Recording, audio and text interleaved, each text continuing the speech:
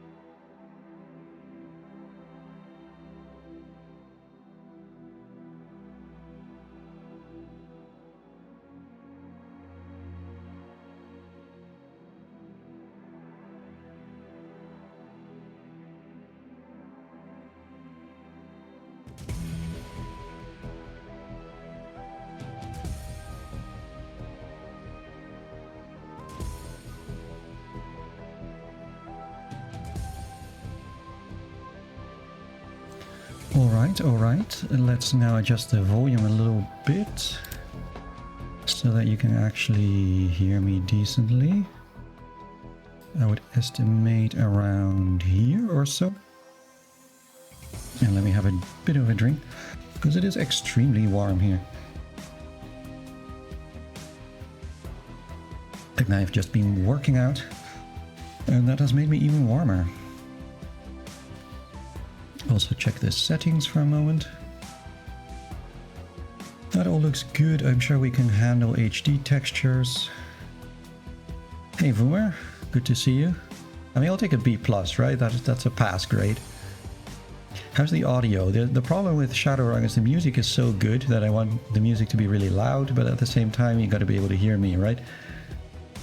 Should it be quieter? Not sure.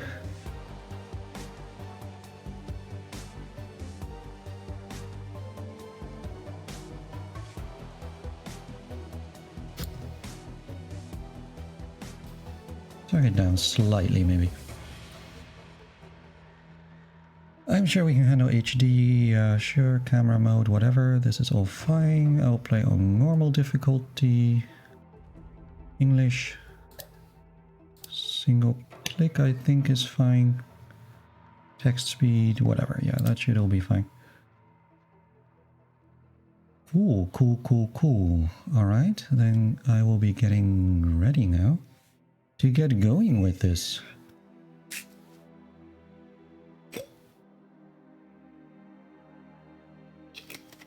Gotta have my Mio Mio Cola, right? Since I don't drink coffee, gotta stay awake. Cool, okay. Then let's get going and get rid of that timer, which I do not need right now. One of these days I'll make sure that the starting soon actually fits on the screen. But today is not that day. Yeah, so this is Shadowrun Returns. I can basically go on forever about Shadowrun because I'm a huge fan of it, both as a tabletop RPG system, as a kind of setting concept, basically everything about it. As I said in my title, it's a beautiful marriage of cyberpunk and fantasy, which are both things I like a great deal. And they are two tastes that taste great together, as far as I'm concerned. They are the product, in this case, of the genius of Jordan Weissman, who I think came up with it. It's already been a thing since the 80s, as it should be. But the Harebrained Schemes games have come out in the last, decade or so, I would say. They did a trilogy of games based on the Shadowrun setting, which are very fun to play and are really nicely written and very engaging. And so when I started streaming, it was already, from the beginning, part of my plan to play through all of those. This is the first one, the first of the trilogy that they made. It's pretty short. I think it was kickstarted, and so it was kind of like a pilot. I played it when it came out, but that's not a long time, but a good while ago now, so I don't actually remember very much about it, except that, as the image makes clear, you can make a hot elf character, which is of course what we need to do. And secondly, that the music is really, really excellent. In all three of the Shadowrun games, the game music is some of the best game music that I have ever heard from any computer game. I liked it in fact so much that I went and found out who made it, which is a guy called John Everest, who lives in Seattle, I believe, where the studio is also based. And I found him on Twitter, and I just messaged him and was like, hey, I love your music. It's really fantastic. And I often play it as well when I am traveling, because it's really good music for on the, basically the whole soundtrack to this one, and also the soundtrack to the Hong Kong one, which is the third one. Are fantastic music for when you're on a plane, or especially on a train or some kind of moving thing. So yeah, I have a lot of, I don't know, nostalgia is maybe not quite the right word because it's not that long ago, but I have a lot of fond memories of this. So let's get into it. You start with the option of having multiple stories and campaigns, but they have one that's built in, and that's the main storyline of the game by default, which is the Dead Man's Switch, and that is, I guess, what we will be playing, which is also fittingly based in Seattle, except of course the Cyberpunk Neo version of Seattle. As I said, I don't remember actually that much of the game anymore, except liking it a lot, so I don't remember much of the plot or any of that, or let alone the combats and things like that, so we'll see what it is like. I'll play it on normal mode, because why not?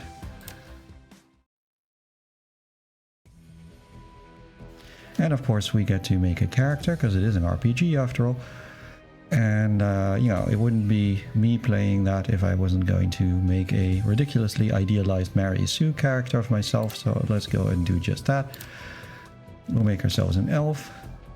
I don't know what kind of class I want to play. Decker, Shaman, Rigger, Adept. So these are all...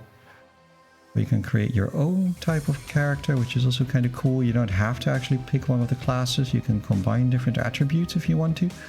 I don't actually remember the system super well, so I think I will just start with a Street Samurai build, which suits me just fine.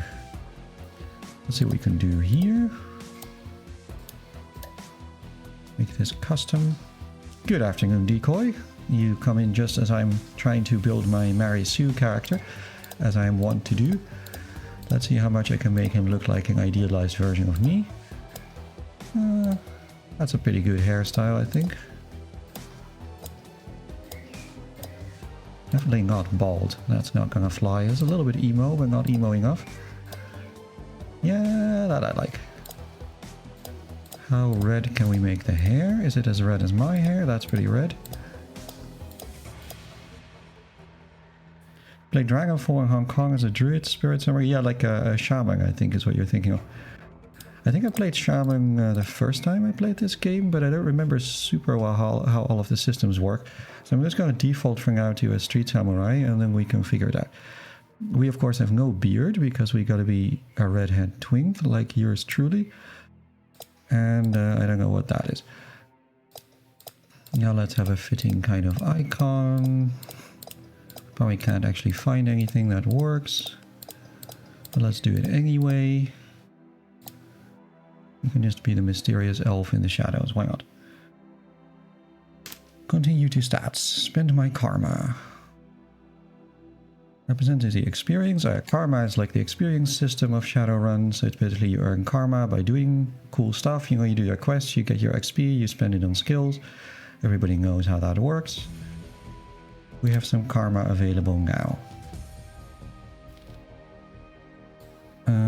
Yeah, so this is a stats system. We have body, which is just hit points. And also, I think, damage reduction. I've never played the tabletop of Shadowrun, but I'd love to give it a go sometimes as decoy. Yeah, actually, well, it's funny because there's, I think, even more editions of Shadowrun than there are of D&D. And there are a similar amount of edition wars, if not even more so, between people having different opinions about what's the best edition. I have played it a little bit. I'm not super experienced with it. But my experience with it is that... I'll up my strength a bit, I think. My experience with it is that all of them are kind of clunky. It's kind of like, because it's such a dynamic system and it has to keep so many things in mind and it's trying to do a lot of stuff, so it has a little bit of that D&D 2nd edition feel where it tries to do kind of a little bit too many things at once. But it is also pretty cool. Ooh, we need charisma, of course. Because we're also the main character, right? So we also want charisma. Maybe I will do that. So I will give myself charisma 4, then I get an etiquette, and etiquette is knowing how you behave in a certain kind of background. So I can be corporate or security or gang or socialite, shadowrunner, street or academic. I am of course very academic, but let's not have our idealized character be that. I think I'll go with street, I like that. And then if we have spirit summoning, then we can be a sort of multi-class like samurai shaman. I think that's usually kind of the most fun combo to play. So let's go with that. And then we can get another etiquette. Now, Voomer, you have played it? Like I said, I only have a little bit limited experience with it. I tried it out once or twice over the course of like a very long period of time, and I think with different systems. I remember finding it a little clumsy, but I'm sure that like this is true for almost any TTRPG if you don't really know it well, right? So I'm sure it's better once you get the hang of it.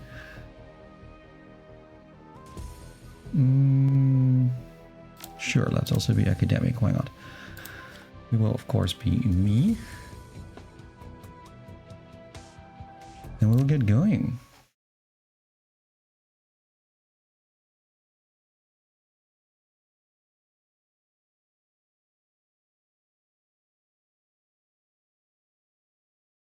So your apartment, 3 o'clock in the morning, it's got 4 walls, a roof, and isn't on fire. Even the cockroaches have fled in search of better accommodations. Not exactly a runner's dream pad, but right now it's about all you have left. Running in the shadows is all about feast or famine. One day you're Nova hot, working jobs that allow you to eat at 5-star restaurants. The next, well, you're here. This one's a famine for the ages. Slagging fixer hasn't called. Money's run out and then some. Sinless and free. Free to starve in the cracks of a society run by megacorps who just want your new yen. Something needs to change, and soon. So we got our usual, cyberpunk cliches, but I do love them.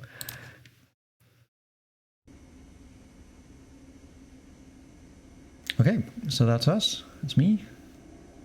And we can click on things and interact with them.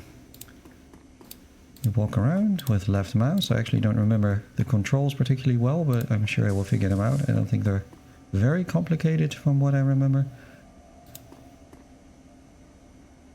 State of the art in 2050, broken since 2051. Let's not ask what that is. My notebook, calendar, contacts, that sort of thing. View my contacts. My fixer, no response to messages. My other runner, dead. Fixer, missing. Runner, dead. Runner, probably dead. Dead, also dead. All either dead ends or just plain dead. Nothing to do in my calendar. Great. Ooh, somebody's ringing me.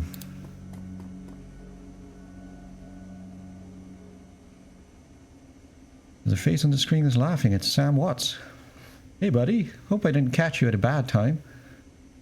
He's drunk again or worse.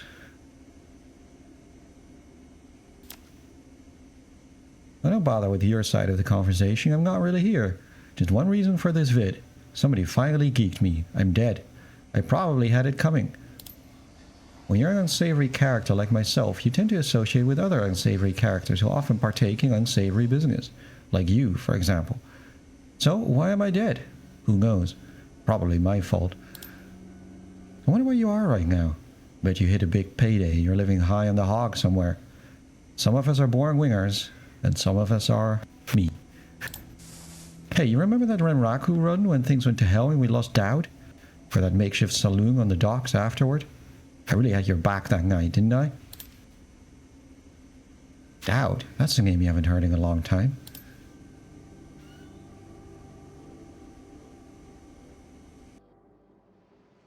Did you ever watch the old 80s commercials? I did not, but I have, which is even more dorky and embarrassing, except that I'm not embarrassed about it. I have bought and read, be it secondhand, several novelizations of Shadowrun. There are a couple that are actually pretty decent, and I quite enjoy them. I think my favorite one is 2XS. Can't remember who the author is, I can look it up, but it's pretty fun. So now we have a memory of a run, which I think is our tutorial. Been running with new Larry for about 6 months, a combat mage with a bad tattoo and a bad attitude. Dowd. Never saw anybody die like that before. Idiot. I hate this fragging city, McCain. It's wet and the rain feels like acid and I want out of here.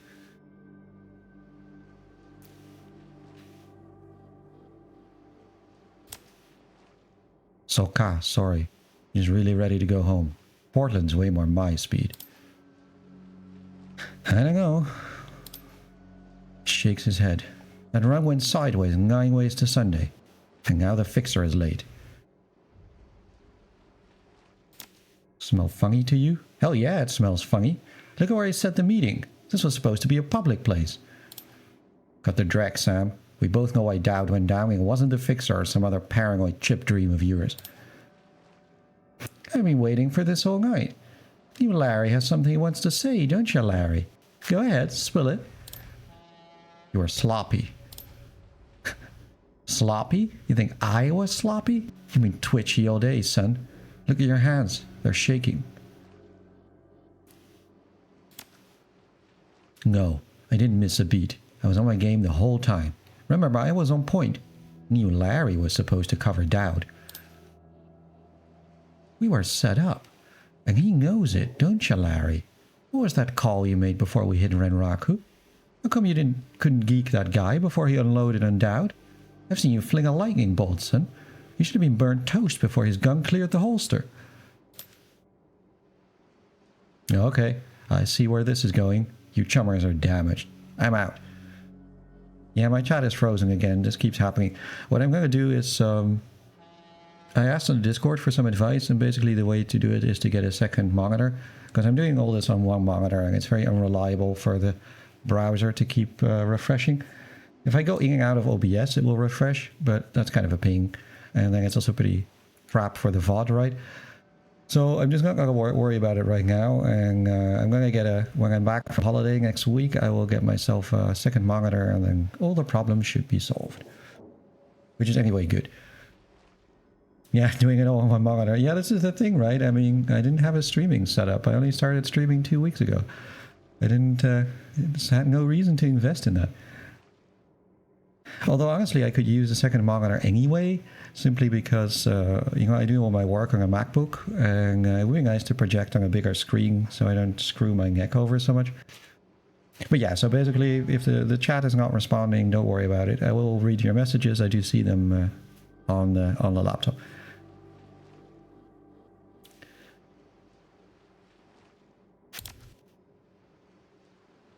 Honestly, it didn't take much. Just enough to get me back to Portland and set up with a cush corp job. I'm out of this racket. We've got incoming! Looks like my new Renraku friends are finally here. They're gonna take that hard drive off your corpse, buddy. We should choose our friends more carefully. At least we have each other. Yeah, you'll miss me when I'm gone. Alright, here comes the combat.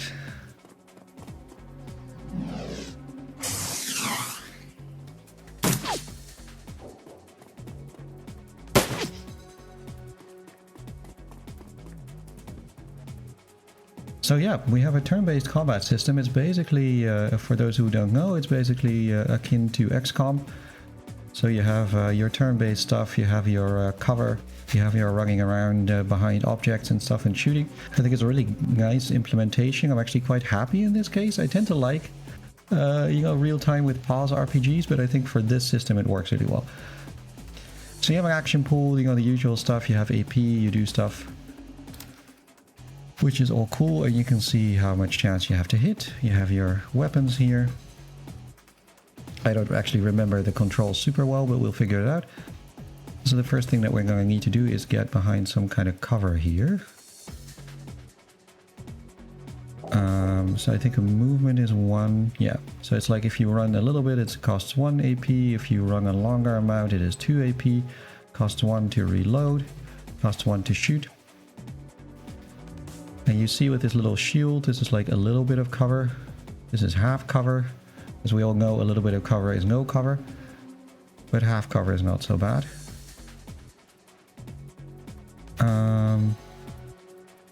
I could also shoot him and then run, I think.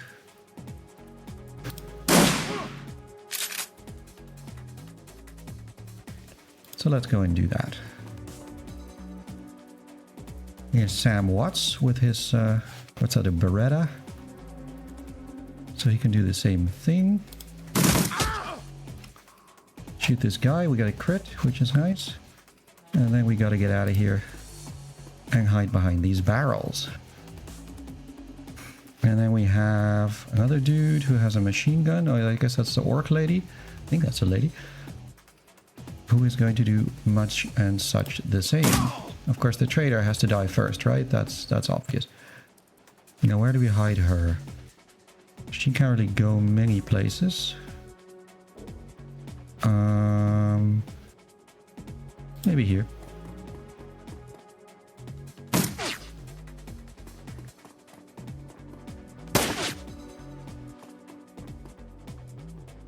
It's a good thing that the corporate goons are incompetent. At least it's not so XCOM-y that you don't have, like, you know, the notorious you miss all the time on 96% stuff. But there is, of course, the typical RNG in it. This icon, by the way, means that you have a sort of environmental aspect. And these environmental aspects can be used by people who have shaman powers to summon a spirit which belongs to that aspect. And this is basically conjuring people to help you. So I can do that if I want.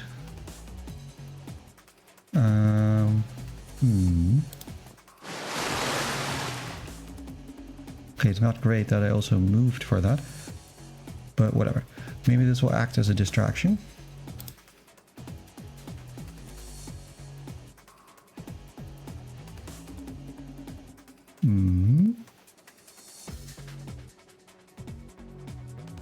So this guy's behind full cover. He's got half cover. And as we all know, half cover is no cover.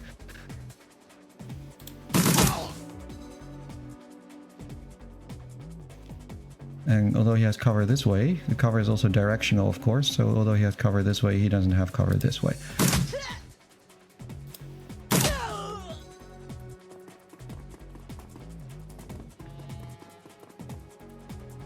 And one typical thing in this game, which I quite like, is that you have these rounds-based combat. So what they do quite a lot, I think they do this with XCOM also sometimes, although I don't know XCOM super well, is this kind of thing where you defeat enemies and then more enemies spawn or, you know, appear from like different angles. And they're often quite clever about this. So like in this case, right, you back up this way and then people come from the other side.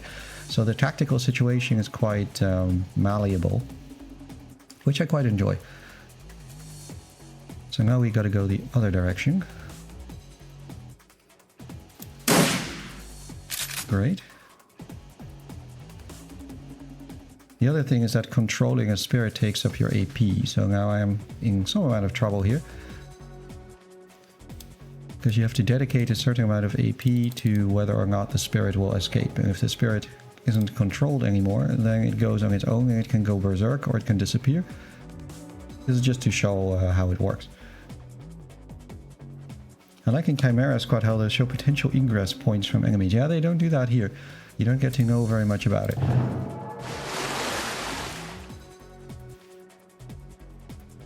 Alright,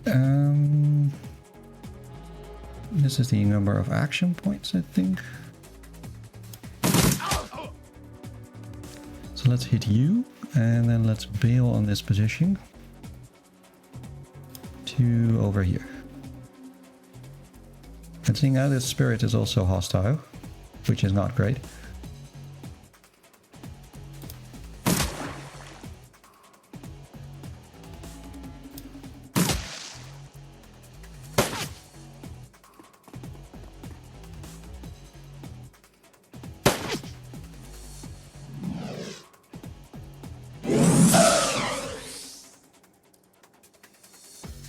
Okay, a second.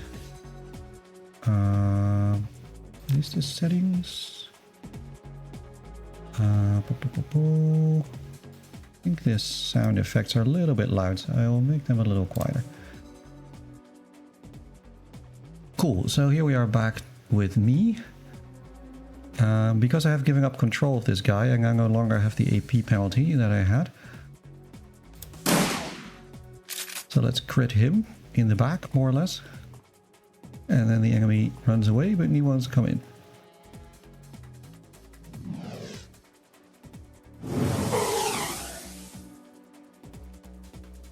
This is bad. They have a shaman.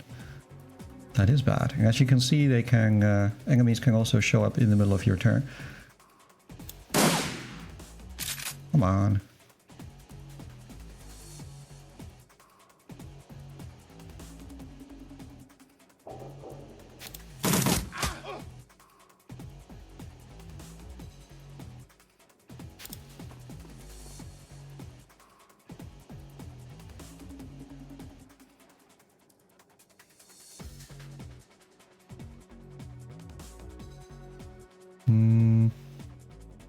None of that looks very good. Let's have you back up out of here for a little bit.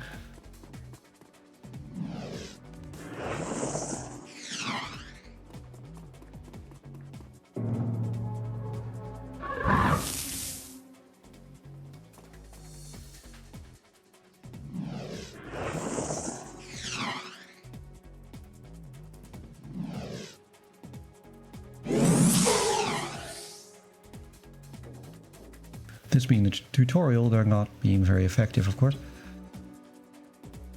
So I gotta reload, which I'm gonna do over here.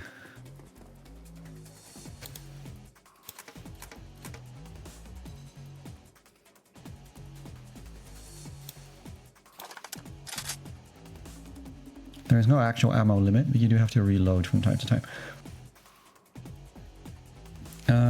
Yeah, let's get rid of you first.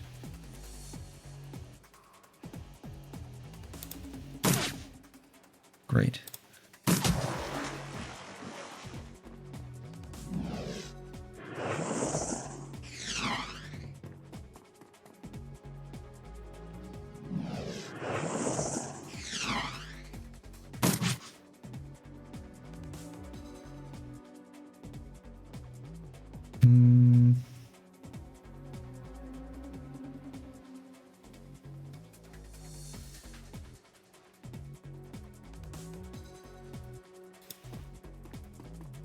Running a little bit. Shot for nothing. Nope. It's a shotgun, so it's probably not gonna be super effective at range. Okay. We can take him out maybe from this position. This is completely exposed. And with the shaman dead, the spirit also dies, which is very effective. And let's have you move over a little bit and go after the mage.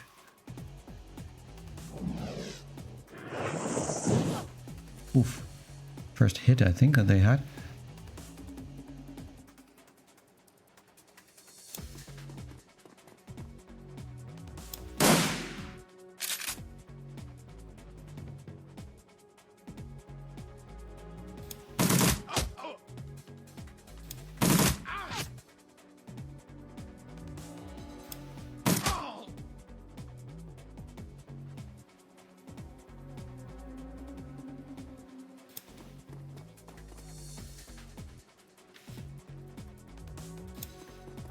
Now we just gotta chase this one dude who's hiding over here.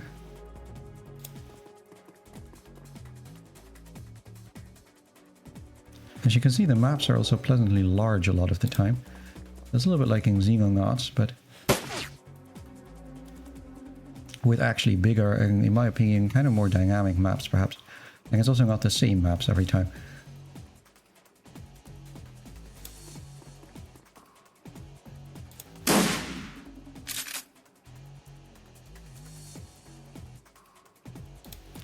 You gotta reload. Let's have you reload, and then what can you do usefully? Oh, just move one up.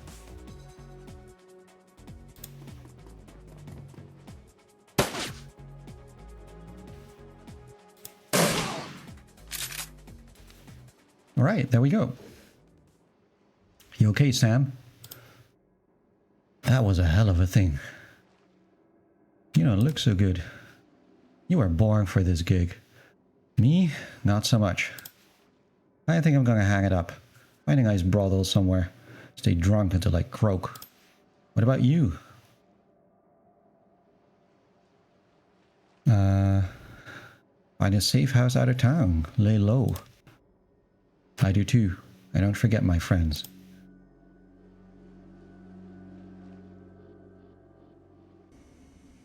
So that's our tutorial for the fighting. Shake off the memory. I had your back that night, didn't I? Now I'm asking myself, who would care if I die? Who would give a rat's ass? Better or worse, your name is at the top of the list. Maybe it's the only name on the list. So I set up a dead man's switch to send you this call. I got 100,000 Nguyen insurance policy, payable when you find who creased me. Alive with a conviction or in a body bag with justification. Either works. Contact my law firm, Rogers, Mengard and McCain. That's fitting. When the job is done, they'll know what to do. Chet. Pursuant to Mr. Watts' wishes, Rogers, Mengard and McCain has installed a secure dedicated phone line so you may contact us directly when the task is complete. We will then begin a verification process. Note that you must also be on a secure landline to access this number. We will not accept transmissions from comlinks or other devices. Look, I've lived a direct life and I probably left a direct corpse. I've hurt people, hurt myself, I don't know. Maybe I just want the last word. Maybe I just want someone to give a crap that I sucked air for a while. What do you say? Yeah, let's do it. I'll get to the bottom of it. Hope you just said yes. I've got a locator chip slotted in my head these days. If, when, my heart stops, it'll activate. That's how you'll find me. See you on the slab. Rest in peace, Sam.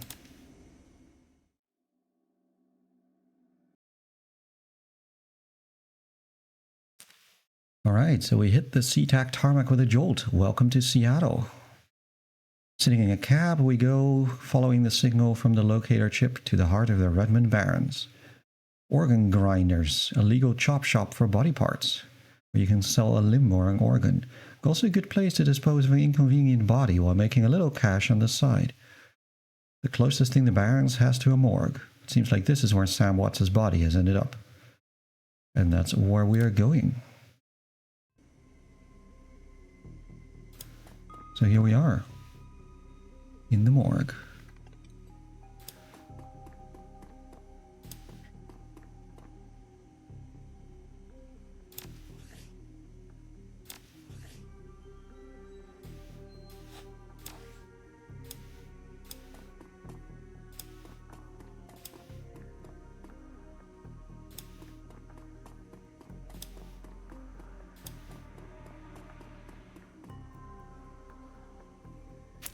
It's a small dwarf whistling a tune. His broad grin says, I love my job, a little bit more than you want to expect from someone in the chop shop trade. There's something kindly in his eyes. Sorry, didn't expect any visitors at this hour. And some asshole at corporate took my receptionist. What can I do for you, sir? I'm John Dresden, the Organ Grinders branch manager here. So yeah, that makes me this franchise area's coroner too. And you are?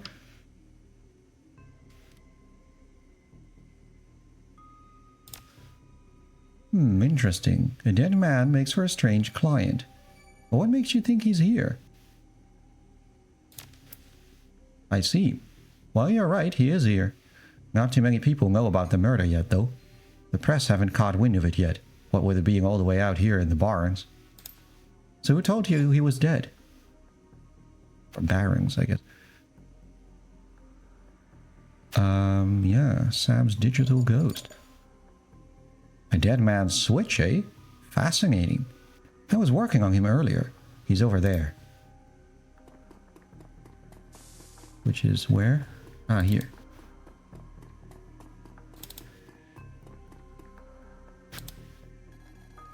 He's my second Emerald City Ripper victim. The third one was downtown. Not my title. That's what the Seattle Press insists on calling the killer. All I know is that, like the original Jack, our Ripper knows how to handle a scalpel. But this one's even more twisted. He or she always removes an internal organ from the victim. Watts's liver was cleanly cut out. First victim's heart was missing, and the third had the spleen removed. Dresden, get out here!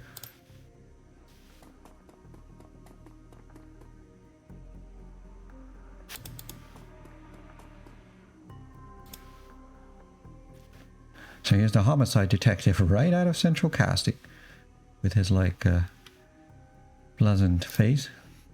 So this new Ripper Vic, Watts. Name's familiar. Didn't his mother kill herself a while back? So you existed at the time? Come on, she offed herself. I had it on very good authority. Now let's go, Dresden. Give me something to work with here. This Ripper case is my ticket to a lieutenant's badge. I've already posted everything I know. The killer stuns the target with a combination of drugs and magic, then removes a single internal organ while they're still alive. The perpetrator is most likely right-handed with a slim hand that knows its way around a scalpel. Has a decent understanding of human and meta-human anatomy too. So, I'm looking for a whacked-out surgeon? Not necessarily. I don't know any surgeons who still use scalpels anymore. These days it's all done with computer-controlled lasers. Could be anyone from a military field surgeon to an antique medicine aficionado. You're no damn help, dwarf. Who the hell are you?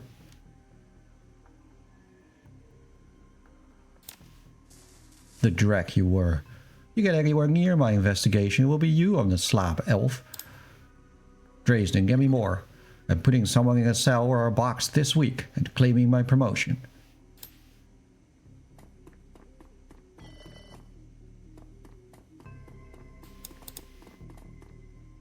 Alright.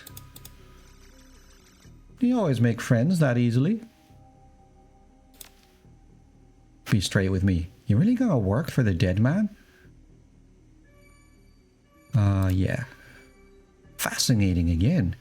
Detective McCluskey isn't interested in anything but Detective McCluskey. He'd convict his own mother if it meant another 10 million a week in his paycheck. Plus, he's on the take. You have honor after a fashion. I try to honor the dead in my work, so we have that in common. What can I do to help you? I don't know. Someone with some major pull has been looking out for McCluskey's career and wallet. The official report is that she committed suicide about a year ago. Well, my name's on the report, but my actual findings left some doubts. I can't say that it wasn't suicide, but there were some unusual bruises on her upper arms, and she didn't use her dominant hand to pull the trigger. I was told to drop it, so I dropped it. A whole healthy body can be worth a bunch of nuyen, but individual organs? Not worth as much anymore. What with all the synth and cyber stuff in the market these days? Organ Grinders only deals in the recently deceased. There's plenty of other chop shops that aren't as picky though, and they don't care where the bodies come from either. Doctors still learn how to use them in their first year of medical school, as do coroners, but neither profession uses them much anymore. It's possible some of the slimier chop shops still use scalpels, I suppose. They wouldn't know where to look. You know, I might be able to do you one better. Why don't you poke around these body lockers in the back and see if you find anything useful? Alright, so we got our objectives. Open the morgue drawer. Which is, I guess, here.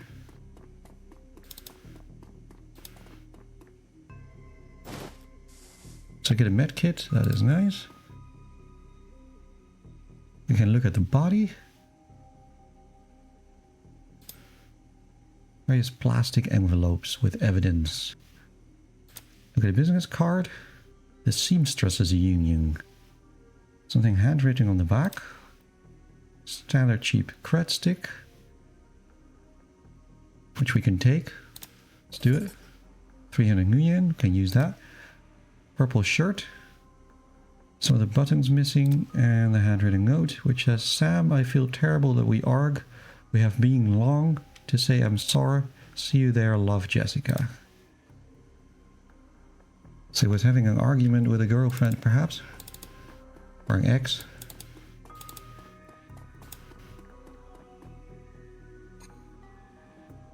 The cold storage drawer is labeled John Doe, but is set to 21 degrees Celsius. A fully clothed body of a man, arms folded across his chest, with bright orange hair. Whoa, easy there!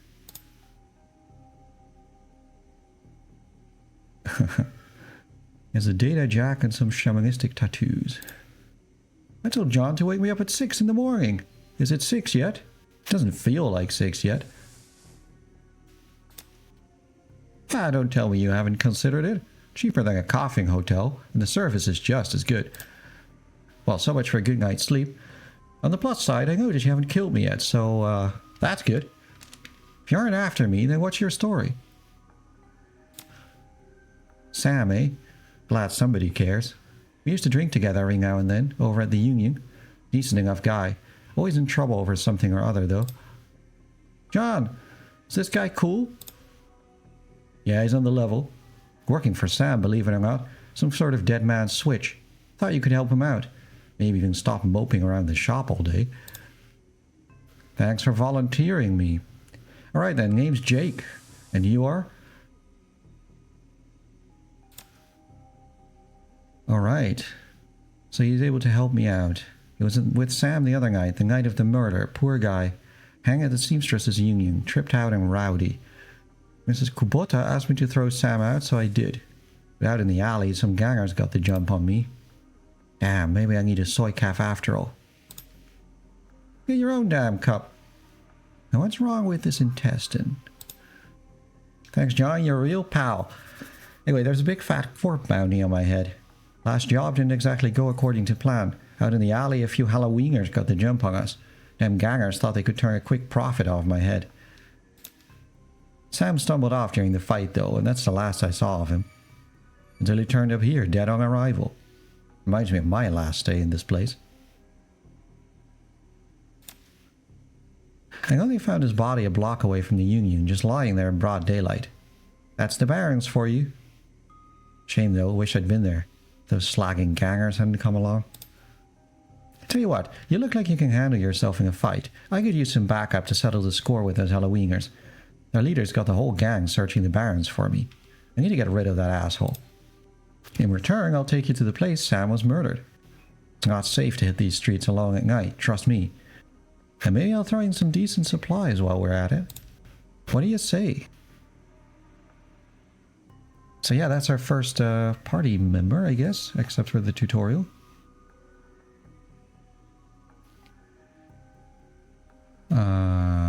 Sure.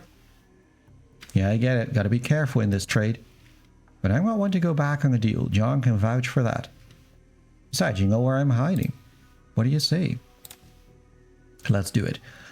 been hiding out here ever since that runging with those Halloweeners. Whiny bunch of gangers, but this stretch of the barrens is their turf. Oh, I'm surprised you even made it to this morgue in one piece without packing some heat. Very funny, Jake. You can sleep in the dumpster tomorrow. So, you need a weapon? So we get to pick a weapon. I like a rifle, actually. So he gives us one, and then we can start with our starter weapon. So ready from evening out on the town. So let's ask a bit of questions. They're one of the nastier gangs in town. Their symbol is a flaming jack-o'-lantern, but you wouldn't like their version of trick-or-treating very much. Around here they're led by a troll called John Paul. It's got all the Halloweeners in the barrens looking for me.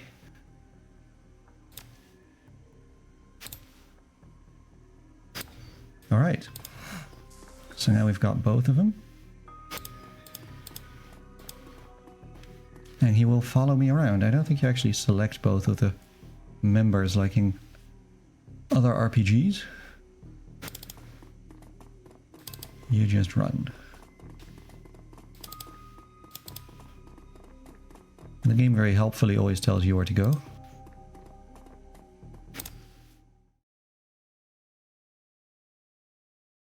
The Redmond Barrens. It doesn't matter your business. Barrens doesn't like you. 1 part radioactive wasteland, 3 parts dog-eat-dog slum. A dash of tourist trap. You got a recipe for mean as hell.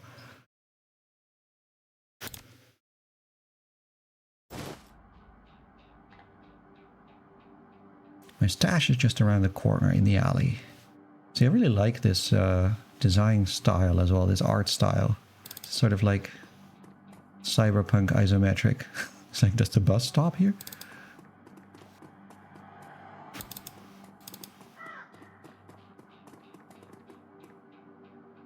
Elves are her favorite, huh? Yeah, mine too.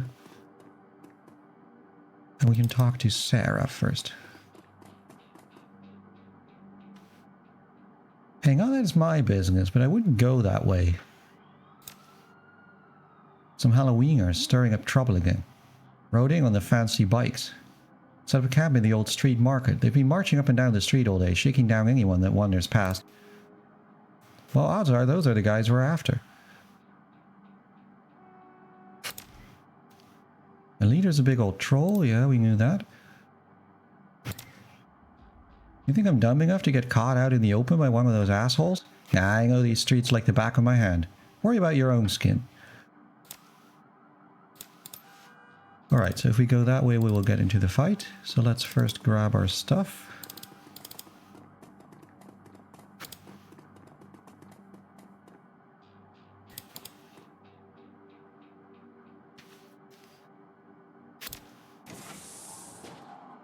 Nice. A collection of gear that is conveniently a perfect match for my skill.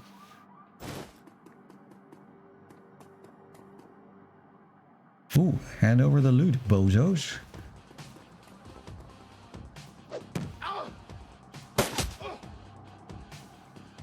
Ow. Alright, so that brings us immediately into a fight with a bunch of street thugs that want to get after us.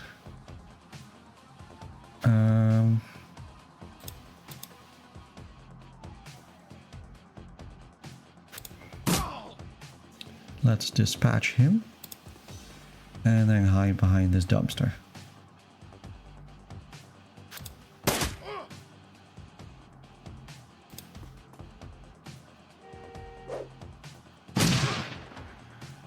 Ow. He's got a grenade.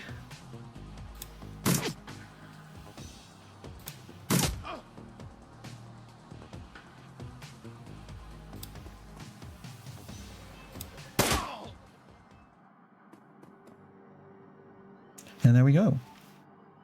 As simple as that. Well, I guess I'll need to find a new spot to hide my gear. These were too dumb to break my mag lock. Now have you got some gear? Let's go deal with those Halloweeners. So we can do that. Let's have a look. We have our inventory. You can see what we have. So we've got a bunch of med packs, some grenades. There's a frag grenade. There's a concussion grenade. Got 2 med kits. Got our AK-97. Got our secure samurai clothing that we look cool in. And our friend has got a handgun, and he's got some spells he can cast.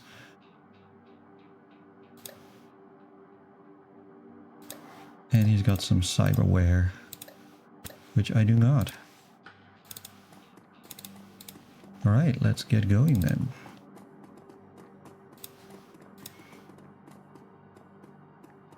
Excuse me, sir, I don't know you, but you look like you can handle yourself in a fight, and we need some help. Some thugs are shaking down the market we've set up here. It's been getting worse lately. I don't think we can afford to pay them anymore, when no one will stand up to them, and Lone Star isn't about to get involved. I think there's only 2 of them right now. I can't talk about price, but Mrs. James will surely reward you fairly. Just keep heading north. You'll see at the end of the street. Alright. Take it that is north.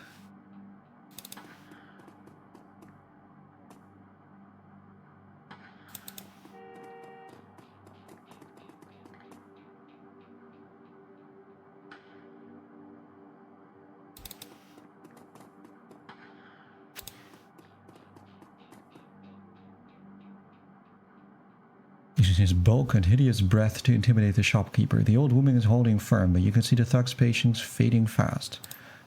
Eh, who the hell are you? You ain't a Halloweener, why don't you buzz off? Alright, so we get into a fight with him.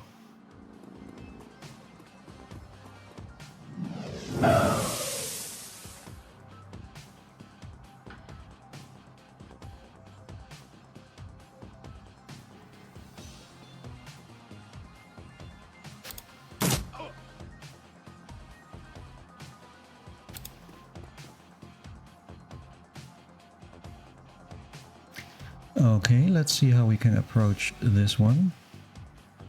There isn't a lot of good cover here, unfortunately. So let's get over here. And then kill you. Oof. So that's suppression fire. This game also has suppression, and I will lower my AP at that point. So I can switch weapons if I want. How do I... I don't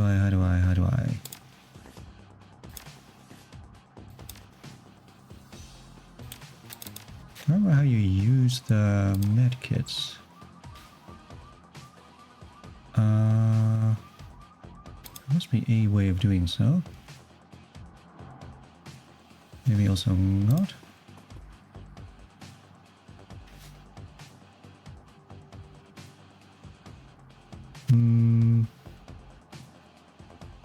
So you go over here, I think. Well, you can get him now. Let's do it again. That's easy enough. I think you always recover the last injury you took, but not all injuries.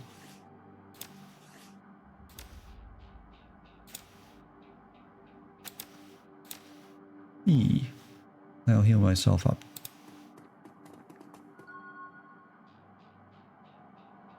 Alright. We get some Nguyen. We get some karma. And we did our side quest, which is pretty cool. In particular, since I now have 3 karma, which I could spend. It's usually worth saving up for a little bit more, because 3 is not that much. Because you have to spend the amount that you're adding. So if you go from 4 to 5, you need to spend 5 and so on. That said, it could be worth my while making my ranged combat a little bit better. So I think I will do that.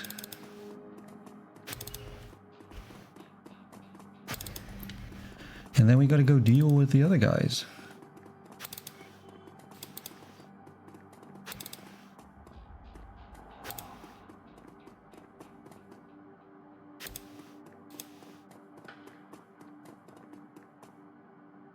Who are you?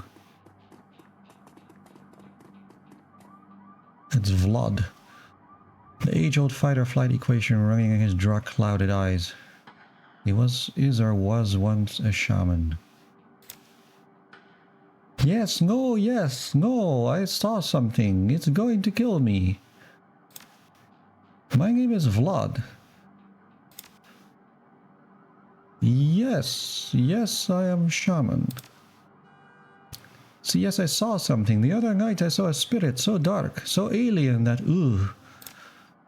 Just across the street from the seamstresses' union.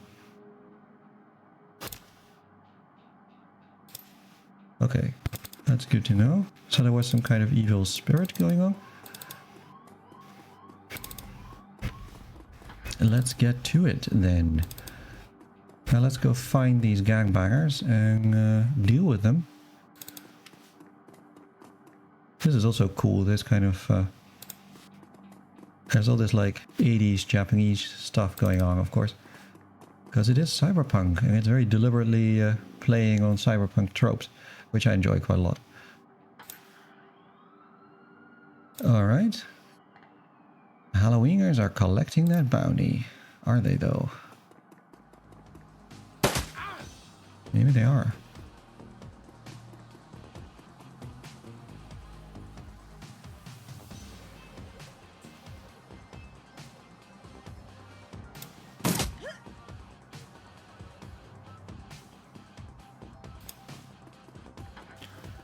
Go hide here.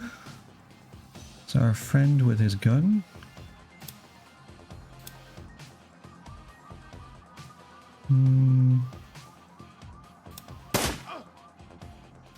Let's hit him and have him hide also. But where can he go? Probably behind here, I think. Oh, he can shoot through that. That's unfortunate. Oh, he doesn't know how to go. That's not good.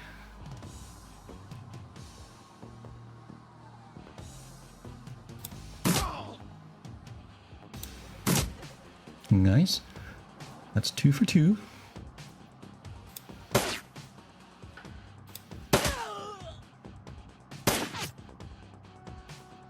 And that's you dealt with. And now it's time for the other guy. I have a decent chance of hitting actually from here.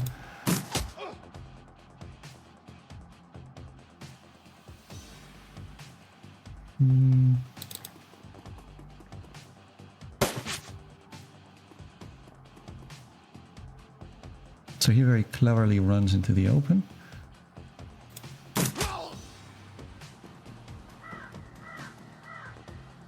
And here comes the boss, John Paul himself, who looks like a big dude.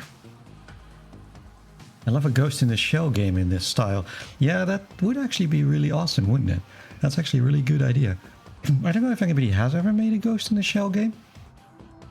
It's one of the few weeb things I do like, is the Ghost in Shell 1 and 2, in fact.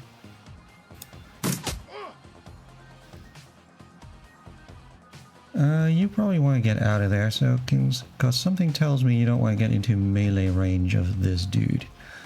So let's have you not be here for a moment. But where can you go?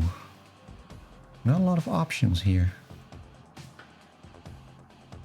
That feels like a trap, being in there, because then you wouldn't get out.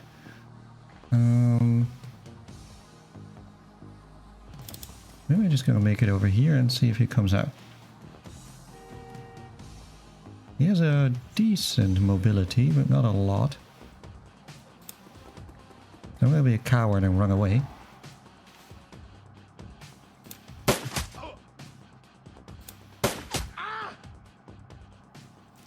Whoa, Uncle, I was just playing with you. I'll call off the rest of the Halloweeners. Call it even, yeah? Hey, I'm already at shoot-on-sight status with these guys. Killing John Paul means one less wiener to shoot me in the back while I'm buying smokes. They'll be doing the same to you as soon as there's profit in it.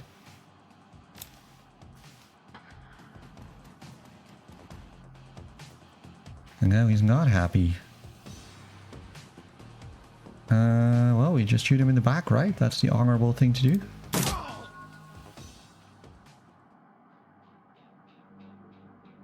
We get karma, we finished our quest. And we just have to visit the murder site next.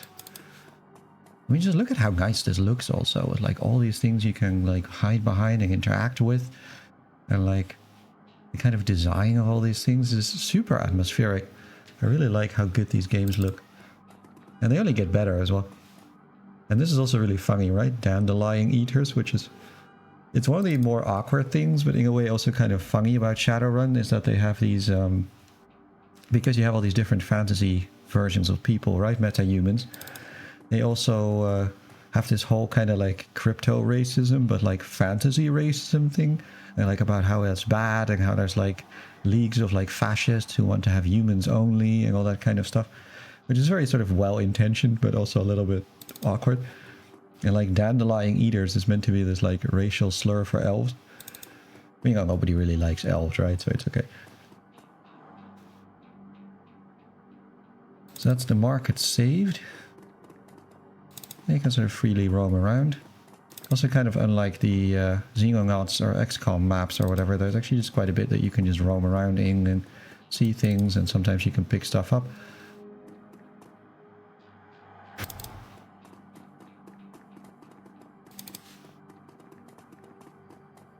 It's Dan the Donut Man.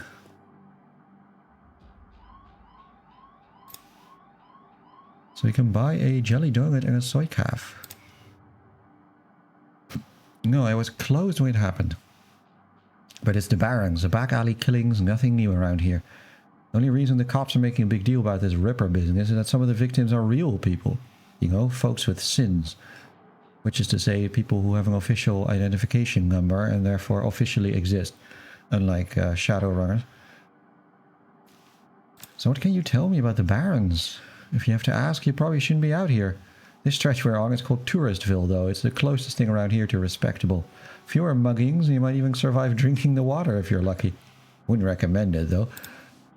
Now behind me, that's the Seamstresses Union. You want drinks, drugs, favors, or information around here, the union's your spot.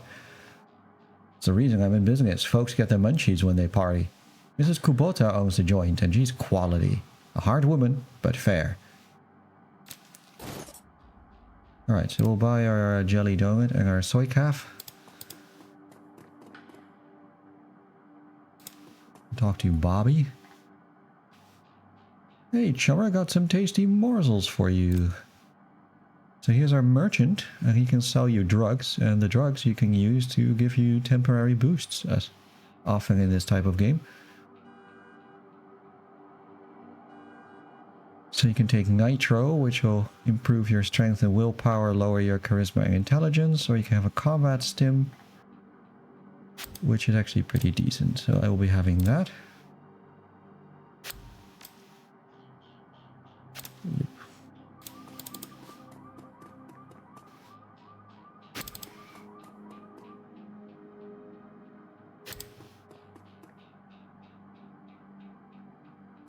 Okay, we're not allowed inside yet.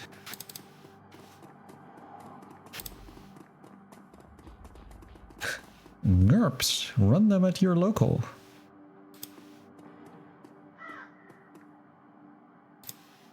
I'm closed. Come back tomorrow. Sure. I was closing up when I heard the series of explosions from behind the Union. A couple of seconds later, this guy comes out, runs across the street. Didn't get a good look at him. And all the lights in the alley exploded all of a sudden. Things got pretty quiet after that. Hell no. Around here, that kind of thing gets you killed. Alright. So these people don't know very much, which is a shame. So I guess we'll go talk to the cops. Or maybe not. Whoa, hold up a minute. Lone Star isn't above collecting a corp-issued bounty, and the one on my head isn't going away anytime soon. Sorry, friend, I think this is where our paths diverge. Thanks again for the help with those Halloweeners. Here's your payment. They don't take Nguyen where I'm going, and you look like you could use the funds.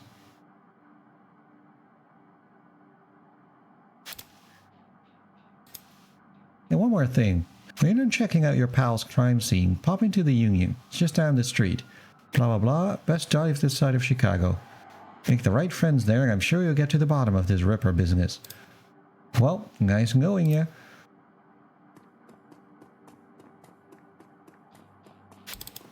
So our pal fucks off and we get to talk to the cops.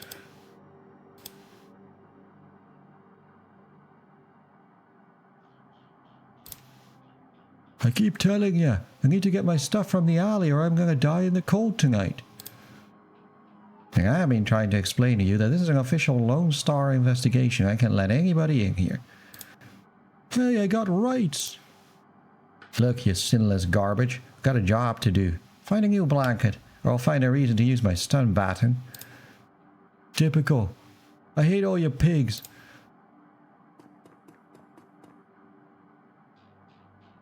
Now what? So we can bribe him.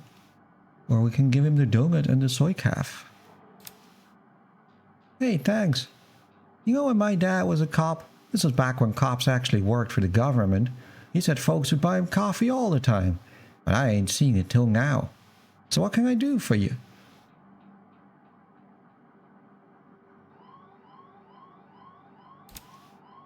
Sure, dig in. Certainly wouldn't mind those guys getting down, taking down a peg or two. Man, do they put up airs, if you know what I mean. We can also talk to our friend William. You! I saw you over there with that rat bastard cop. What do you want? You a copper? Or working for some corp? Hey, what makes you think I'm sinless? Ha! Just messing with you. Of course I'm sinless. System ID number my ass. What kind of questions you got? Nope. Can't say I'm sorry I missed it.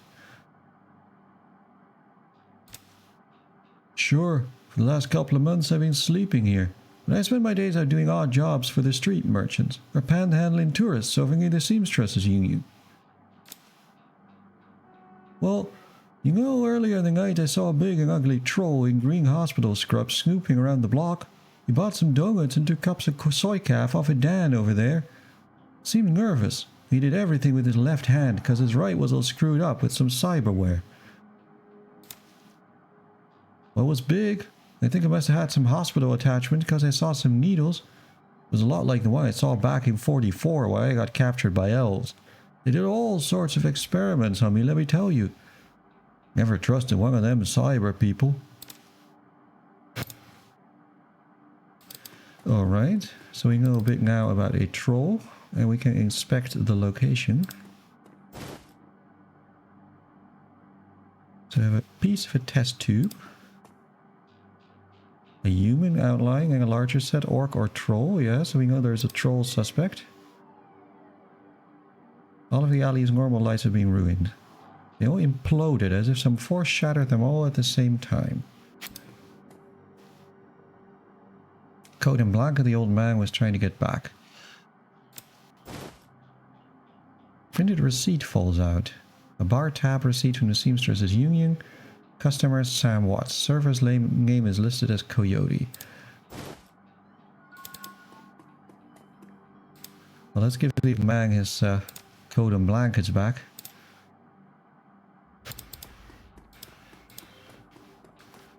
You know, do the nice thing for the homeless. Plenty of them in Berlin anyway. And there is in fact a Shadowrun in Berlin as well, which is the next one. So now we have a bunch of karma, in fact 5, which is probably enough to start spending it. So we can improve our quickness to reduce our chance to be hit. And I think that might increase AP as well, I can't remember exactly. I can improve my dodge, which I think is a good idea, so I'm going to make my dodge quite high. Because I like being a dodgy character. Because we get hit quite a bit. I still don't know exactly how to use all the inventory system, but I'm sure I'll figure it out.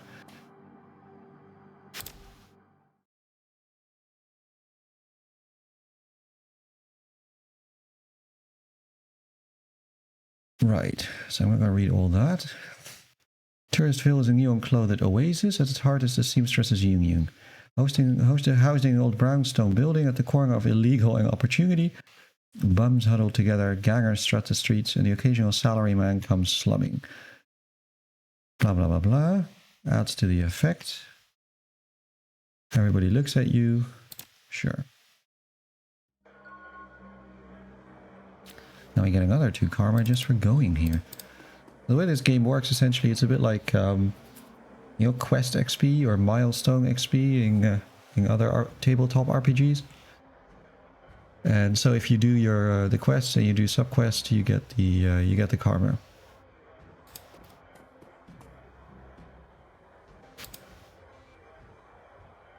Ooh, a striking elf sporting a perfectly toned body, perfectly pouty lips, and perfectly tapered ears.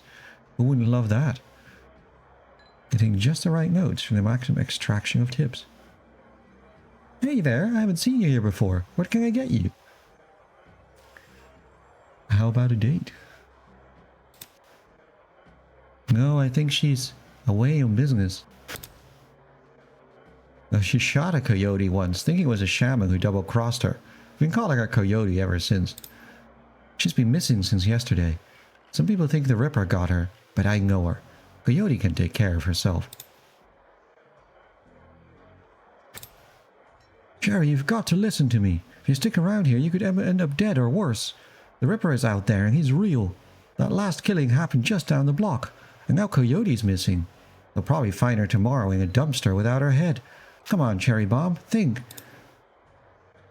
I think plenty, Shane. I'm getting a PH freaking D from UW in neuroprosthetics, studying under Oyemans. And how am I paying for it? Bartending. Tips. There are faster ways for a Baron's girl to earn that kind of scratch, but I'm not taking them. So what do you want from me? I want what you want. A better life. A better world for everyone. The Universal Brotherhood can give you that. I've heard it all before. This isn't some trick to get us back together. Things are different now. I'm different now. The Brotherhood... The Universal Brotherhood is for other people, Shane. Rich Bellevue types who can afford their membership fees and voluntary donations. This isn't about money. It's about binding the world together in brotherhood. Come with me. Attend a discovery meeting. Get to the core of who you are. I heard Lynn Telestrian give a talk last night called The New Family of the Sixth World. I've got a family right here, Shane. They're drunks and lowlifes and whores, and I choose them over any of your Brotherhood members. Now, Buzz, I need to get back to work. Sorry, I got interrupted. Something like that. You've got a look that says you're not just here for the entertainment. Are you a badge? No, baby. You look like someone who knows the shadows. We're trained to spot a bronze the minute they walk in here. Something I can help you with?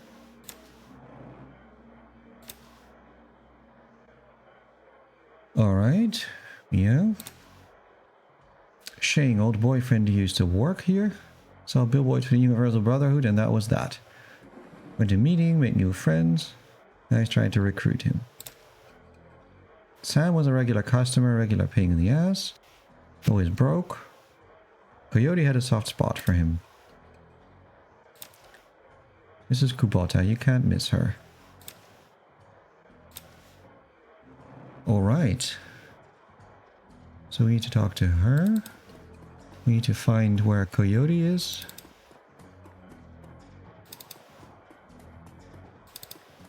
We have Eric Mersman. Hey guy, got some extra outfits I'm trying to unload. You want first dibs? So then we can upgrade our armor. This is what we have. Armor 1. Just basic clothing. Which looks pretty cool. I actually remember playing this game in a suboptimal outfit just because I thought it looked cooler. But we do need to go for the cool, you know, the sort of Berlin clubbing gas mask look. I think that's what we need to do. Also gives you bonus HP. So I'll be having some of that.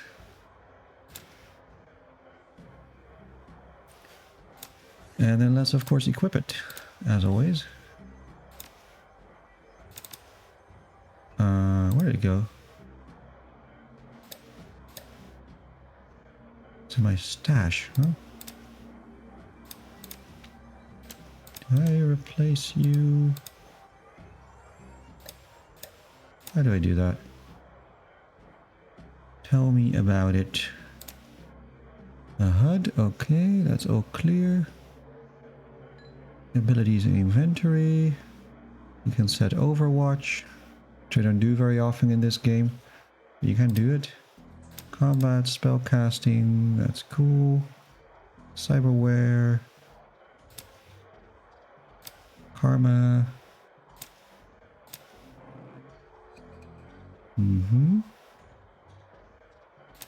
Glossary, don't need any of that.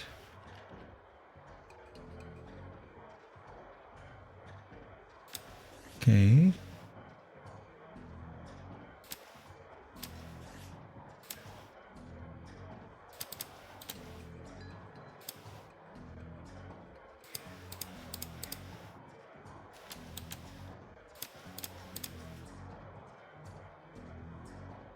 Strange. We save that for a moment. This game used to not have a saving option, but then the people complained about it so much that they implemented it. So I don't have any spells, which makes sense. Did I not buy that? Or maybe it's in my stash and that means I gotta go pick it up from my stash, wherever that is. Which I don't know, but we'll figure it out.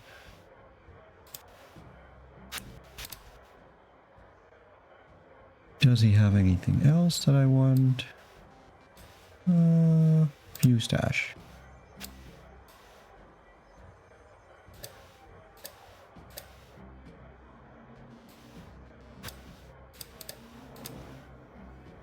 So you don't get the money back if you sell it at that rate. Alright. I guess I can't actually view my stash right here. No, I gotta get back to it, I suppose. Oh, where are we now? There is Mrs. Kubota. Watches you across the room, sizing up your approach. She's of mixed race, African and Japanese. Blah blah blah. Konbanwa. Good evening. Aren't you the pretty elf? Are you enjoying the seamstresses union? Should be plenty for a man like you to enjoy. But not tempted enough. I'm looking for the killer. Ah, so you are the little insurance policy he would go on about when he was drunk. His avenging angel who would strike back for him from beyond the grave. What do you want to know? Sam was a regular here, whenever he could beg or borrow enough nguyen to become altered in some way. Drugs, chips, alcohol, it didn't matter to him, as long as he was bent. He clung to this place like it was his lifeline, and we treated him as part of the family, even if none of us truly liked him, except Coyote. He was here quite inebriated, as he often was, or inebriated. Coyote was working bar that night, and she informed me that Sam was getting rowdy and belligerent with other customers. When I requested he leave, he refused. My bouncer, Mr. Klua, was off dealing with another issue, so I requested that Jake escort Sam out of the back door to the alley. That was the last I saw of either of them.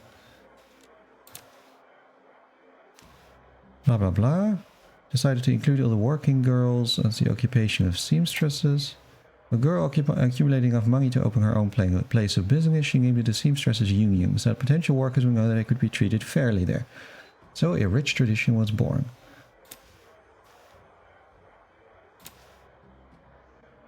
I've been seeing her in 2 days. She is a smart woman and quite dangerous, but I fear for her. Please, if you are what I think you are, you know. There is always someone more dangerous. If you're looking for her, I invite you to examine it. You may be able to uncover her whereabouts. She's missed 2 shifts and cannot be reached on her comm. Something has happened I will not have inaction on my conscience. Alright, so we can go look at her room. We can also talk to Noog. Told you it's not like that at all. Bring me proof and you shall have it. I am honored, Your Majesty. that's what I said, to use mustard instead of ketchup. Forgive me, Jean, I was a fool.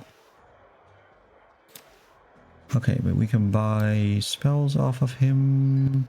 And we can get air elemental summoning, which is pretty useful. Also get more of them.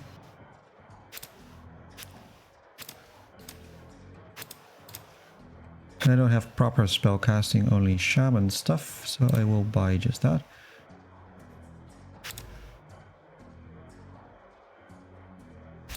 All outfits.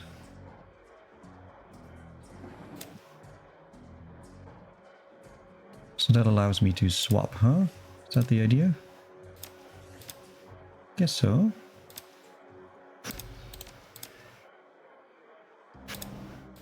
And so we have this token, which is an item I can use. Cool. And now I look super cool. I would get into Berghain with this outfit.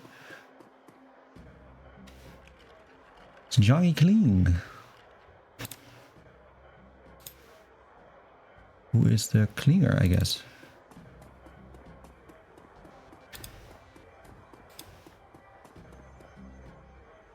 And here's Jim Parks.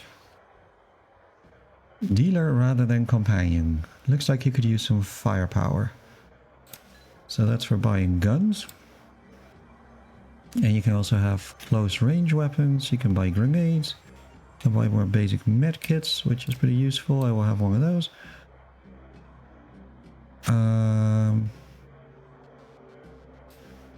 We have another grenade.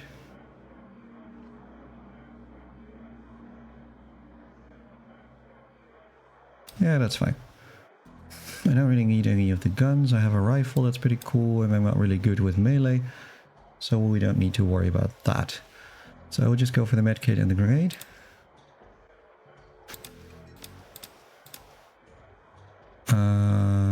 Yeah.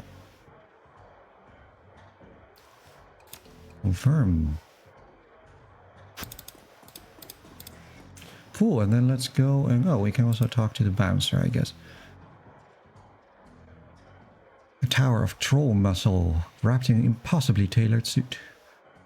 His troll's gleaming horns perfectly frame his face, and his polished tusks and goatee accentuate the set of a lantern jaw.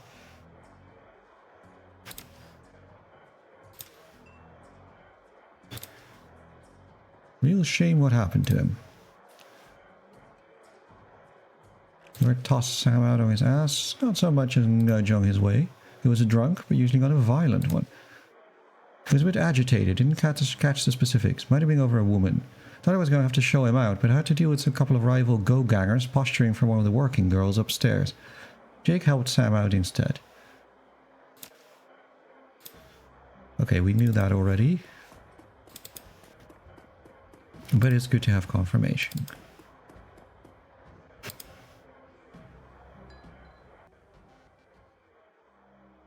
And now we're upstairs.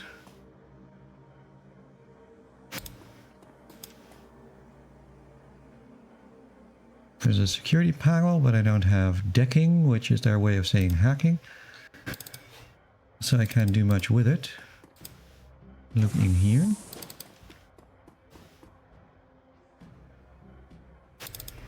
Doesn't look like there's much here. Just a room, a bed, a toilet. We can all guess what that is for.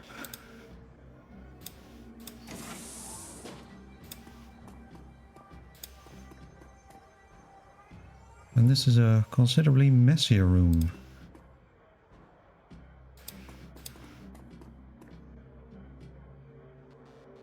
Coyote's computer is ancient, probably fished out of a junkyard. Doesn't even have a data jack. Covered in fingerprints. Need to have a password. We can try password recovery. Who was your first childhood pet? I have no idea. Let's try Shadow. Favorite musical act? The Elementals. What's the name of your hometown? Chicago. The answers are incorrect. Oh well. Was worth a shot.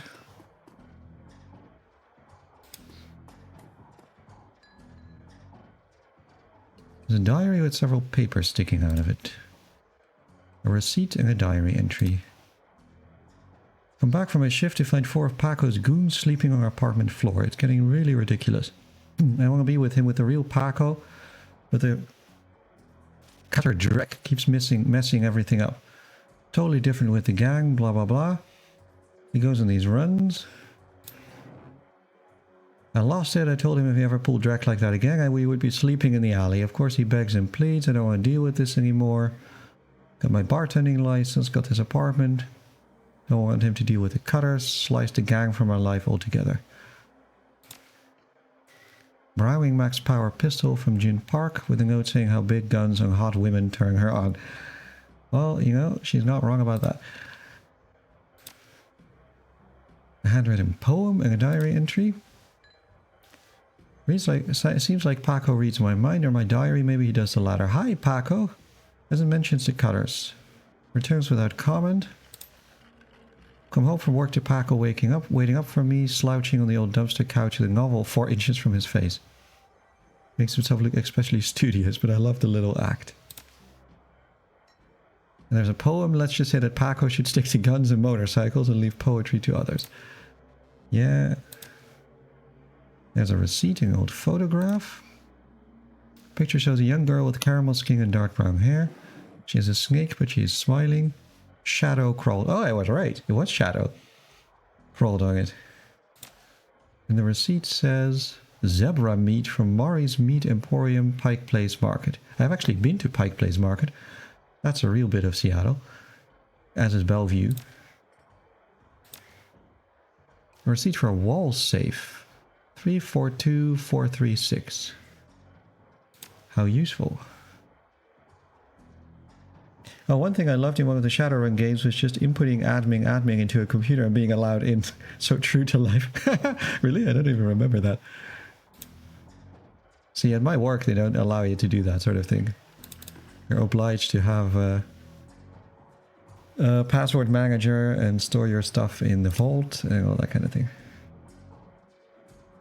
Action movies and cigarette butts. Chicago skyline. Okay, so she's from Chicago. Her pet is called Shadow.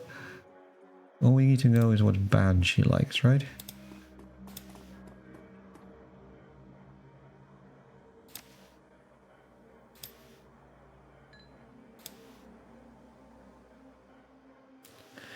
Now we get a grenade, but we already have that.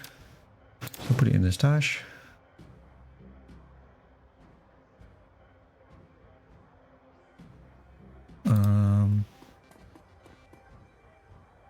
Action movies and cigarette butts. Guess we have to make a guess. So we go Shadow. Then we gotta guess the musical act. Concrete Dreams, Chicago. Alright, I guess we could brute force this if it doesn't shut down.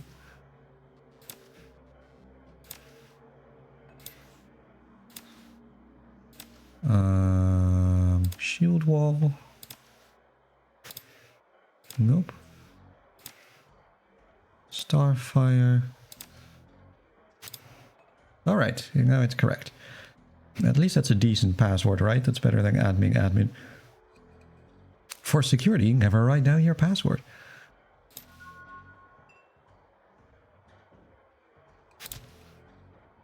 Meet with Delilah about gig.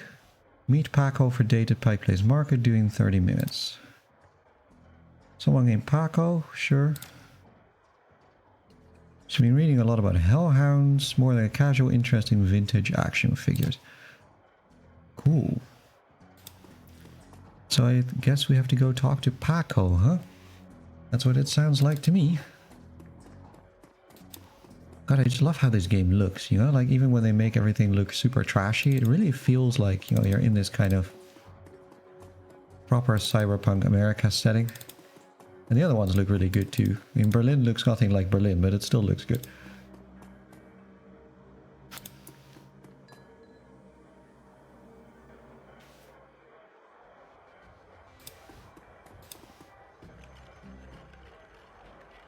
Might slightly increase the... Oh yeah, I should use my karma as well. Tempted to very slightly increase the music volume, because it's so good. Okay, let's spend the karma we have on something useful. Put up my strength, which is good for throwing grenades, right? This is what Jake is always complaining about in Xenonauts, that people have wimpy arms and then they can't throw grenades, which is true. And learn some spell casting. And learn some spirit summoning, but I don't have really any spirit control. Or increase my charisma even further, because it's very useful for RP purposes. Let's improve our ranged combat so we hit a little bit more. And since I'm using the rifle, I will spend a point on the rifle, and then we will be a little better at that.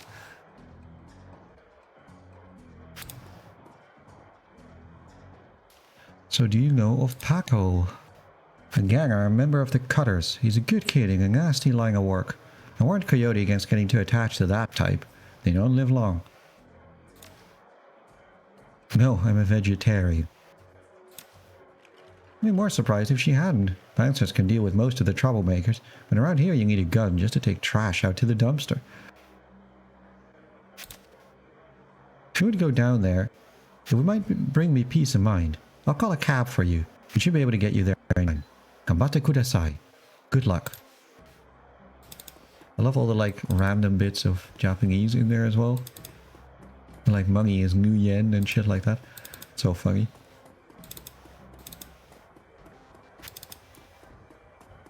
It's for real weebs, that is. Alright, let's do it.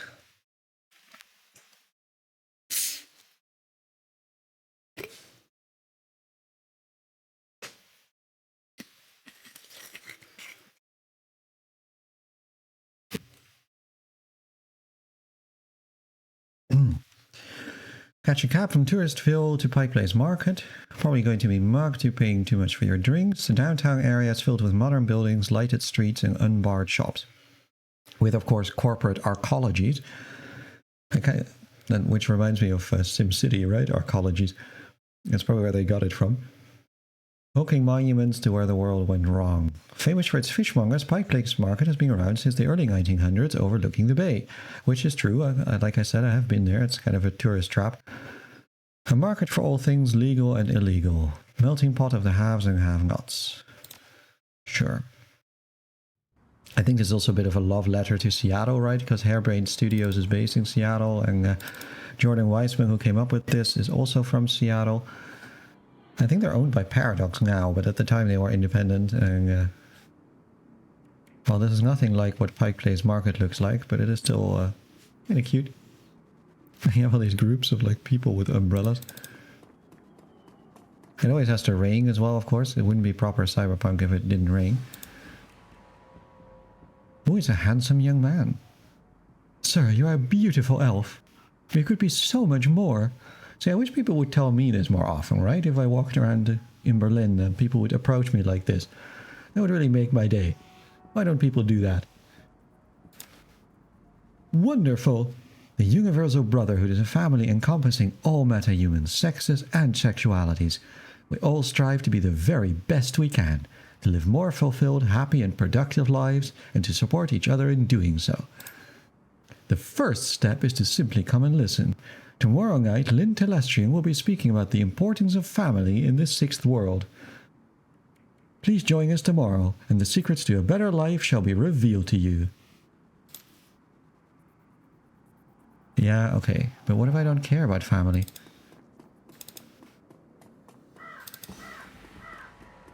You have little effects like that as well. You walk around and these birds flap away and stuff. God, I just love the vibe of these games.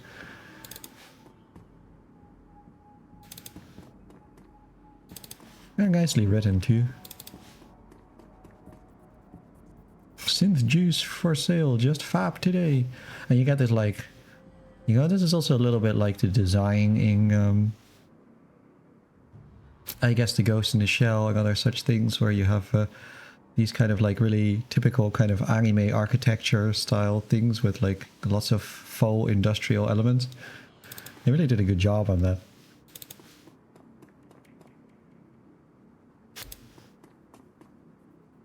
Oh look, it's Paco. Oh, he's cute.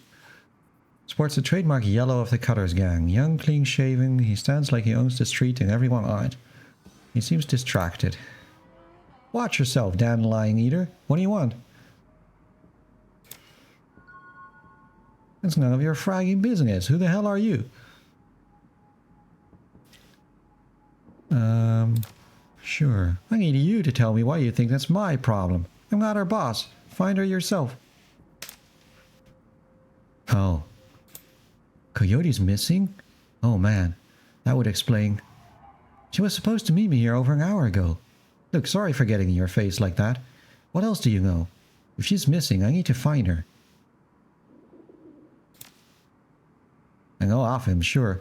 Blake doesn't allow any cutters to take side gigs though, so I got no reason to deal with him. Coyote hasn't said anything about taking new work. Wait a minute, Drek! I know where she went. Damn, why couldn't she wait? Damn it. The Royale Apartments. The landlord Stevie J runs a drug ring out of that hellhole. Coyote grew up there. Doesn't like to talk about it much. She's been looking for a way to settle the score with that guy for years. A few days back, I heard Mr. Delilah was looking for runners to steal some sort of item from under Stevie J's nose. She must have taken the job, I'm sure of it. And if his thugs caught her... I'm going over there. You coming? Zebra meat? What? Look, that shop's just down the block if you want to check it out. But I'm going to the Royale, with or without your help. What's it gonna be? Yeah, I guess we might as well do it. So now we have Paco joining us. And optional is to find Mari's Meat Emporium. There's the Tail and Ale. That sounds like a fun place. An ale bar with a neon sign would be pretty cool. So this is the market itself. Forks and forks. Got a dog hung a stick here. Yeah, there's Mari's Meat Emporium. Small meat stand presents an enormous diversity of dead animals. Cow and canine to the exotic and paranormal. What do you want? You know I can't afford more. Relax, man. My friend just has a question. Do I look like a fat old man to you? I'm Mangy. Mari's my dad. Now what do you want? Are those ribs or giant back wings? I'm not sure. They kind of look like ribs, but... Some people eat it, but I wouldn't recommend that. Tough as nails. We mostly sell it to corp security teams who use it to reward their hellhounds. Flamers go crazy for this stuff for some reason. Oh, Drek. That's why Coyote wanted zebra meat. Everyone talks about the pet hellhound Stevie J keeps locked up somewhere in the Royale. As if she never picked it up. Yeah, whatever. Anything else? Nope. Don't go in much for that shaman stuff. Oh, look it up. Yeah, I got it right here. 2 days past the pickup time. Didn't think anyone was gonna come for it. Here, it's all yours now. Means your gang likes to stroll through here and relieve his merchants of a Nguyen. My dad stood up to them, and he's still in the hospital. Look, it's not my problem. I'm at the bottom of the cutter ranks anyway. I couldn't do dreck about that, even if I wanted to. Yeah, tell that to my dad. I don't have time for this. We need to find Coyote.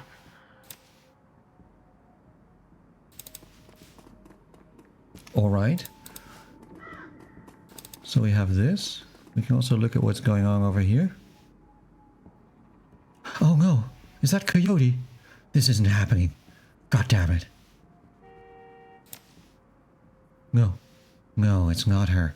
Thank God. Look, let's not hang out here too long, alright? Too many Lone Star pigs around. It's too bad whatever happened here. I'm not gonna let anything like this happen to Coyote.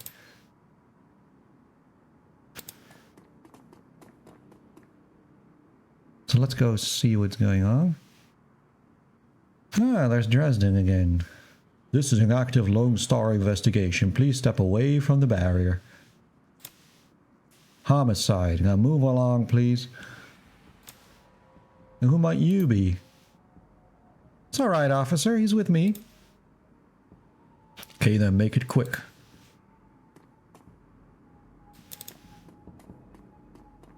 So that gives us access to the body site.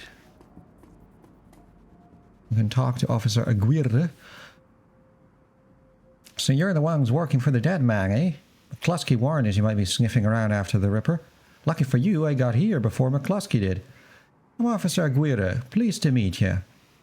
Now, seeing as this crime scene is going nowhere fast, what can I do for you? So about 3 hours ago, eyes have been surgically removed. Blah, blah, blah. No luck so far. We have conflicting interests. Huh. Plenty if you ask McCluskey. Truth is, we're as clueless as you probably are. You haven't put in a donation for the Lonely Orphans Fund. Yeah, see, you make a contribution to the fund, I put you on a list and let you know the next time we find any orphans that you might be interested in. Excellent. Shall we say 300 million? 100 million would make a big difference for an orphan these days. Yeah, well, some orphans have more expensive taste than others. 200, you can take it or leave it. Yeah, I don't have 200, I think. No, I'm just too short. That's a little unfortunate. I should probably sell something and then see if I can do it that way. The body of a young human female, her eyes have been gouged plainly out. A string of bite marks along her left arm. Ew. Hot on the trail of the dead man's killer? Yeah, that's what it looks like. Ripper went for the eyes this time. Pretty clean work. Gotta hand it to him, or Ripper knows what he's doing. Or she, I suppose.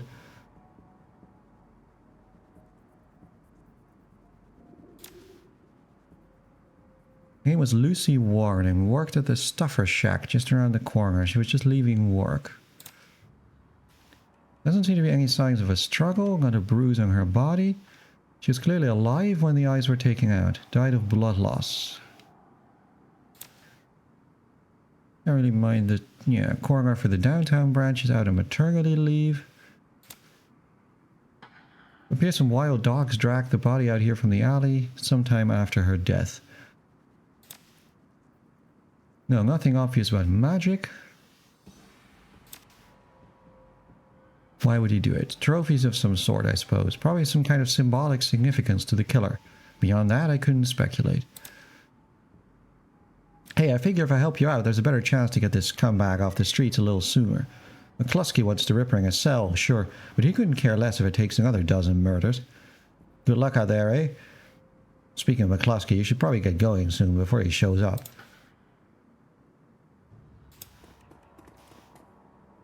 And there's another elf here. Probably the ugliest elf you have ever seen. His meticulously clean lab coat, look of an undertaker. Hello there, stranger. Might I inquire? Do you know which organ grinders facility this body will be removed to? Oh, just a hobby. Never mind that, though. A good evening to you and your friend the coroner. Okay, so that guy is definitely not suspicious at all.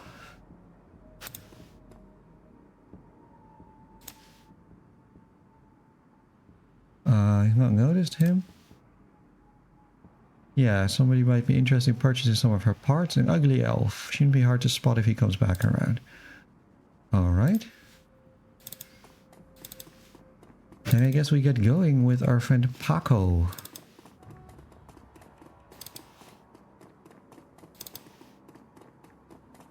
Let's have a look at those ribs, huh?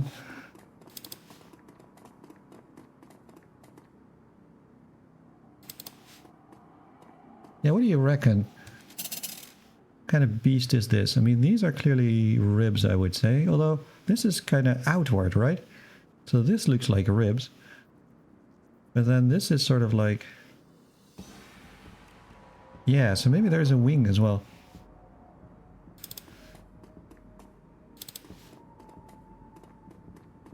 see, is there anything over here that's of interest? Does not look like it. Always watching. Pancakes bigger than your fragging head. Judy's Cafe. I could use some pancakes, to be honest. I haven't had pancakes in ages. I love pancakes. I can pretty much... Pizza and pancakes are like things I can pretty much eat every day, all day. Well, cool. There's nothing else here. There's a giant map, but there isn't a lot on it. They do that a lot in these games, that they have like... Just for atmosphere, they make really huge maps.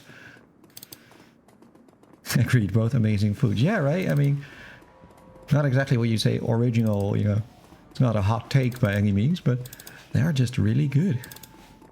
They're just really good. What can you say? So where are we meant to go? We are meant to go this way, maybe?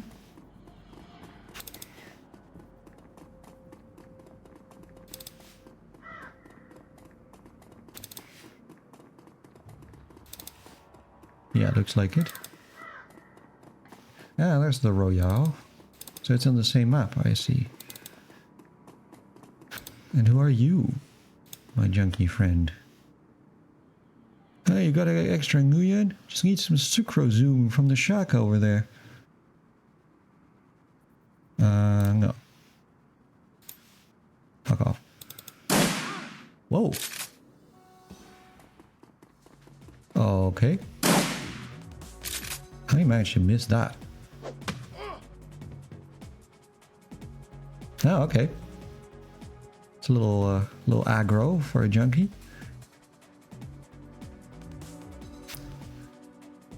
We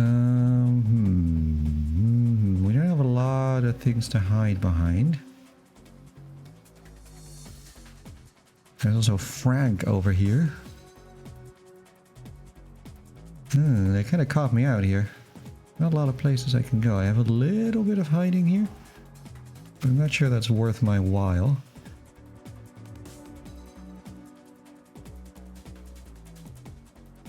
None of this counts as cover. Maybe we should just go full in on the attack. Or we go way back.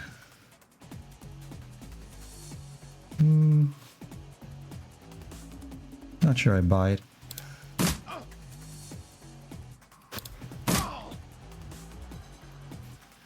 Just gonna go full in there. And Paco has got a baseball bat as well.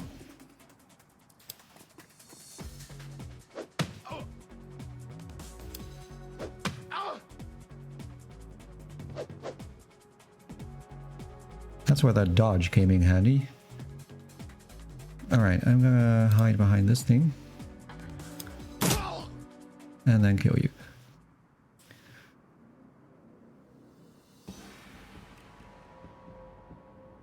Okay. That was a little something. That's what you get for trying to be greedy. Once again, showing that greed is not good. There's an orc from Stuffer Shack. Ah, okay, we can talk to the people who are the colleagues, I guess, of the victim. What's it to you? Oh, the orc is crying. We're not used to folks being too friendly around here. We're pretty close as co-workers go. Blind Lucy and I worked at the shack for 3 years together. Blind Lucy wasn't completely blind. She had to wear huge glasses. But she got new eyes about a year ago. She called it her stroke of good luck. I guess the luck rang out. It'd be greedy when someone has an AK at any rate, yeah. It turns out that they do. It's a Stuffer Shack. No, nothing stranger than usual. Now she had an ugly breakup with her boyfriend after getting the new eyes put in. Guy was pretty upset for some reason. Filed a restraining order. She was heading to the market to meet a friend. I was going to join her on my way home because she got some last minute customers.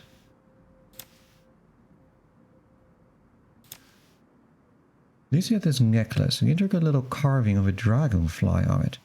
Her mom gave it to her when she left Denver. And you know how long Star is? They'll be putting everything in storage. Oh, hi, Alpha Gemo. Greetings, everybody. If you could somehow get that necklace back before Lone Star cleans everything up, I could send it back to her family. I feel like I owe her that much. Yeah, let's do it. Bonjour, konbanwa, indeed. We gotta love all the random weeb stuff. Moin, Krebsig. Wie geht's? Can we get back around here? I think we probably can. That's not how you spell it, Kaladin. That's almost correct, but not quite correct. You're missing a few letters there. For those newly here, we are investigating. I mean, we're in the cyberpunk world, as we should be. We are, of course, a Mary Sue hot elf version of me, because what else would we be? And we're investigating a serial killer. I played this game as well, had a lot of fun with it, but I need to play the sequels. Yeah, my idea is that I have played all 3 of them, actually pretty much 100% of them before, but it's been quite a few years. And so my idea is to do all 3 of them. Probably in reasonable sequence. I mean, pretty reasonably close to each other. They're really good though. Like, I love everything about these games. I also love everything about the Shadowrun setting anyway. I mean, even as a tabletop, I like it a lot. I like the... basically everything about it. And the music is fantastic. Let's see, let's grab the necklace. Ah, we don't have enough quickness to do it. What do you think you're doing? Let's bribe him. Well, thank you for your contribution, citizen. Don't forget the necklace you dropped. An intricately carved piece of wood in the shape of a dragonfly, with small turquoise stones set within its eyes. Wood feels very sturdy. Genuine wood being a rarity in the 6th world, this piece might be worth quite a bit to the right buyer. We're gonna give it back, I think. I wish there was a proper Dark Heresy game. I don't know what that is. Is that a Warhammer thing? Sounds like a Warhammer thing, but I don't know anything about Warhammer. Ah, Warhammer 40k tabletop, yeah. Some people here, I think Voomer said that they'd played the tabletop before. I've played the tabletop Shadowrun a little bit, but only in like tryouts. And as far as I know, there's a lot of like heavy edition wars in Shadowrun over which system is actually playable. They're pretty complicated. Alright, let's give the necklace back. Yeah. That's cool. And we got our karma. I've only played 2 of the sequels. They're both super good, Dragonfall and Hong Kong. Yeah. Those are actually, they kind of like get better every time, right? It's like this is very good, but the least good. Dragonfall is better than this one, and Hong Kong is even better than that. I mean, Hong Kong is like the one that they also have the most, clearly have the most resources, so it's like much longer, much more interesting plot and so. Consensus seems to be that Dragonfall is the best, followed by Hong Kong and Return being the lowest. Yeah, I think it's actually sequentially improving, but Dragonfall is also quite fun. And of course, Dragonfall is in Berlin. Neo Berlin, that is. Let's see if we can spend our karma, because we have quite a lot of it, and we should probably use it.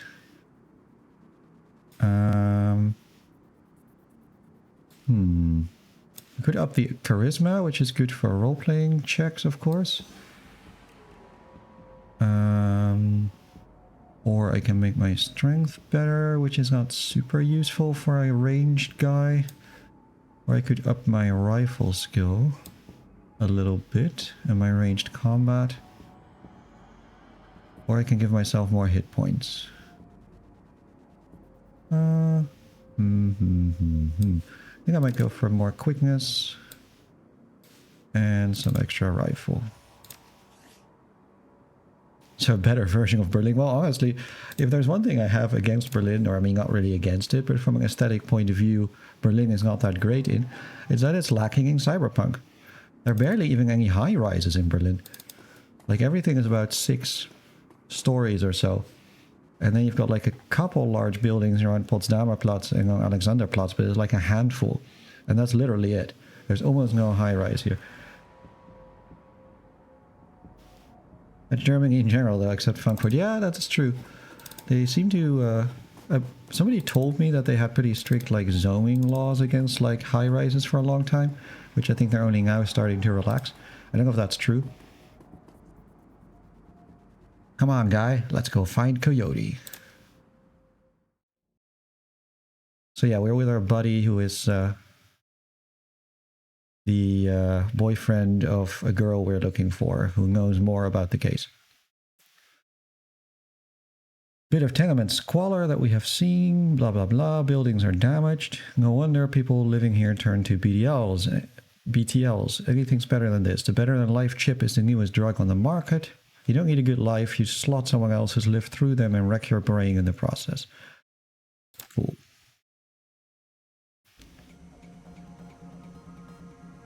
The Royale Apartments, what a hole. Can't imagine what it was like for Coyote growing up here.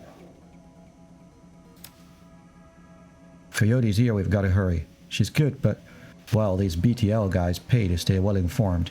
You may have known she was coming. Yeah, so we're basically now in what I imagine Dark Young's apartment to look like. Or at least apartment building. Can you spare some Nguyen?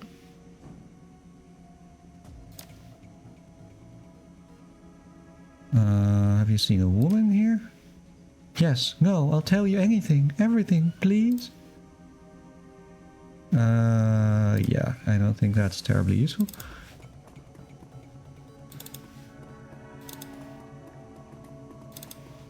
Also, yeah, never mind the fact that the chat is frozen again, but next week I'm going to get myself a second monitor and we will make this work. He's a sad old man. You're not from around here, are you? I don't want any trouble. See anything interesting? I think the body has gone to rust. Bit of a commotion upstairs. Stevie's men are twitchy. Pretty young thing came through earlier, snooping around like you are. Weren't here for the BTLs. Don't know how she got upstairs, but it was a lot more gunfire than there usually is this time of day. No one didn't come down. Where is Stevie? Got the whole top floor all to himself. Can't get on the wrong side of Stevie J, I'm sure you understand. But we have Charisma 4. Alright. You can go through my place. So that opens this up, so I guess we don't have to fight as many guys. Remember to claim that investment on your taxes. Well, the thing is we don't have a personal ID, right? So we don't have any taxes, but we also officially don't exist. That's kind of the Shadowrun thing. There's a rickety stairwell, but it can only be accessed through the locked apartment next door. So basically, if you're a Shadowrunner, you're in the shadows, which means that you have no official, like, registration or anything. You don't exist as far as the official world goes. And this allows you to do a lot of stuff that other people can't do. But it also means that you have no access to, like, any kind of, you know, anything that's official.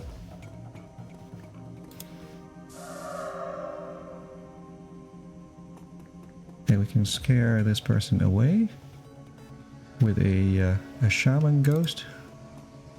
I don't know why we would do that, but sure.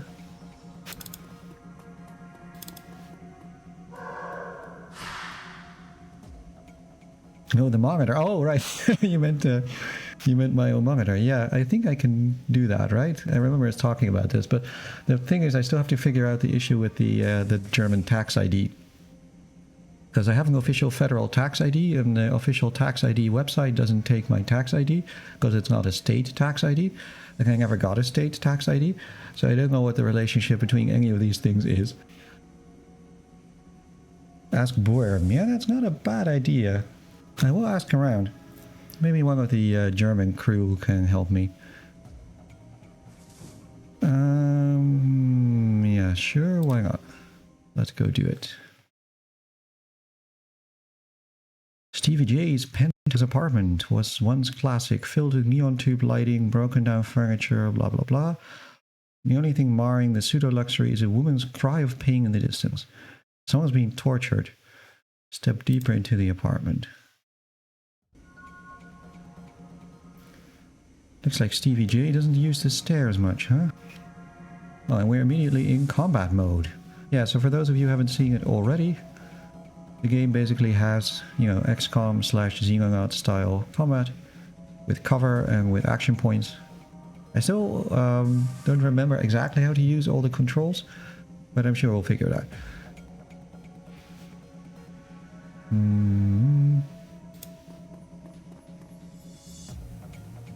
So let's have you wait here. Can you wait? Yeah. I need to have a look for 1 second at what the... We have one look at the combat controls. Do we have fast buttons or anything? No. Well, fine.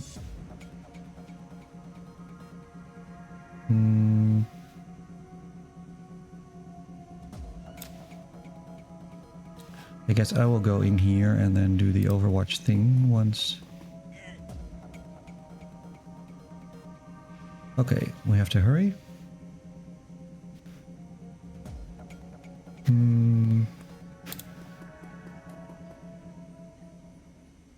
Let's do this carefully now. Ah, there's the first dude. Nice. Crit in the back, that's how we like to see it. Let's get you over here. We seem to have the drop on Stevie J and his men. Probably because we went this way, thanks to my beautiful charisma. Can we open this? This feels like a trap. Stinking jumble of burnt flesh and dog flop. Enormous hellhound growls low. Yeah, but we bought some zebra meat, which hellhounds really love. For some reason. And then we can open the door. Does that mean that they're now friendly to me? I hope so. And there's a dude over here called Krund, which is apparently a name. Let's have you over here. Yeah, at least the Hellhound is not listed as hostile, so that's good. Let's open this door. Ooh, here's Alex. I think Alex is gonna have to die. But I probably can't kill her in one go, so let's can we back up here? Maybe. Now our friend Paco only has melee weapons, so that's not super amazing for this purpose. Let's get you in here.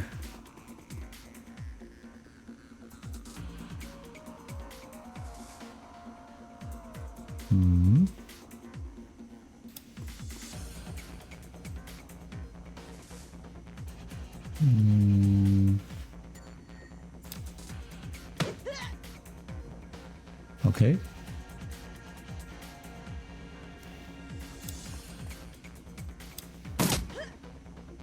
Ah, shit. Okay, go get her. Nice. Now that's Coyote. That's the lady we're trying to rescue. Can we talk to her? We can. She's badly injured, but is managing to hold it together. It's time to finish this. Cool, so she will now join us, but she does have a wound.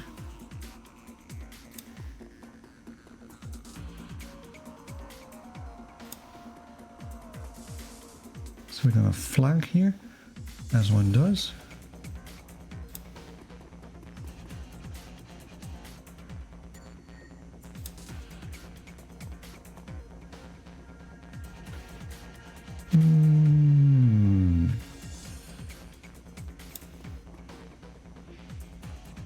You hide behind there. You need to get in here. And then we'll have you.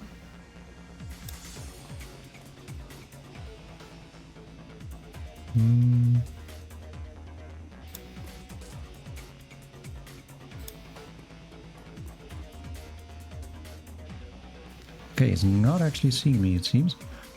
That is good news. Can you get up? Yeah. And there's another dude over here.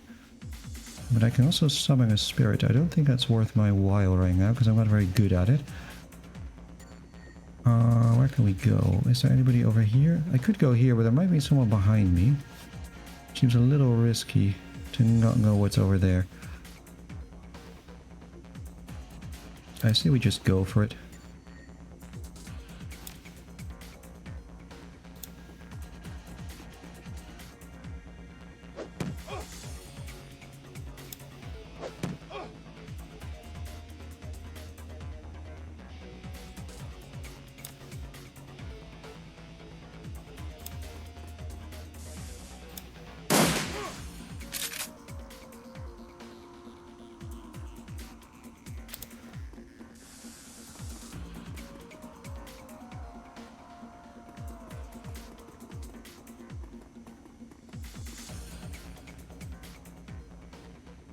A raspy manic voice booms over the penthouse PA system.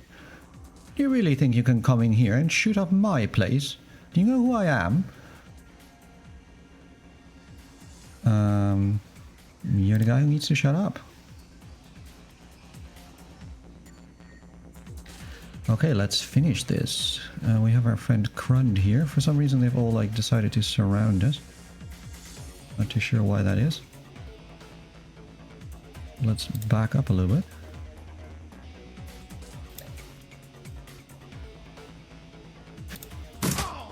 And then kill our man.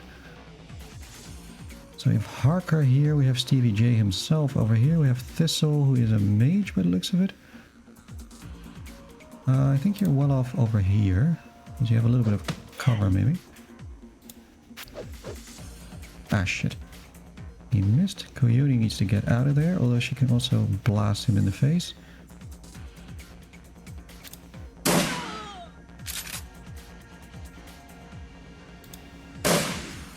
How can you miss that?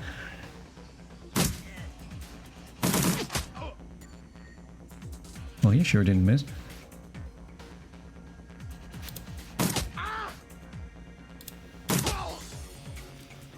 Fortunately, rifles are very good at a distance. Come get your girlfriend rescued.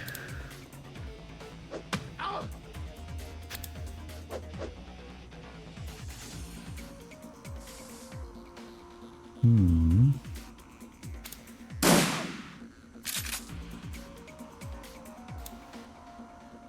don't have ammo. Yeah, let's bail you out of here for a sec.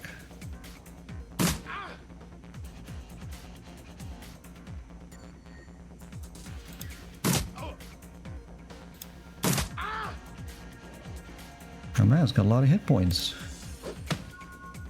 But not enough. But no, I can't. Alright, who's your friend? Just another professional. Not now. Coyote, we need to get you back to the Union. Mrs. Kubota has a met lab in the basement. No. No, I need to finish the other thing I came here for. I need to find something for Mr. Delilah first. A stash of gems. Delilah? I thought you said you never do another deal with that man. Look, Paco, I needed an excuse to come back here and settle some debts. Figured I might as well get paid for it.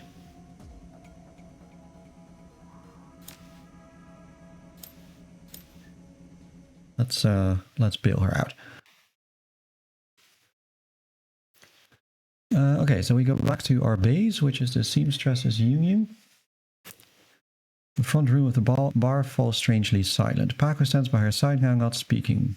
Coyote has a rag, blah blah blah blah. Her arm isn't much more than shreds of meat and broken bone.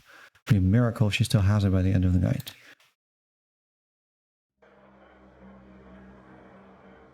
Mrs. Kubota, Paco walks in. Coyote is the color of wet spackle and there's something new in her eye. This woman has face down hellhounds, but the sight of Mrs. Kubota has her staring at the floor and mumbling. Woman, how dare you miss 2 shifts and then come back and bleed on my floor? I'm sorry, Mrs. Kubota. I had a run that went bad. Soka, I can see that. Your arm is a mess. Was this your crusade again? Do not answer. It will only upset me further. You caused me to worry about you, Coyote, and that distracted me from my business. Hi, Mrs. Kubota. My apologies again.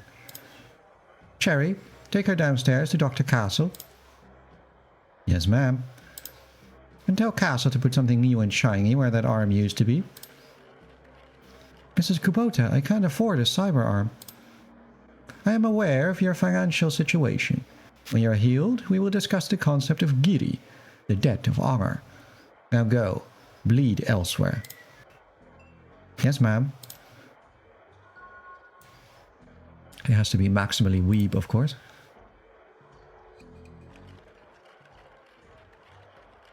Alright, she goes, Domo arigato. That girl is precious to me. It's not often that we see acts like these in the Barrens. Performed a great service. Consider it yours while your work keeps you here. But we both know that words are mere air. Beyond my thanks, I offer you this remuneration. Please take it as a show of respect. I offer more than just simple lodging. You will find there's more to the Union than meets the eye. Below us is a small facility available exclusively for discriminating independent operatives like yourself. Find vendors with the best gear, fully equipped cyber dock, and a secure place to rest when the dreck hits the fan. Normally I require a percentage of the runner's income for the use of this facility, but you're a family now. To gain entrance, play GAFFC on the piano. Wow. Alright, so it's a puzzle of sorts, but not really. And we can talk to my countryman, Van Graas. What does Van Graas have to say? It's almost a Dutch name, but not quite.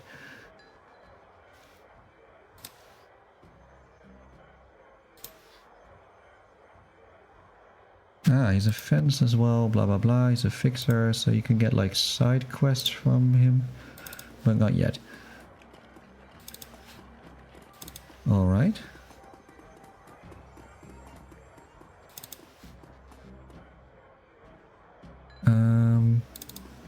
Here's the piano. Inspect the piano. It's very rigid. It's because the piano is bolted to the wall and there are skid marks indicating the piano slides to the left. Memory of wonder, immediately forgotten as the whole piano slides to the left.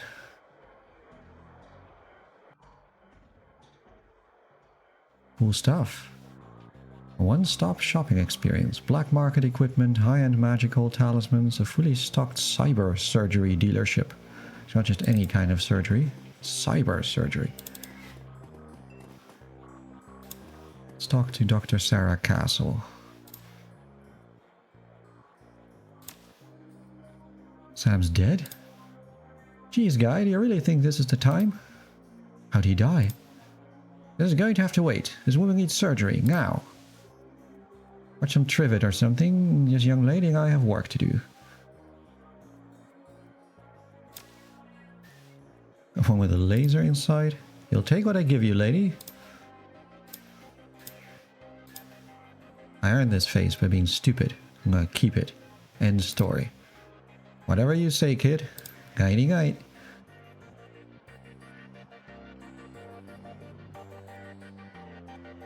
Alright, and now she's fixed up. Then we talk to her again. She looks both better and worse than when you last saw her. All the gaping holes are plugged and she has a new cyber arm. But it's clear she needs some rest. Thanks to the miracle of modern science combined with Doc Castle's magical healing powers, I'm almost good as new. Nice arm. Look, about Sam. Can't say I'm surprised he's dead. He was on a downward spiral for a long time. What can I tell you? Made me laugh? Easy, lover. Wasn't like that. We were friends. I guess I knew him the best of everyone here. Sorry he's gone. It was a pretty average night. Regular crowd. He was drinking with a guy called Armitage. Yeah, that we knew him. That's Jake Armitage. We've met him already. I like gingers. I mean, score for us, right? Anyway, Jake and Sam were having a few... Well, Jake was having a few, Sam was tossing him back. He got loud.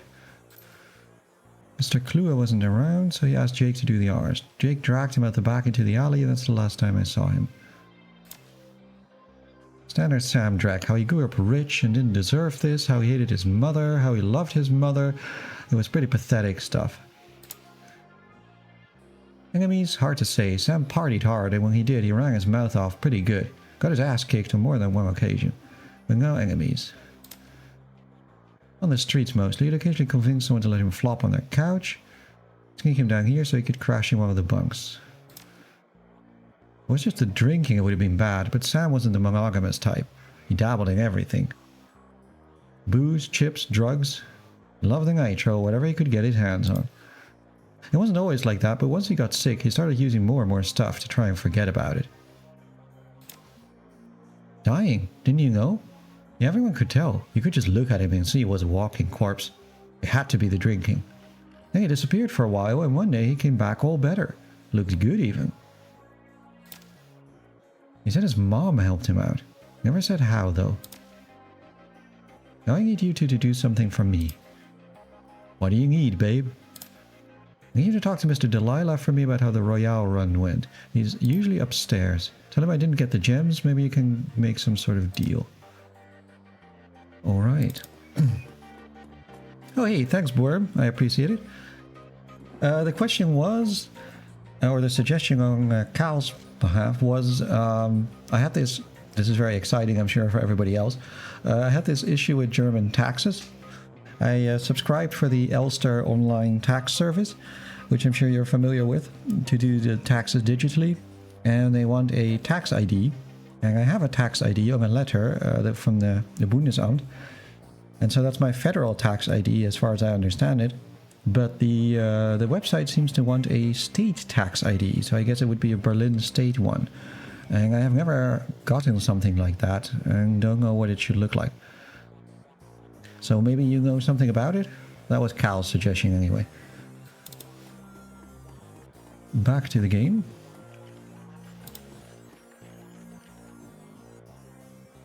The bunk is a mess and reeks of booze. Finding old photographs that have seen a lot of wear. A blonde boy and a girl about age 14, they appear to be twins.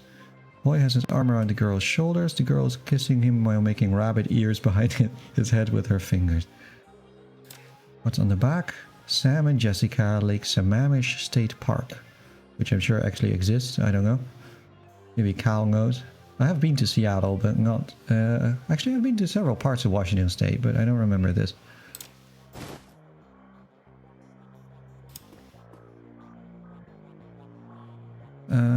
Oh yeah, this is our stash, so this is where we have backup stuff. This is all fine. Don't care about it. Yeah, there are 2 tax IDs. Just call the local tax office and ask them to send it to you. Ah, okay. I see. So they are in fact different. It's not a mistake or whatever, but they are actually different things. Yeah, that's the thing. Like, the format of the numbers that they wanted is different from the format that the federal one is. And I think the number, you know, the amount of numbers is also different.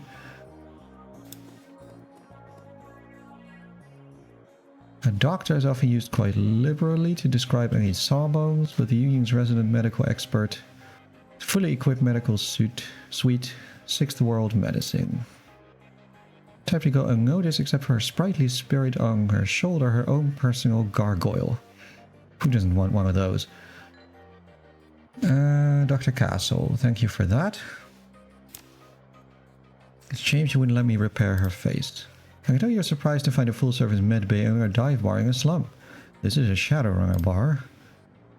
Purveyor of cyber and trauma kits, there's no better place to set up a practice. I patch runners up, I install and maintain their cyberware, I provide medical supplies for their runs.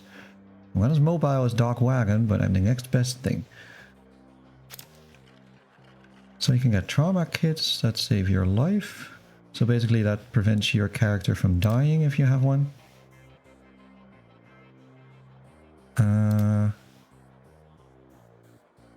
Blah blah blah blah. I'm changing the ways of the spirit world as well as the scientific world. I heal the whole patient. Germans would love this, right? Germans are absolutely super fond of like naturopathy and homeopathy and like herbal medicine and every possible kind of alternative medicine. Like pretty much every doctor I have been to here does like fake medicine as well as real medicine. I guess it pays really well because the government pays for the real medication, but they don't pay for good reason for the fake medication. So they can charge private rates for that, I think. The little guy supports the healing rituals. Okay, that's cool. There's your tax number that will never change, which is pretty long with numbers and letters. Yeah, that's probably the one that I'm looking at. Have a look. Well, this one just has numbers. There's the one with the 334 numbers. That's the local tax office. But mine has 2333 sets of numbers. Germans also love Shadowrun. You can blame the Nazis for. Yes. Yeah, Germans do love Shadowrun. That is true. I think the funny thing is, I was looking for the Shadowrun books at one point in a nerd shop in the Netherlands, and the only versions they had were the German translations, because the English ones have been out of print for ages and blah blah blah. But German ones were easy to get. Okay, let's have some of this stuff. You can buy a trauma kit, a gold one, a platinum one. Trauma kit is pretty useful, so I'll have one. And I will swap it out for the concussion grenade and take the trauma kit with me. Yeah, it's true. There is even now, I believe, this thing called Germanic medicine or something, which is like this weird sort of like neo-Nazi form of like holistic medication. I've read some stuff about it being popular in Germany here and there.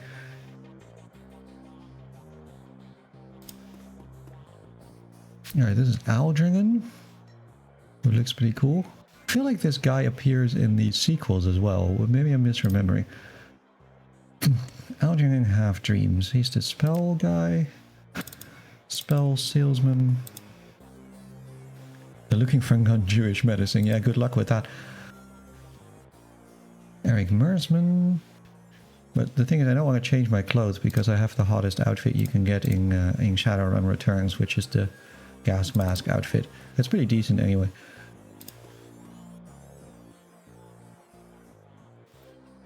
Theodore Buster Gruberman is a well-groomed orc. I mean, speaking of Nazis, right? Look at this guy. Blah, blah, blah, blah. Mad cybernetic right arm, which is very obvious. Funker Buster Gruberman at your service. Friends call me Buster. I also answer to sergeants and even Theodore on occasion. Anytime you are in the market for firearms, ammunition or ordnance, I am your man. How can I help you? Not bad, right? Things that go bang in all shapes and sizes, plus other odds and ends on occasion. Consider me your own personal armory. All weapons are guaranteed to meet strict UCAS military spec or your money back. In addition, I can handle routine maintenance, repairs and upgrades, if you so desire. And if that wasn't enough, I also teach a safety and instructional course every weekend. This week we are covering bayonets. Mark my words, they are making a comeback. That should chase away all my German viewers. That's basically what my colleague from sales sounds like. Very, very nice guy. But I do my meetings with him in German so that I don't have to listen to that. These are all pistols. I don't need pistols. That's a shotgun. I have the AK-97, because of course why not upgrade to 97. The Semmelpal is a little better, but I don't have the money for it, and it's probably not worth the money anyway. So we shall leave him to his business, yeah? And let's look at the other shop. And this is probably the there's the Decker stuff, but I don't have that. My good friend Johnny Clean. Same overalls you saw him upstairs. Blah blah. Junkie Clean is a totally different person. He was once as hot and invisible as the most infamous deckers today. Why are you dressed like a janitor? When I was younger, I had a rep for getting in and out of systems so cleanly that no one knew I was there. Half the Matrix, which is a thing that they did have in the Shadowrun before the films came out, I might add, runs that earned me my rep were made possible because I was able to get inside the facility posing as a janitor. Now it's part of me. I've known the guy for over decades who's smart enough not to tell me. He's sure as hell not going to tell you anything about those days, but to let the subject drop. Okay. I want to change the way your German viewers play the Deutschland-Lied to the tune of Auferstanding aus Ruinen. Works every time. You know what works very well is like when you tell people that Auferstanding aus Ruinen both has a better tune and better lyrics than the official German national anthem. I really feel like that's one thing they should have kept.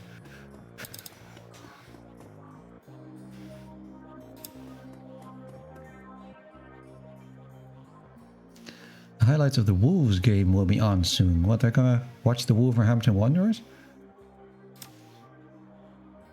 You know Sam had a twin sister. Yeah, I did. He mentioned her once or twice. Doesn't sound like they got along all that well. He was rambling on about her last time I saw him. By that point he was completely gone. Really couldn't follow what he was saying, but he sounded miserable. I guess John Drazed him. Never mind that, I'm fine. Listen, I'm at the NTSB investigation facility down on the docks with the corpse of what looks like another Ripper victim. If you want to check this out, it would get here fast before McCluskey does. Got it. The docks. Look, I want to help. You dragged me out of the Royale before something bad happened.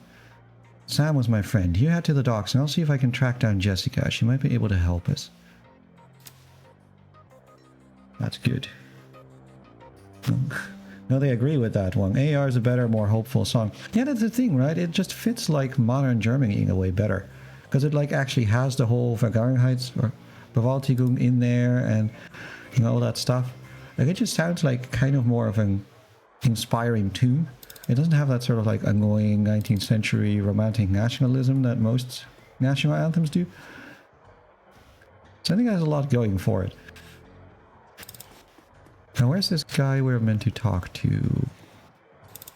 That's you, Mr. Delilah. Small and tough, with an untraceable shoddy on his back, heavy vest under the trench coat. Blah blah blah, he might be an ex-runner or has moved over to management. A smart-ass, huh? I love a smart-ass. No. Tell me what the hell you want so I can get on with my night. She sent you to talk to me. Did she slag the run? Is that it? Why didn't she tell me herself? That's disrespectful. Got her arm torn off on the job. How'd she make it back? Paco and I extracted her. Yeah, I bet you did. Alright, no hard feelings or have someone else get the stones. You look like the sort of man who might run a crew of your own one day. I need a little talent. When that happens, you come to me, I'll set you up. Okay, so we got a fixer here. That's a useful thing to have. Alright, that's, I think, everything here sorted. And that should allow us to go and move to the next stage. We're even taking cabs now. How fancy. Now we'll take a drink in the meantime.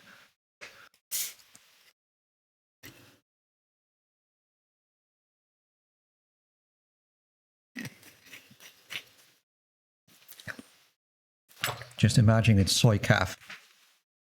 I feel like they should have a Neo version of German cola brands as well. Because I love German colas. Anyway, leaving the Seamstresses Union behind, you head to the docks. The Ripper killed Sam and maybe he or she slipped up with the latest victim. Only one way to find out. South Seattle is your typical industrial area, grit, grime and grey. I think that's actually correct from what I remember in Seattle. That's towards the Tacoma and the airport and stuff. Like SeaTac.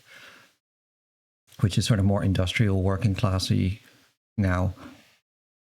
Blah, blah, blah, blah. Garbage, disreputable. National Transportation Safety Board warehouse. Located on a small strip of dock.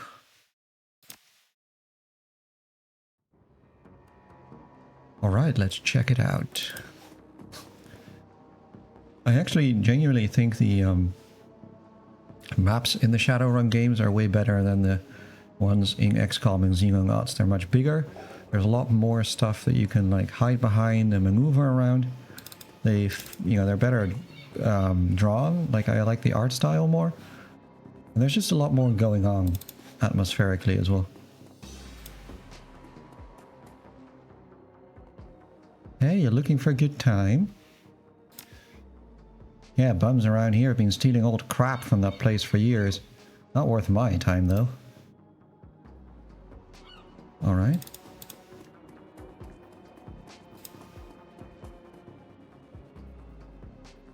Alright, there's a guard. Hey, you're about to trespass on corporate property. You looking to get dusted, streets come? Sure you are. I'm Loftweir, King of Dragons. Beat it.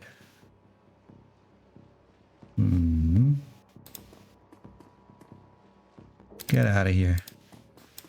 Okay, so he's not gonna let us in. There's something here. Raise ya, pack of wolves. That ladder is rightfully mine.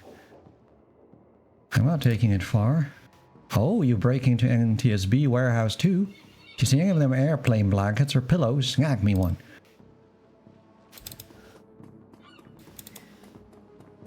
Is it the only zoom level? No, it's not the only zoom level. You can go in and you can go out.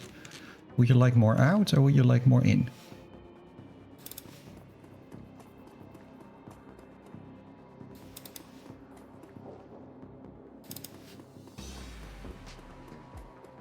Oh, just asking. Okay, fair enough.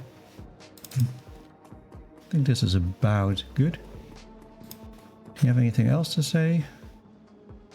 Hey, you're looking for a good time? Not me, a friend of mine. I need you to have some fun with the guard by the fence around the corner. This feels like it's the longest journey again. All the guards that you have to keep sending away. Alright, 20 buys you a 5-minute distraction. I gotta get back to work and earn some real million.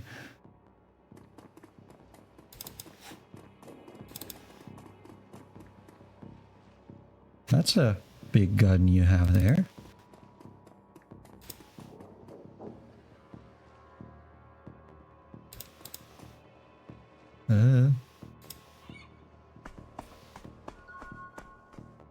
Cool. And that gets us over the fence. Now this looks like a combat scene if ever I saw one. Is there anything else to see here? Sometimes they have like pickups and items that you can find in these places. It's always good to scan. Ooh, look at that.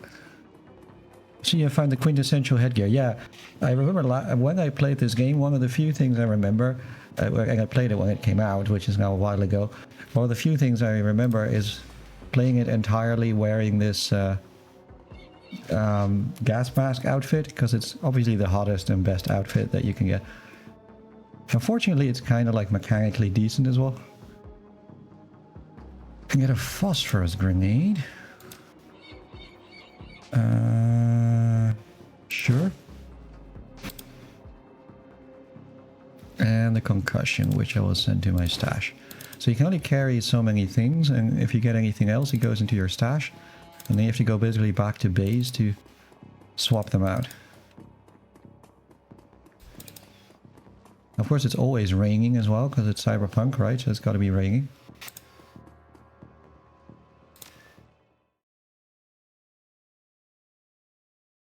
Inside the large grey warehouse is as typical as the outside. High ceilings, blah blah blah.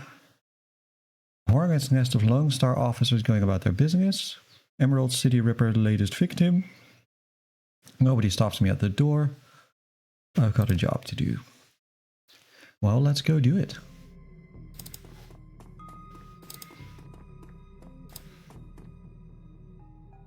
You again. How'd you find out about this murder? The press hasn't even picked up on it yet.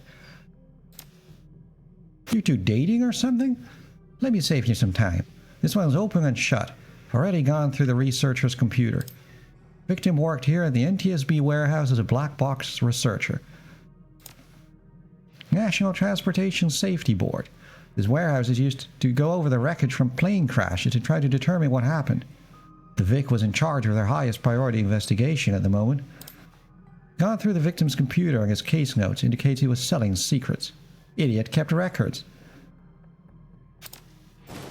Tell me about it.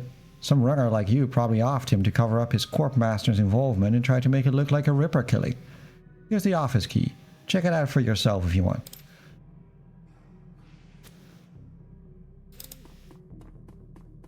For Cal's benefit, I will not pretend that that was an attempt at a New York accent. Huh? Still working for the dead man? Got another Ripper victim on our hands. Ah, yes indeed. Male, mixed Native American descent, age 38. Based on condition of the body, was killed around 2 in the morning. Cause of death unknown. Several internal organs were removed from his body after death quite gruesomely. The killer even knew what they wanted before they started cutting. There's a lot of pre-existing scar tissue, probably had a major surgery at some point. Can't determine what it was. Killer definitely took the lungs. The more I look at it though, the other missing organs may just be eviscerated. McCluskey couldn't find his ass with both hands. How's Aguirre doing? He'd love to solve it before McCluskey and get his gold detective shield. And he'd love to see McCluskey suck it in front of his superiors. Or they try to bribe me to keep information from McCluskey and slip it to him. I'm inspired by their tireless pursuit of justice. I don't think Aguirre's officer salary is going to do much to seduce me into helping him. I don't do theories. I'm a scientist who happen to prefer dead people.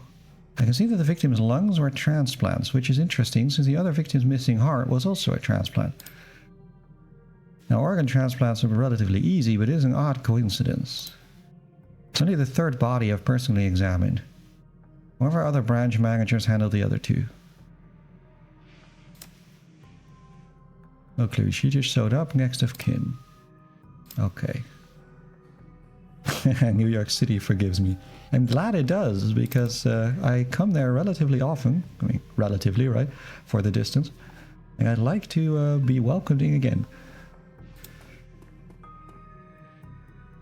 So here is Shagang Half-Sky, who is totally not, like, taken straight from Dances with Wolves. In combination with the stuff about, like, the problems of fantasy racism, there are some rather, like, cringe attempts at, like, well, you can see it for yourself. He's my brother. I've been trying to speak with him, but I'm afraid his spirit is too disoriented by his recent journey to answer me. Yes, for all the good it's doing me, if I could just make contact, I might be able to deliver justice and allow my brother's spirit to rest. Not as far as I can tell. Not among the living, anyway. And my brother's spirit might not be alone here this night. Yes, there are others. Other spirits who may be of help. But I can't do it alone. This warehouse contains the spirits of plane crash victims trapped between worlds. They wish to help. They wish to be heard. And I think they have something to say about my brother's murder. Lone Star won't let me in there, but you seem to have the run of the place. If you can find personal items that belong to the victims, I believe I can summon a spirit to speak with us. I need at least 2 such objects. Can you find them for me? Sure. Let's go do that then.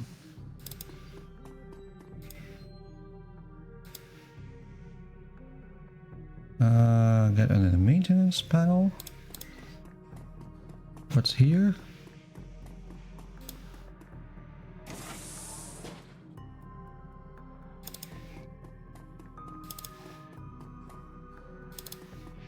So this looks like a replica waiting room, or a gate, I guess.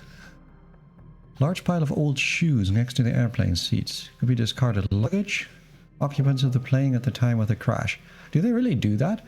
Like when a plane crashes, they literally take out all the parts of it and all the chairs and all of it, and then set them up again in a big warehouse to examine it? Is that a thing that happens? It strikes me as a little complicated. Why wouldn't you do the forensics on site? Okay, there's nothing among the shoes in the pile.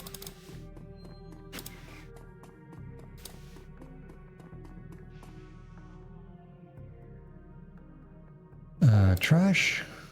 Sticky substance of some sort.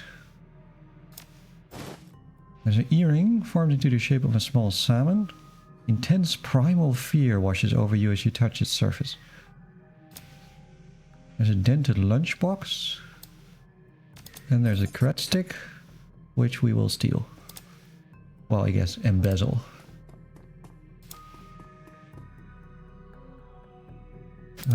We can't get through here quite yet.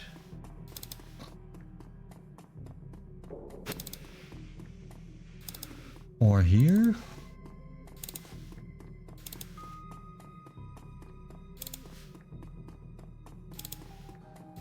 Also, I hope everybody appreciates the music, because the Shadowrun trilogy has some of the best video game music ever made. Let's look at the toilet. You don't need to go right now. Hey, who are you to tell me that? A young woman with an assault rifle? Okay.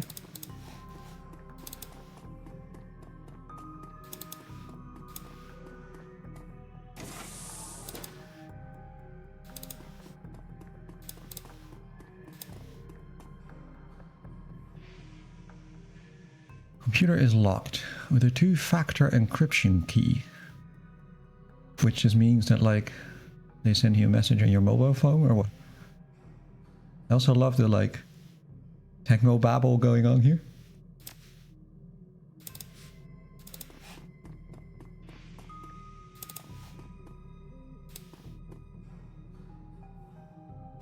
Appears to be the victim's locker. Door is slightly ajar. Blue toothbrush. Ah, the comb. The hair on the back of your head stands on end. A hard thumps in your chest. Hard. This must be one of the items the shaman is looking for. Ooh. So we found our haunted objects.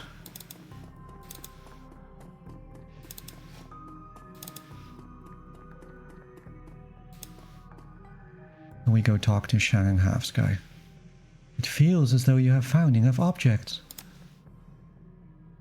Thank you. These items are all I will need. It shouldn't take me long to... What the hell is all this?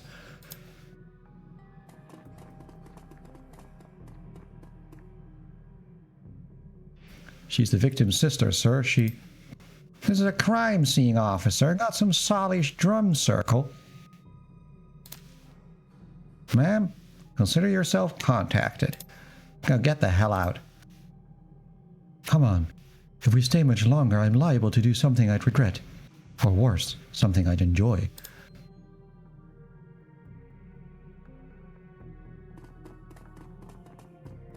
So we get out of there. We also have a lot of karma. We have in fact an insane amount of karma that I should start spending. So I have 19 karma now. I'm gonna put some of that into charisma, of course, because we gotta be as hot as we can be in the cyberpunk future, right? What else is the point of being in the cyberpunk future? Let's improve our dodge a bit. Better dodging. Let's improve our rifle. But you get special abilities when you improve a special weapon skill. And some hit points is probably wise. And maybe some better grenade throwing. There we go. That man is an ass. But there's no helping it now. I should just be grateful you were able to collect these items before those clods carted everything off. Not from here, I'm afraid. Spirits such as these have domains to which they are anchored. We need to get back in there. But we can hit on her. A little breaking and entering, perhaps, under cover of darkness. You sure you're up for this?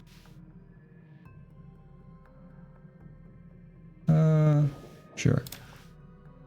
Whatever your reasons, I thank you. Now since we have the time, we should probably enlist some help. They may post security overnight. Now I'm gonna go out on a limb and say you know where to find the kinds of people we need. I'll put up the money if you find the bodies. Meet me back here at midnight. The spirits will be strong then.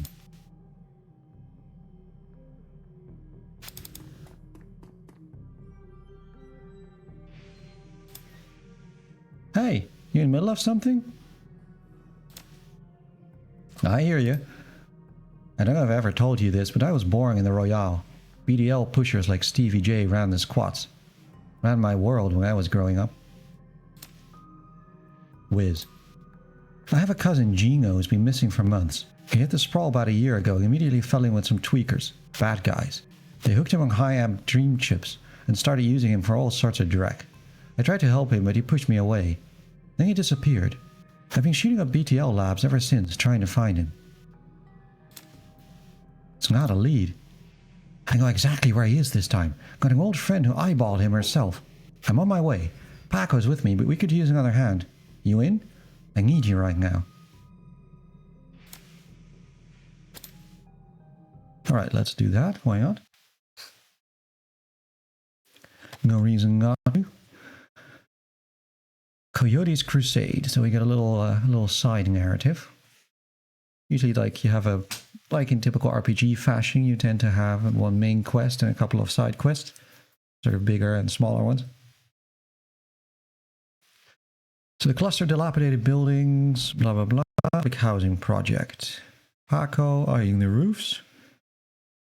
She walks purposefully. Flexes her cyber hand. Circle around the back of the building. Coyote jumps up, grabs the bottom rung of a fire escape ladder and pulls it down. Starts to climb towards the roof. Thanks for meeting us. I owe you one. Yeah, you never know what sort of firepower to expect in one of these BDL squads. Oh hey, listen. I got good news for you. You know Jessica? One of her contacts found her for me while you were on your way here. I called her and asked her to meet you at the Union later today. Hope that helps. The least I can do. Alright, let's get this done. My cousin Gino should be one of the squats past that door up ahead. I hear there's a whole lab set up in there. From my experience, there's usually a lookout watching for cops outside and a guard at the door inside. Like I said, I don't know how much firepower to expect, but these guys are nasty, so stay on guard. I just want to get in, grab Gino, and get out. Right behind you, babe. Let's do this. Let's indeed do this.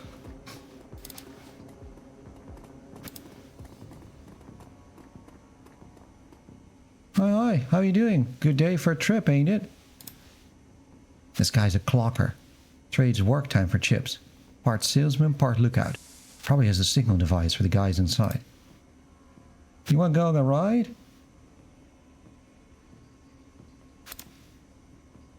Blah, blah, blah, blah. Blah, blah, want to be a hero, blah, blah, blah. Slagging, fragging, whatever. You do snuff too, don't you? Maybe, yeah, maybe, for the right price. You can feel it. What it's like to die. What it's like to kill.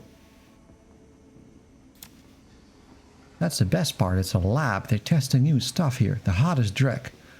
You can buy a pass card from the guy at the door. You can buy a beetle and slot right there.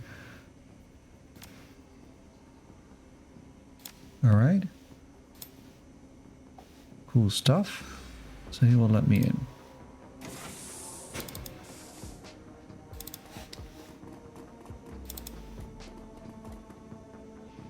We have Charlie here with a big gun. We have a concerned woman. Hard times have aged her. Don't do it, friends. Don't slot that dreck they're selling. BTLs are killers. Theirs most of all. I do, I know. Lost my husband. Lost my son. My daughter. They use her. To record. No, but Jamal has my son's card. Took it off him when his brain fried. Jamal's down the hall. Don't know if he'll give it up, but that's between you and him. Serious, this place is backed by the Yakuza. There's a guy on the door, Charlie. He sells the pass to get in. He's not tough, blinding one eye. There's another 5 or so wandering around. 2 of them are bad news, covered in magic symbols. 5 or 6 is not so bad, okay. Once somebody's chipped, they can send them any program they want. Make them do whatever. Guy, kid name's Gino. Gino's a clocker. Trades his time for chips. Like a little errand boy. Hasn't come out, he's riding a dream chip. Okay.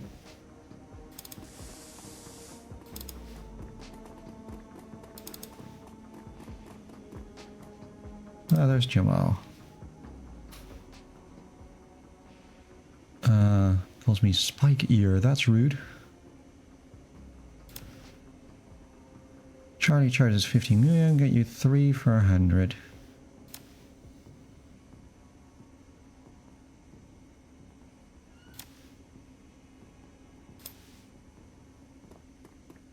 Oh. My friend's not combat. That's not good. Oh well.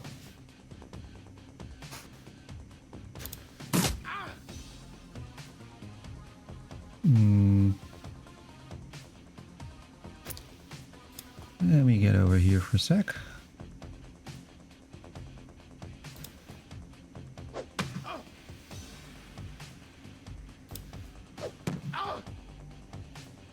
Should really get Paco something better than the stupid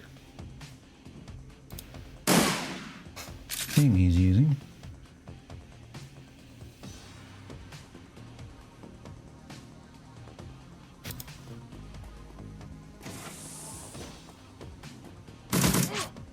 Oh, that doesn't bode well.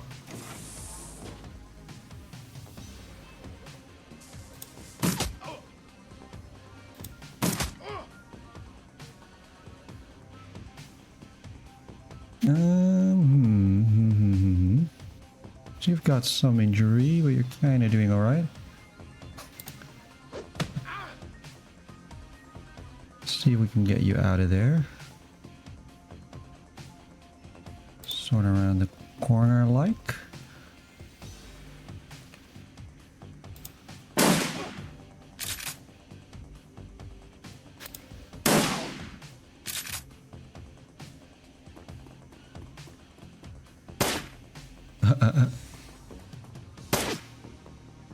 Nice.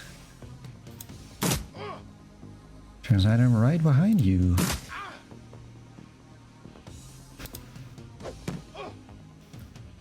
Don't fuck it up. Nope.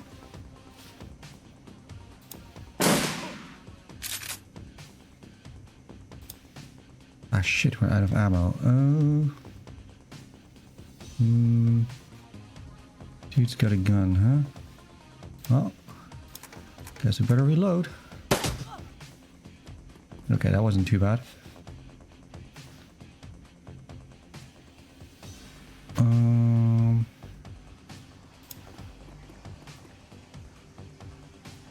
Can't quite see him from there.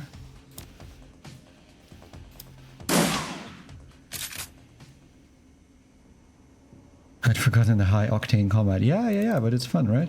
I actually really like the combat in this game. The right now it's pretty easy, and some I remember from some of the later from some of the sequels that you get really complicated and interesting combat situations. And it's kind of like Xenogods, where it just feels good, you know? And of course the combat music is fantastic also, that helps. So you pick up a notebook. Contains lists of illegal SimSense rides and the names of clients who have purchased them. From fantasies like I Can Fly, real life recordings like Bum Killer. Doesn't seem to have much value. Client names. Private information about some of the more well-to-do or connected clientele. Secretly extract information from them. Probably worth something if you can sell it. Yeah, so you can also, because you're a Shadowrunner, right? You can also pick up information and other things that are like valuable to you, which you can then sell to the right person. Like the fixer in the Union.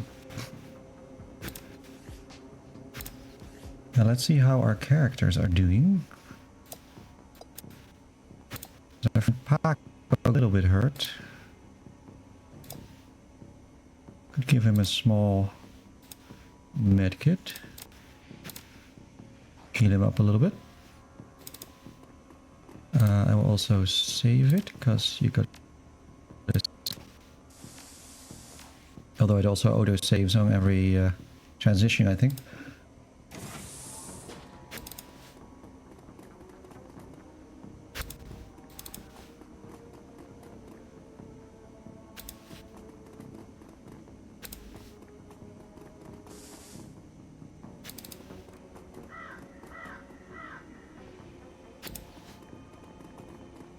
Also, I loved, like, really look at the art and look at like the level of detail that they have put into it, like all this little graffiti stuff on like this couch, and the, you know, the little bits of steam and smoke and the light reflections and all this stuff. You see these kind of little like neon light things. I think it's really nicely done. The art design is super good.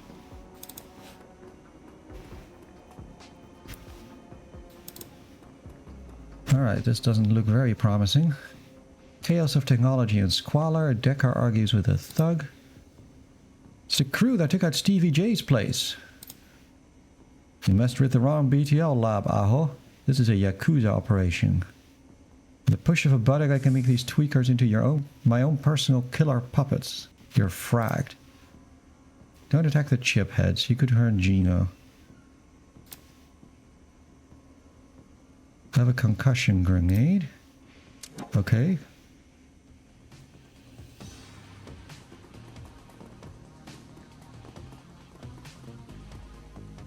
But they're also just civilians, and I don't think they have much of like weaponry.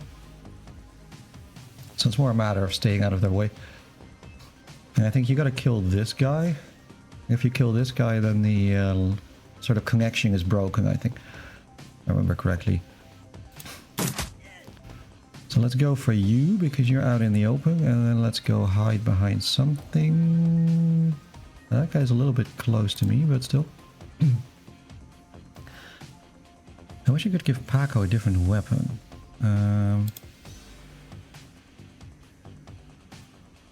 Oh, he does actually have an Uzi on him as well. That's a little bit better, frankly. Let's get you in here. Behind this range and see if you can shoot the operator. Turns out that you can. Now we all know that light cover is no cover, but we're gonna have to do it anyway. Chiphead dwarf. The Decker is too far away. I think if I attacked the security, it would probably hit her as well. So let's try the dwarf. Oh, nice.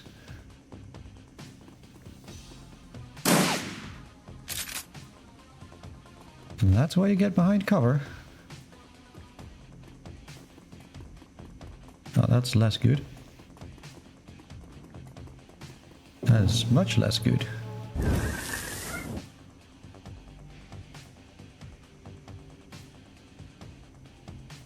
They also kind of line themselves up in a very friendly way. Okay, so here's Chiphead Man, Yakuza Mage. Wind Dancer, that's the spirit that the guy has summoned.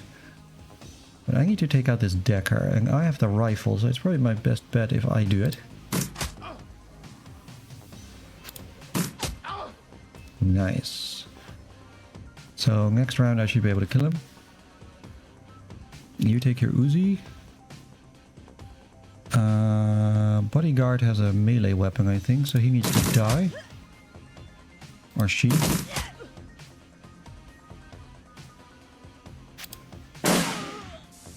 That's more like it. And then the friend the shaman needs to die also. Ow. Suppression. Suppression hurts my AP. Ooh, that's a crit. Not good. But I need to take you out first. Okay, so now all the chiphead people are no longer fighting, which is good.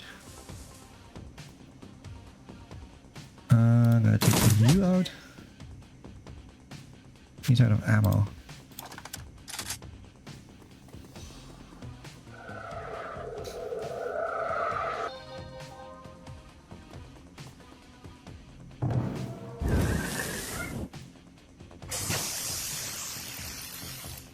Why is he attacking me? Oh, I see. Seems like I lost control of the Wind Dancer. Like if the shaman can't keep up control of the spirit, then the spirit will go berserk and like start attacking things. So now he's attacking the chiphead woman. I hope they don't blame me for that.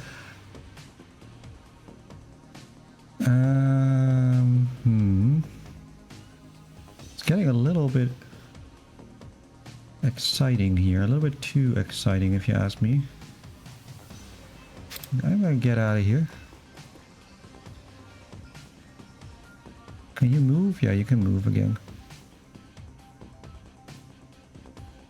Let's all get out of here a little bit.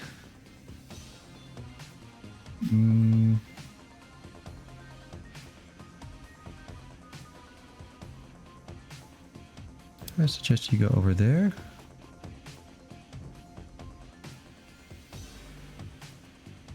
Coyote, you're kind of injured. Can you get over here? No. Where do we have cover here? It's not that easy to find a good cover spot. You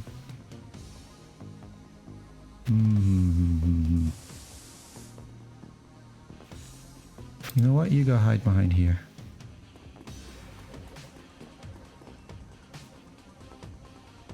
See, now I failed the objective because the freaking spirit killed that guy.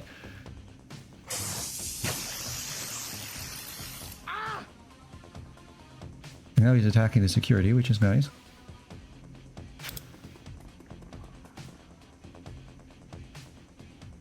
Alright, forcibly end the puppet BTLs. Even though I kind of did that anyway. This guy is not attacking me, that's good. So that just leaves the Yakuza Mage and the BTL Security. That's already doing not so great. Let's take him out. Let's take you out.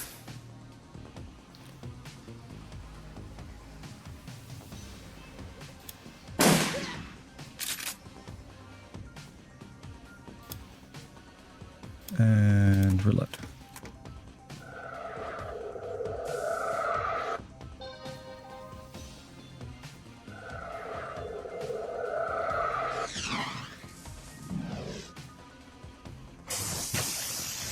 Ow.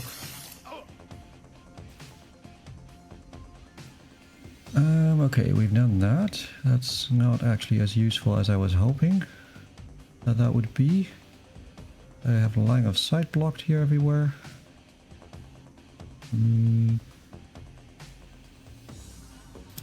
Guess we go over here.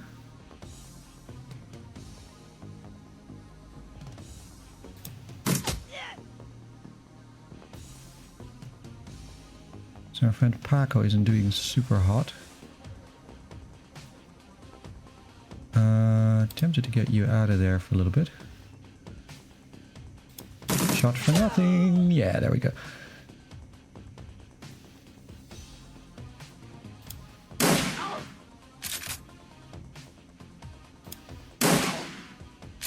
There we go.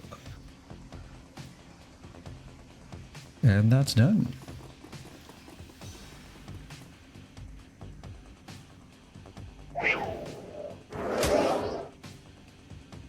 Except the stupid spirit is still here and still needs to die.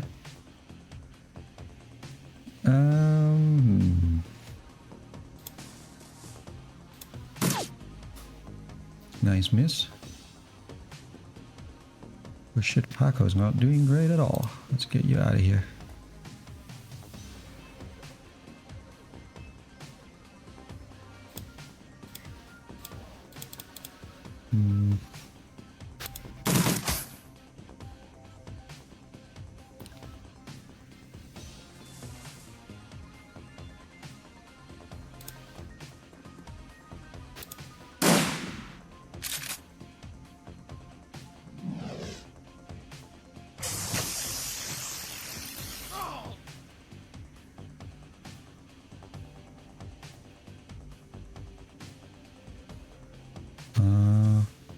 Kind of ironic that this spirit is doing a lot more of a number on me than the enemies did. God damn it. There we go. Much better.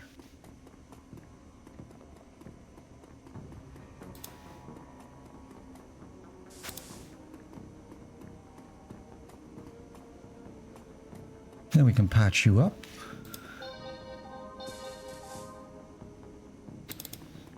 And we're done with that. Good, and we can talk to Gina. It'd be funny if it was like a soft lock situation where the spirit kills Gino and you can't actually make progress. So eject the BTL. Looks confused, worse than other chip heads. Has been vomiting on his shirt and mom's spaghetti and all that, and his words are slurred. Well, what the hell? Who slotted me out? Who fragging slotted me out? Gino, it's me. It's Carla. Slot me back in, goddammit. This is bullshit. I don't want to be here anymore. Slot me back in. Gino? No. Coyote, be careful. Pulls a gun. Gino starts waving a gun around. Back off! Just back the hell off! Yeah, maybe let's back off. What the hell's wrong with you people? We're trying to help you. This is the way you help me? Look at this place. Look at me. Oh God, look at me. We'll go slow.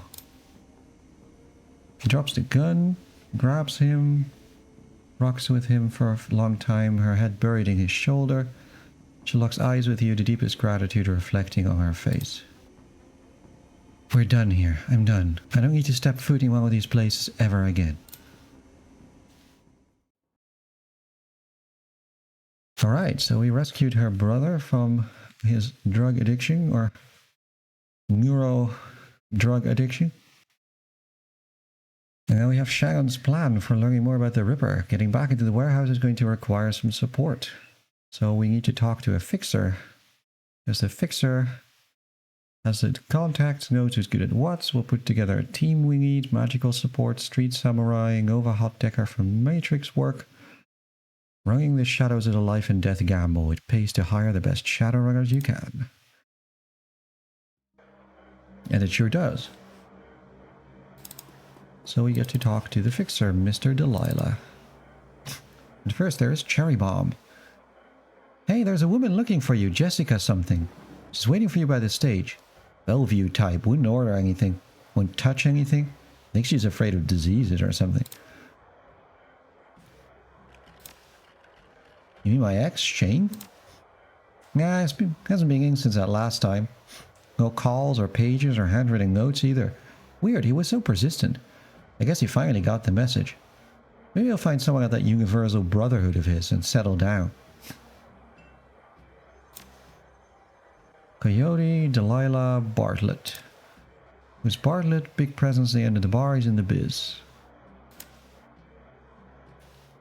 Blah blah blah blah. Alright, cool. This is Van Grazen. Here's John Bartlett. Hey guy, what's shaking? It's everything to me, Ome. We could do business. Heard of the Nephilim Network? An illegal guy like you has heard of the Premier Merc team. Sure. Cost a bit more than the common rabble, but we're worth it. Okay, that's exciting.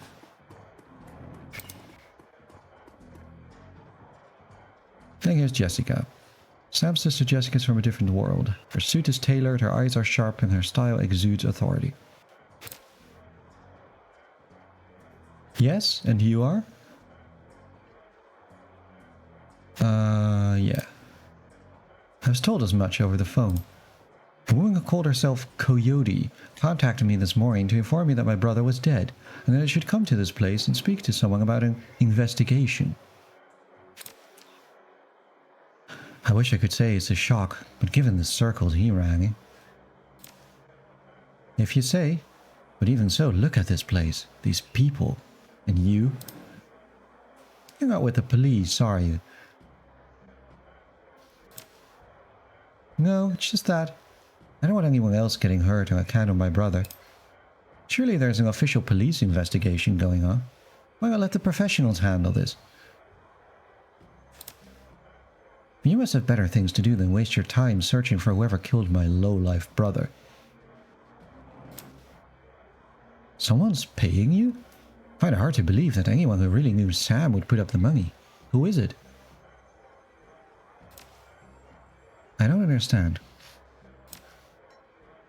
Am I to believe that my drunken sot of a brother hired you to find the person who killed him after he died? I left Seattle to get away from Sam and his bullshit. Now I'm back, he's dead, and I still have to deal with him. Listen to me. You seem like a decent person, but I'm trying to move on with my life. Our mother killed herself last year, and Sam... Well, Sam was Sam, you know? I've worked so hard to put my family issues behind me. I don't want to see this drag on.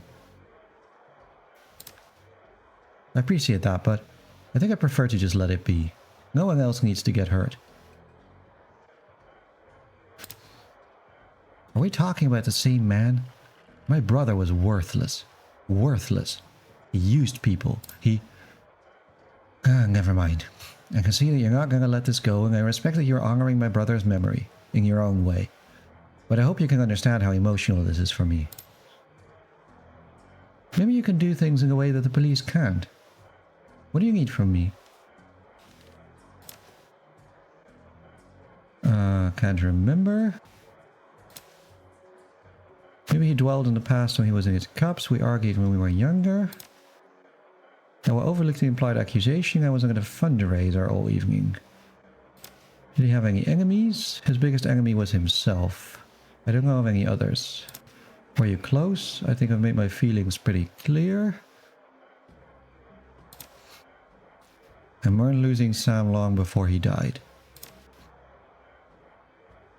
Where did you find this? I can't believe he kept this. We were twins, partners in crime, best friends. Things were different back then. We were different. We were a family. Then after our father died, things began to change, and we couldn't get back to a new normal. With our dad around, there was always a reassuring order to our lives. But after, everything got mixed up. You can never really appreciate the importance of a person in your life until they're gone. Sam tried to be the man of the house. He truly did, but he couldn't handle it, and pretty soon he had spent every dime of our father's life insurance. Every dime. After that was gone, with Mom working 2 or 3 jobs, he spent all of her money too. I couldn't stand the way he abused her trust, so finally I just had to leave. May I keep this? Okay, she was a devout Catholic. She sacrificed her life for Sam and me. But she turned a blind eye to what Sam was becoming. We drifted further and farther apart. I wasn't here when she died. I didn't even know about it until I returned to Seattle. I was living in Calfree, which is like the independent state of California in the Shadowrun setting. Because they have all these like splinter countries. The United States, quite correctly of course, has fallen apart into like, I don't know, 7, 8, 9 countries, as it really should do. And one of them is Free California. There is a full conversion mod. I think it's for Dragonfall that I played, which is like a whole new story basically set within the Dragonfall engine, if you will, that somebody made. And I played through it. It was really good. And that was set in Calfree. New York City no longer forgives me. Look, New York City is all about telling like hard truths, right? It's all about being direct and honest. I feel like me and New York City get along, and sometimes the hard truths are about America, you know? There's less of what brought me here than what made me leave here. I felt lost in Seattle, so I moved to California to see if I could find myself.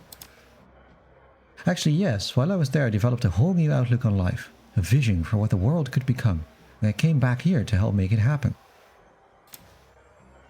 It's kind of odd that we don't ask what that is. Yushinga, I'm reinterring my mother's body tomorrow. I'm arranging to have Sam buried with her. Funerals tomorrow at Our Lady of the Blessed Sacrament. 7 o'clock, you're more than welcome to attend. Goodbye. Hope you find what you're looking for. Stay safe. Alright, that is interesting. One of the fun things I think about, which is also true in The Longest Journey, I guess, about the setting is that they, unlike what a lot of people do, they have like new religions and so on, but they keep the old ones as well. So the existing religions are still around, which feels in a way more realistic. They don't fully die out. Do I have enough karma to do anything useful with it? Excuse that scrolling up and down. Could make my spirit summoning better. Could be useful. Give myself some spirit control. Why not?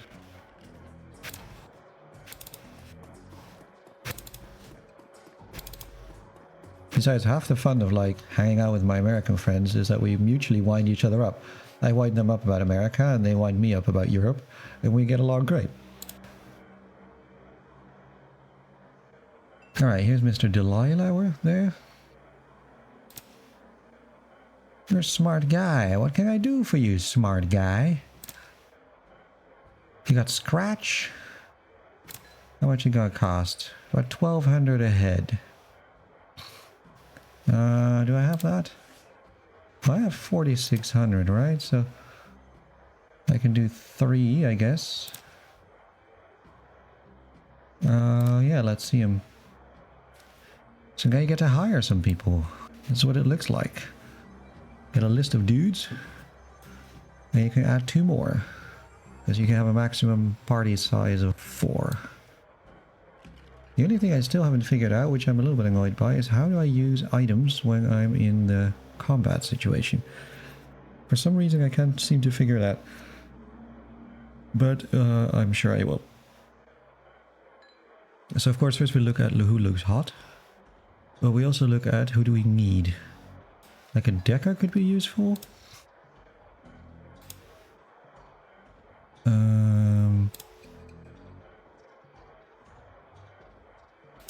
He has a Uzi and a thing. She has a machete and a pistol. Matrix Courier. I don't know if we need a decker. I have actually no idea, but I'm going to assume that we do. Because we haven't really used decking at all yet. What are you? You're a shaman, right? Yeah. I'm the street samurai. So we have a decker. Let's go with this lady because she looks like the goth girlfriend. And then could use a rigger, I could use a mage, or maybe. So this is a guy who's good with an adept. I think is like melee and magic. Or it might just be magic. Not too sure, but there's also mage. Kind of want like 2 like combat heavy guys, I think. This guy's a shaman. So we have Johnny Boy, who also has the hot outfit. And we have Jesse Blue. You know, I can't have somebody upstaging me, so let's go for Jesse Blue. So we have our decker, we have our shaman, we have our samurai, and we have me. I think that should do the job a bit.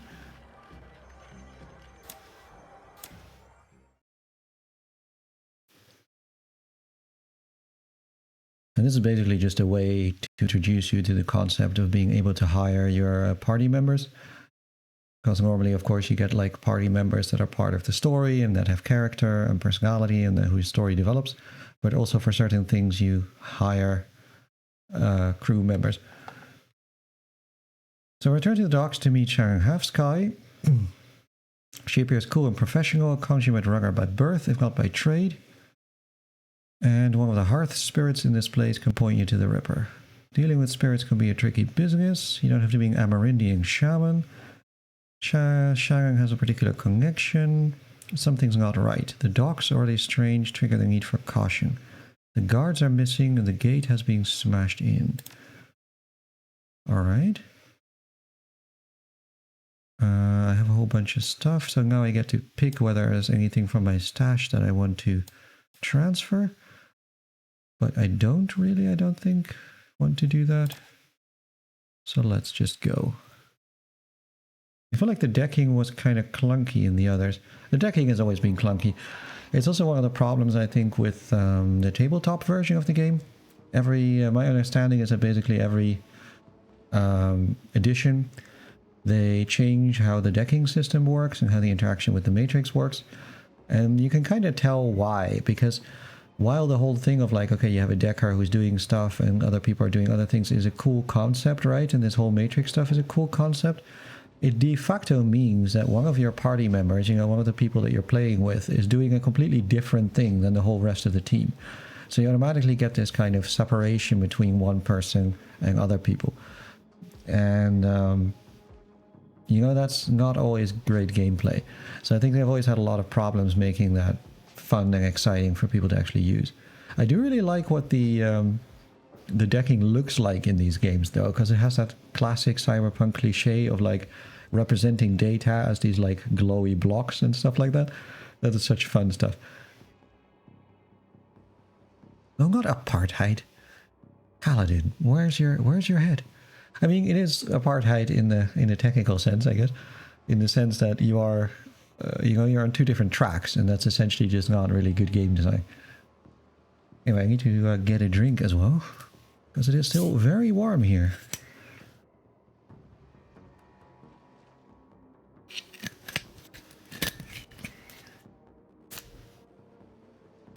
Yeah, it does. You're right. It does mean separateness. It's Dutch and also an Afrikaans word. The thing is, though, you wouldn't really use it in Dutch. I mean, firstly, because now, of course, it has a really strong political connotation, but also it's kind of a really clunky derivation. So it's like kind of like, separating this. That already sounds a little weird, right? And apartheid sounds similarly clunky in Dutch. Alright, a bunch of mercs have locked down the area. I don't think they're here for us. There's something worth a bit of coin in the warehouse. Any chance we can sneak past? Probably not. Alright, I guess we're going to do a lot of shooting. Actually, before we do shooting, I'm still going to have a look at the combat and see if I cannot find out how to use consumables.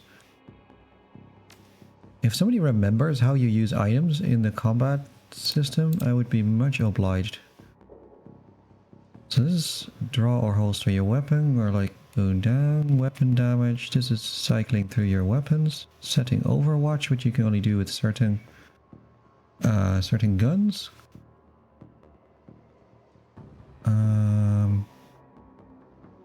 Or do you just do it from the inventory? Because I feel like in the sequels you have like a little inventory thing that you can use. English loanwords are clunky, you say? No, I mean actually, like, the word separateness sounds weird, right? In English, it's like it's not wrong, but it's like it's a bit awkward. Lose health, buffs, debuffs. Yeah, we know all that. Character icons, AP, zoom in and out. Stash can be accessed before level begins or at a home base location. That's cool. Quick save. Out of combat, in combat. Is it just me, or does it literally not say anywhere how you use items? If somebody knows how you use items in combat, I want to know. Go away.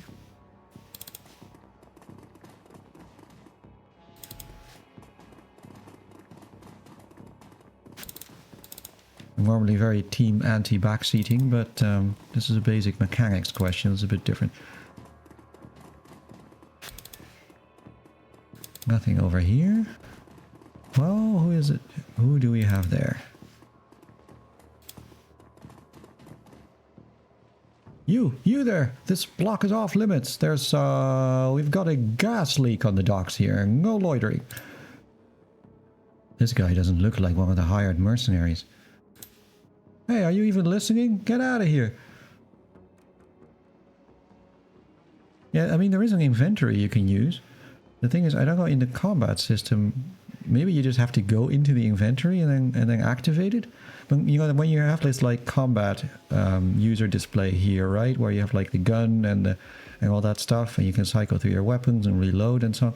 I don't see anything there for using quick item. You should be able to use like med packs, right? Look, guy, I didn't want to have to do this. Okay, so I didn't have any good way of... How did he miss that? See, so you have this here. And this is cycling through my weapons. And like, where is the item use? I just don't know. I just have to go into my inventory. But if I click I, also nothing happens. I can go into my inventory here. And then it says basic medkit equipped. Right? But there doesn't seem to be any way of actually using it. So there clearly is some button or something that I'm missing, but I don't know what it is. If someone can look it up for me, I would be much obliged. While I deal with Scrongy Guard. What are you calling weak?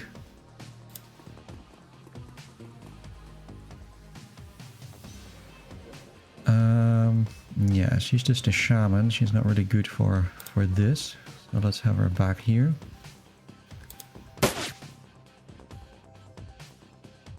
Here's Karngal with all capital letters.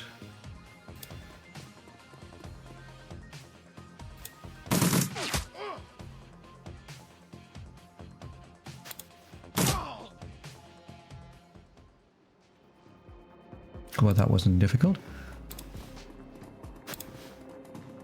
4-on-1 seems a little unfair in terms of action economy. But I'm not complaining. Let's check the perimeter, make sure that there's nothing hanging out here, no surprises. Also, look at the amount of effort that they put into like all these items and all these designs and all this stuff that they put in here just to be background. With these games, I'm really in awe of like the art design and just the amount of effort and resources they put into it. It's honestly, in my opinion, a lot better than like Xenonauts, where you have 6 maps that repeat again and again.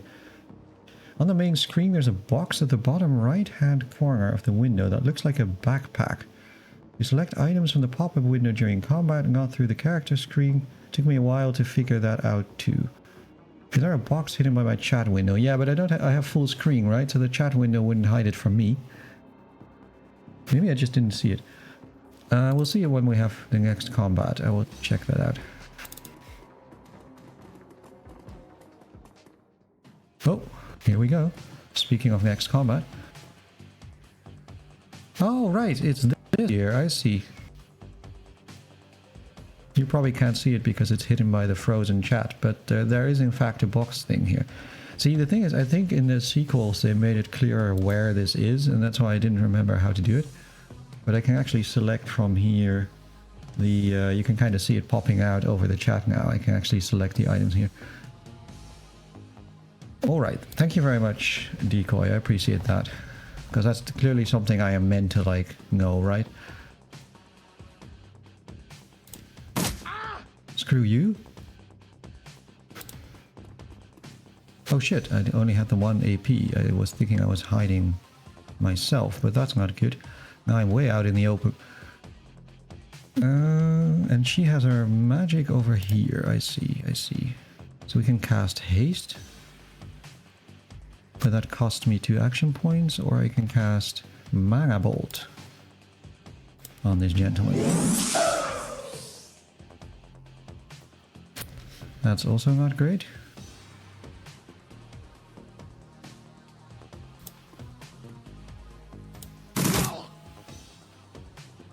I'm a little exposed here. I'm not too fond of that. I thought I had an extra action point, but I clearly don't. Here's the other Shadowrunner. So let's get you over here to be the flank. And there's a lot of them, sire. See, one thing I also really like about these large maps is that you can really do tactical stuff where it's like you flank around, you make sort of, you maneuver around different sides, you spread your party or keep them together as depends on the situation. It really makes it feel very dynamic. So this guy is blocked.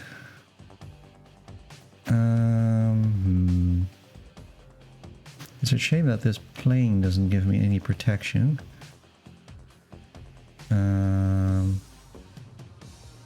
Tempted to go run over here, maybe.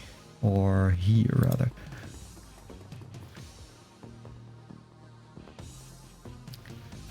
Now let's have Sharon cast haste on me. Which means I getting extra action point. And I can use that now to shoot at this dude. Now we have our goth girlfriend up. She is gonna... what is she gonna do? She's also blocked here. So let's have her join me. And Jessie Blue. Ah, you gotta do better than that. Backup one. Whoa. Okay, they're all moving and spending all their turn moving. That suits me just fine. I feel like this gentleman needs to die rather quickly. Yeah, I'm gonna shoot you in the back. Why is that only 73%? You kind of need to die a lot. Great. 3 weak attacks.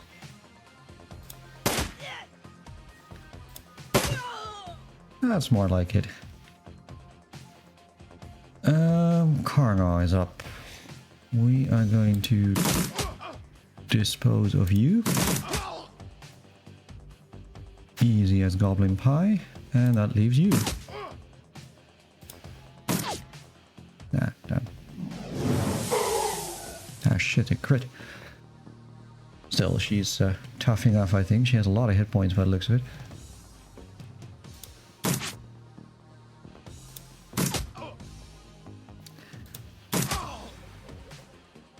Nice. Dogs become eerily silent.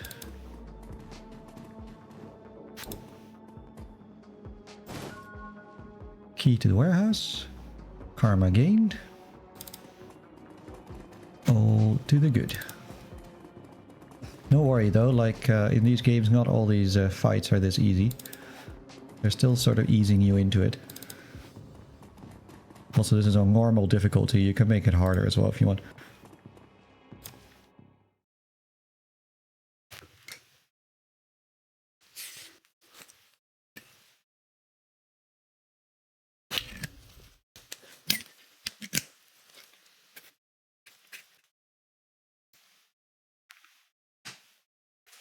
Alright, we head inside the darkened warehouse. Her eyes have far-off gaze associated with looking into the astral plane. And here we get some background lore. When the world changed, you see, the Native American tribes made a resurgence as well. So the Salish Shikausen now represents 8.6 million Amerindians. Salish, Makas, Sinkarach and others, blah blah blah, adapted to the awakening better than other nations because they have a deeper connection to the world, you see. This is incredibly cringe, but that's official Shadowrun lore. You notice her shift in her focus as she returns to the present. But since this game is all about like having fun with tropes, I mean Shadowrun as a game or as a setting, in a way it's like a little less offensive than it otherwise would be. But it's still a little bit, you know.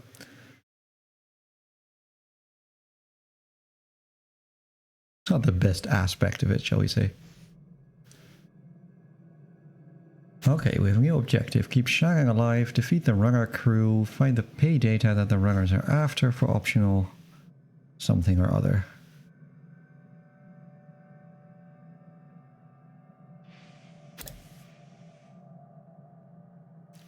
So we're immediately in combat again. I do like this game. It's pretty combat heavy and it's fun because the combat is great. Yeah, so we have an adept here. That's a mage with melee. We have a Shadowrunner, we have another Shadowrunner. So first we're going to shoot you and miss. Great, good start.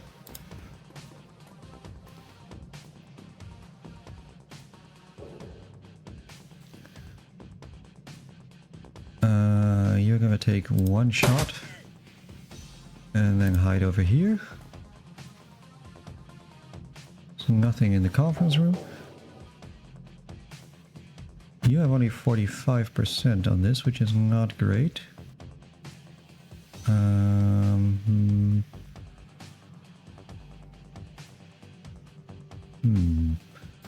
Let's put you over here. And then do that.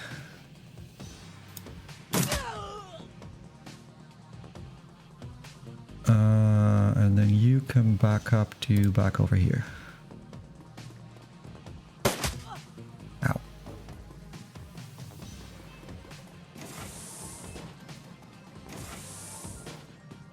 Okay, this guy is trying to go for the melee, but he's exposing himself quite a lot. Let's hope we can deal with him. Actually, what I will do is I will have you cast haste on me again.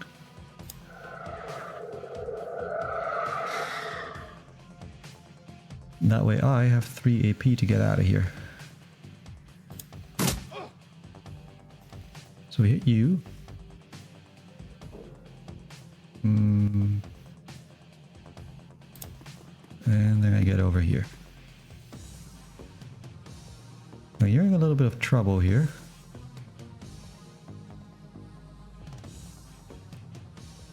Do we have a grenade? You do not have a grenade. You can deck something, but it's not very useful. I guess you're just gonna have to kill him. But maybe we can find you a better place to do it from. Like, say, over here.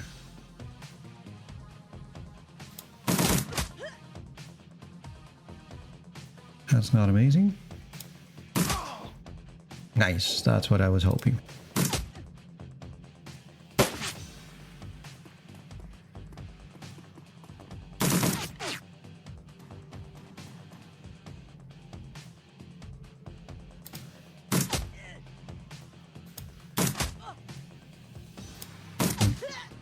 Thanks to this positioning,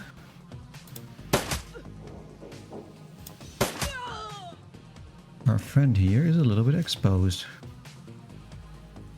You get over here, so we can keep an eye on what these guys are doing. Shot for nothing. That's a hit. Another shot for nothing. That's also a hit.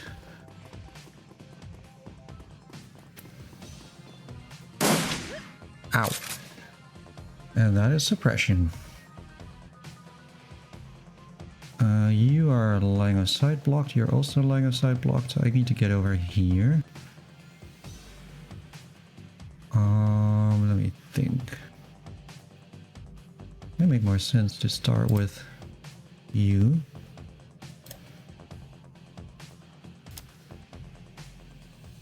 You cannot cast anything either. So that's not very useful. Do you have anything else on you? You have a nature elemental you can summon. That's not a bad idea. Let's do that.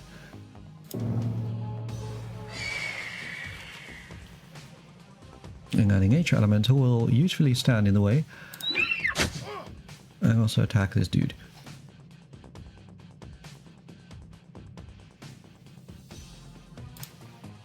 Which then gives me the opportunity to bail out here. And hit you. Meanwhile, our goth girlfriend is gonna finish him off. And then do that guy.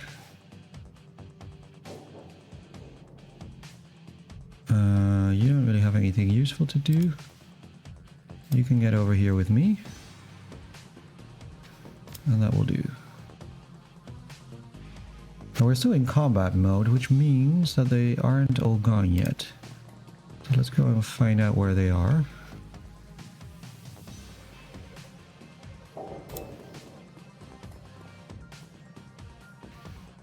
She's out of ammo, let her reload. Then she can join me here. She's a little bit injured, but she'll be fine, I think. Go hang out behind this table.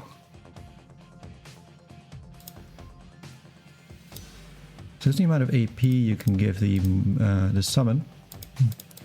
And the more AP you give them, the more chances also is that they escape. So I think 2 will be just fine. And then the spirit can go... You can also kill the spirit, I think, at will. Let's have the spirit out here. Like a weird sort of like dodo kind of thing. And then I will open the door and see what's to be seen in there. I think my haste ran out.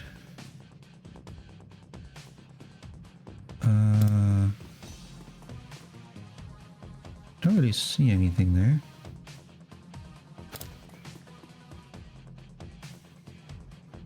You go in there. There doesn't appear to be anything here. Okay, cool. Get back here. Jesse Blue, you can go look in this other room.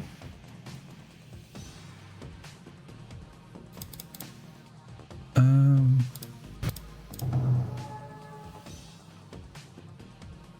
then our little friend here can go somewhere useful, like...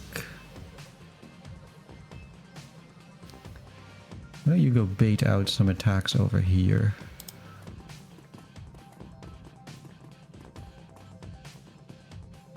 Okay, there's nobody in the toilet block.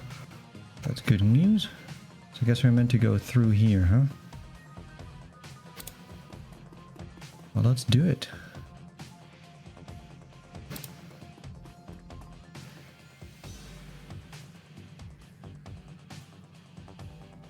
Get you over here.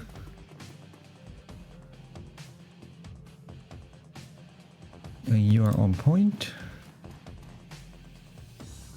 And you can wait a turn.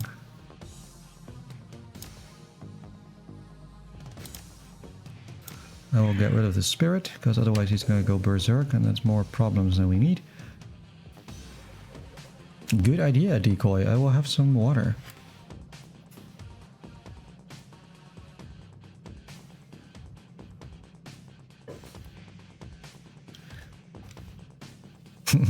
And more water.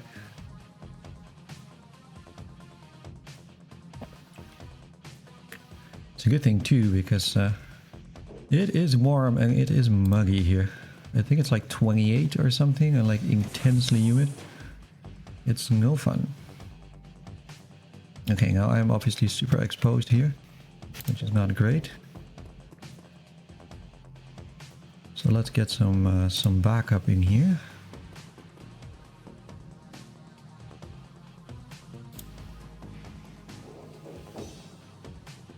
Still nobody? Okay. Hide behind this thing. Hide behind that thing. Ah. There's the last dudes. That looks a lot like it. Let's get you over here. Now, Goth Girlfriend, you can go and hide behind this entrance stair. And you take a position over here also.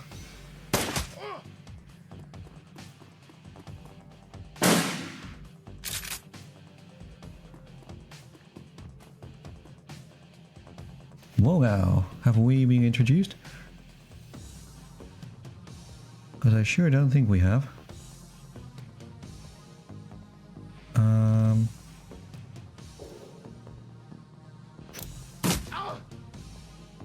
Crit you, get over here. Can you give me haste? No, you can't see us. That's unfortunate. Where can I put you? Don't really have anywhere good for you to go. Maybe here. If we can kill him, then she shouldn't be flanked. You don't have really a good shot at anybody here. Can try. That works. Move one up. Now Jesse Blue here. Has some better opportunities, but doesn't use them. Now.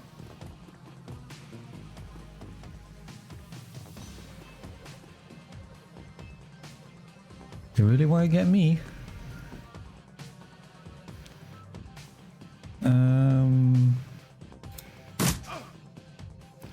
Get you out of here.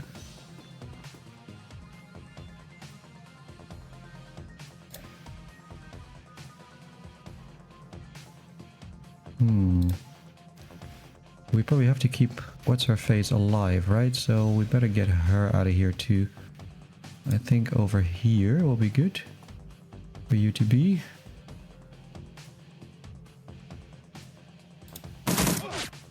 You take a shot. And then go here as well.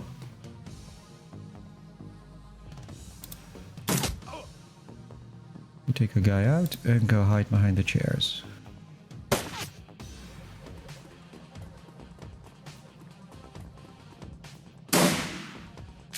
Orc may be tough. Maybe. Have yet to meet orc tougher than Bullet.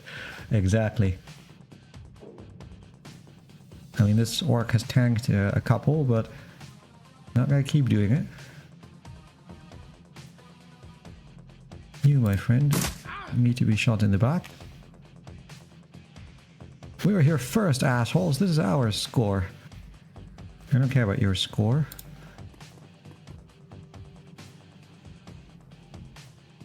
This is the score I think you'll find. Let's get you back here.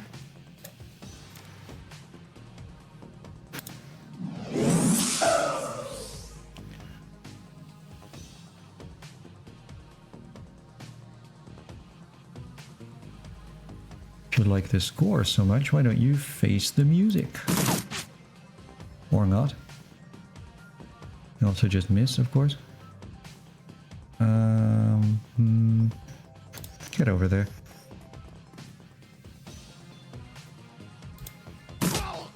That's more like it. Oh shit. Ow. The classic grenade.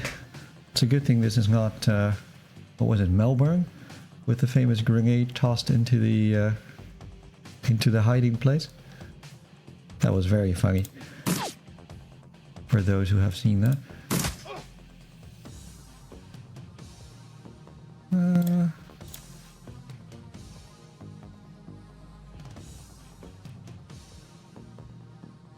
Oh, that's good. I remember my first character in tabletop. Elf Mage, first spell I cast made me pass out, says Boomer. There we go. Alright, let's go pick up the flight recorder that the guys are after, and then we will summon the spirit. What's the mechanism with passing out from magic again? I forget what the rule is. Oh boy, that doesn't look good. The air grows cold and the spirits of dead children coalesce from the vapor of your breath. Their cherubic faces are burned and their lips quiver as if they are about to cry. But their eyes are round and vacant and they glare at you now, unblinking. We are the innocents who have perished in the flames, choking on smoke as we fell from the sky, crying for our mothers. You bring anchors to your world, which was once home to us, and we will use them to testify. We no longer see the world of flesh seeker, only the essence and auras of living things. Words, though, words may echo through the veil, and sometimes we may hear them. Last night this place was filled with a scream that went on and on, drawing us to it. It was a man crying out for a witness as he died. And so we came to bear witness, but fled in terror before the malevolent spirit that profaned the man's remains. This spirit was other. It was not of this place. It had twisted its way through the veil and through the dark to come here. When the other had gone and we returned to our vigil, we found two creatures of flesh. One you would call an elf, unsullied by technology, and able to channel the energies of the cosmos. Yet his spirit was corrupted from within. He was dark and twisted, yet not like the other, so he did not flee. The second we knew to be a troll. Ribbons of his essence had been flayed from him, leaving cold machinery behind. His aura was the aura of one simple and confused. Between elf and troll lay the remains of a man whose sister now chanced to us for justice. The elf, his essence remains in this place, where the man died. Something has been left behind. A small part of him, perhaps. No, we must not stay. They saw him. They were with him when he died.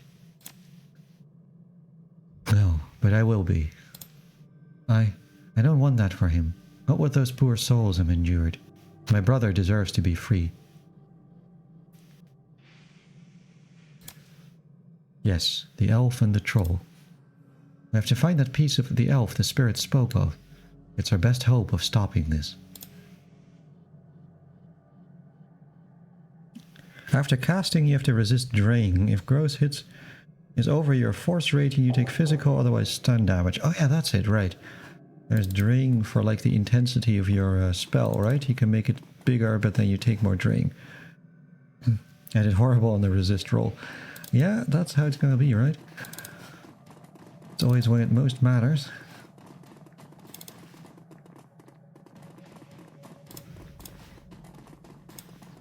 Is it anywhere here? Nothing going on here. Oh wait, I always have an icon.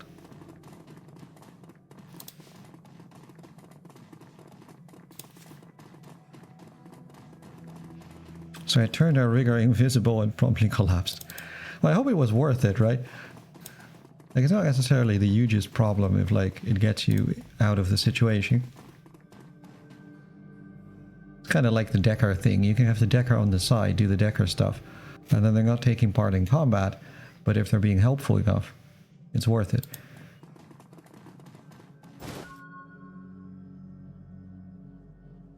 Blood. This is what the spirits wanted us to find. The piece of my brother's killer. Not much, but it's enough.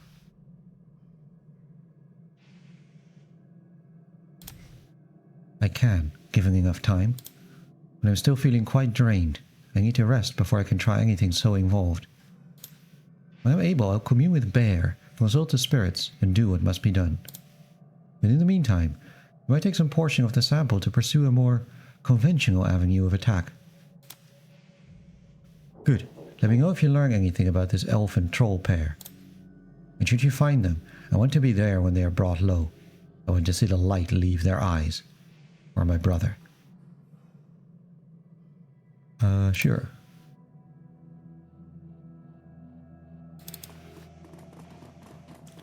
Okay, that's I think it for this segment. And back we go.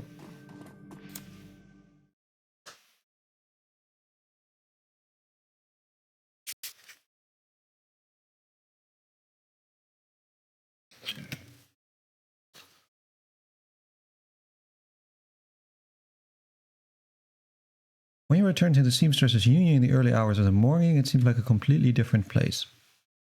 Bereft of the normal crowd that haunts it, the bar feels desolate, almost abandoned. It's eerie, like the back hallways of hotels and shopping malls. But you finally have a break in your case, a sample of the Ripper's blood. You just need to find someone to help you analyze it.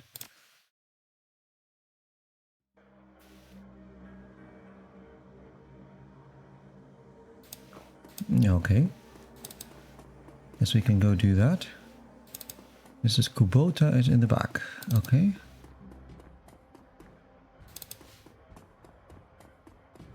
Mrs. Kubota and Coterie gather for breakfast with the lady herself doing the cooking. The smell of soy calf and something resembling sausages fills the room. Yeah, it's like I think officially canon in Shadowrun that like most animals have gone extinct and that real meat has become super expensive. And so everybody uses like synth stuff. Which honestly I think is the real future of meat, actually, in a positive way. That we can stop having to industrially farm animals, and we can just make fake meat. Yeah, and soy calf. Yeah, that's the other thing. It's like the fake coffee. More talk of the Ripper killings. Their hate crimes on account of the victims all being human. Elf and a troll doesn't mean the killings are racially motivated. People are too quick to label something a hate crime. The city is 66% humans. Close your eyes and throw a rock, you're more likely to hit a human. Doesn't make it a hate crime. Don't worry, I'm not going to start throwing rocks. Wouldn't want to reinforce the stereotype. I'll leave you to your business. Ohio, would you like some... Forgive me, Omae, but you look like hell. Any run you can walk away from is a good run.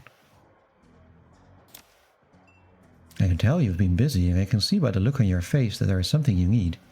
Is this about the Ripper? That is excellent. I will unlock the piano, so you may go downstairs.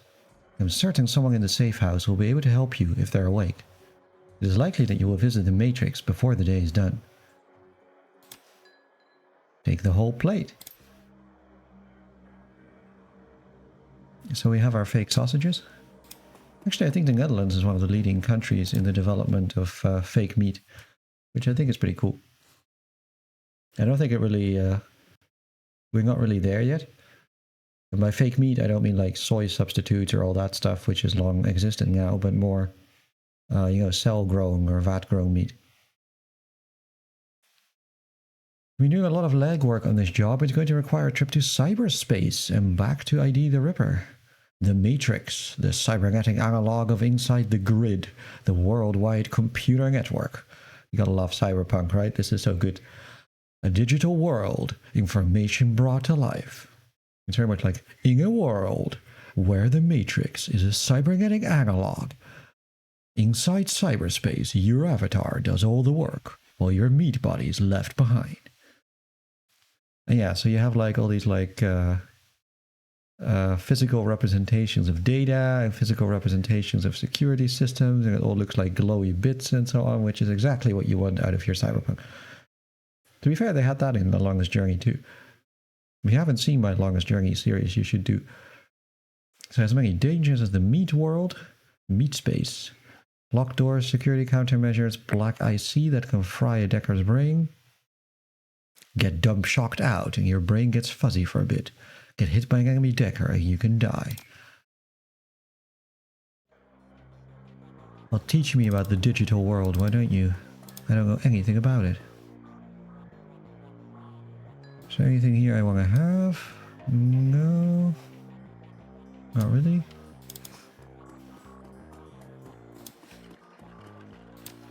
Do I have a bunch of karma I want to spend? Yes, I have 17. That is more than enough.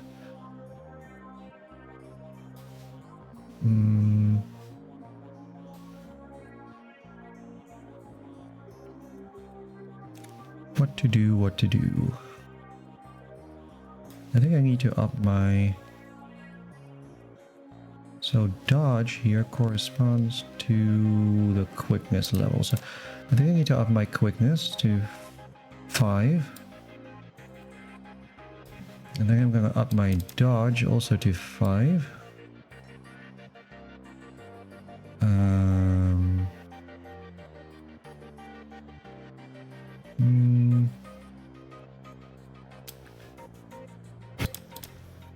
Could give myself this, then I get to pick a totem. The power of bear heals all friends. The power of cat gives you dodge. Power of coyote gives you quickness up. Power of eagle gives everybody extra to hit. Power of raccoon allows you to move further.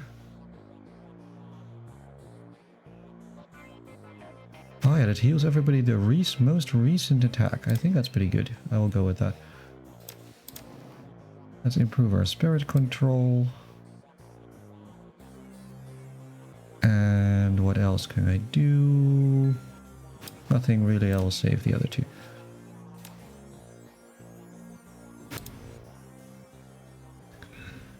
Morning, you look like you've been up all night. Look like you've seen some action too. You here to buy equipment? Fry can help you out. Doc Castle's equipment isn't really set up for that. However, I could employ a semiconductor chip. It could decode DNA using a voltage change instead of light. That would eliminate the use of highly expensive equipment that would be required otherwise. I just read a journal about it, so the information's still fresh. Frankly, it should be easy. What do you want to know about it? Oh, that's beyond me. Well, I can get used to gene code sequence. But that's where I come in. David, if you give me that code sequence, I'm pretty sure we can track its owner down via matrix run. Will do. Then we have the DNA you want to test. When David gives me the sequence, I'll jack in and help you trace the blood sample back to its source. No Drek? Wake up, Johnny boy, you've got work to do. And if you need any gear, I'll be right here. I just got a second wind. Meet you at my rig. Alright, I don't need any gear, I don't think.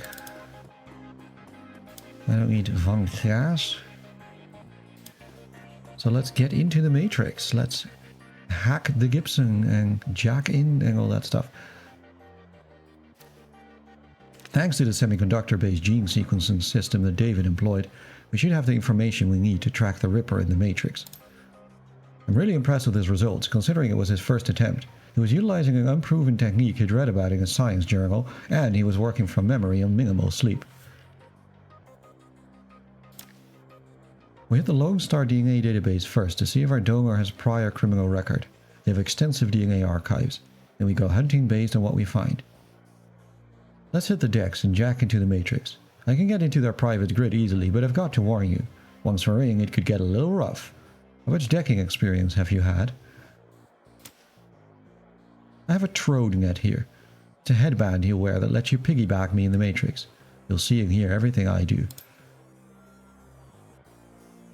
And now we're going to jack in, which is slightly different from the other jacking that you can do, but not that different. So basically you have your program that you use, or your hardware that you use to jack in, which gives you various things you can use. It gives you a certain amount of hit points, which is your IP, gives you a different AP, and then you have like aggression and healing and other things that basically works like magic. But I mean, look at this. Isn't this the Matrix? Isn't this like the most bullshit cyberpunk thing that you've seen? And the music is really good too.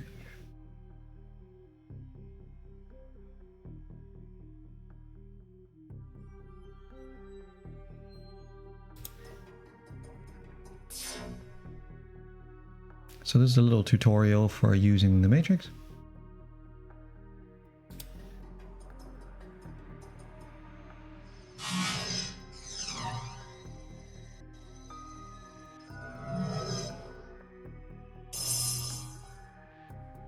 And so these are the bad guys. They're basically, this is literally like the security systems of the computers. White Sentry, White IC, White IC. And they literally just fly around and shoot, I don't know what they shoot at you. Hacking attempts? Digital balls? Something like that. And then you do it back to them. So I've got a medic, I've got sniffer, which increases my chance to hit.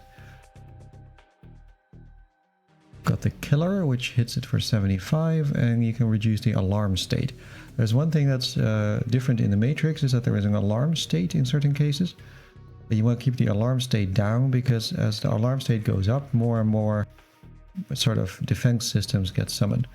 Which is kind of an interesting way of representing the idea of like trying to be undetected and trying to keep the security systems to not activate and so on.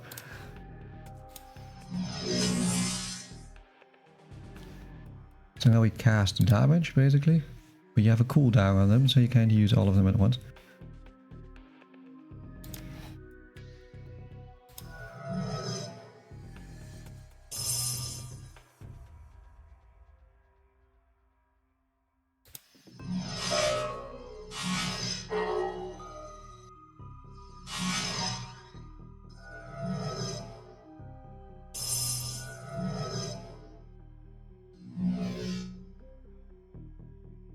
Yeah, and these are basically like mages, but like the sort of security system equivalent of mages, and they often cast things or do things that buff other things and debuff you. And there's also other types. There's like black IC and other things that are much more dangerous still. And let's get rid of you. We can heal ourselves up a little bit.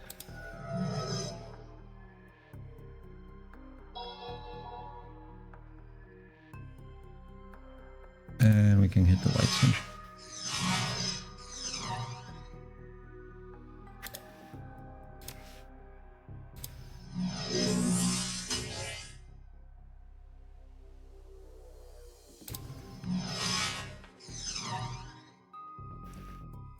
I got twice miss on 90%. That seems a little annoying.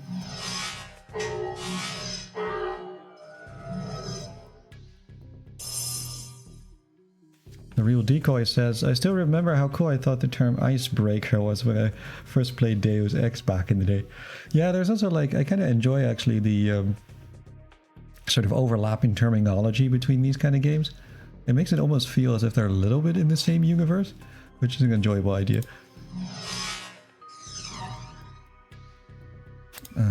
Okay. There we go. We still have cooldown on healing.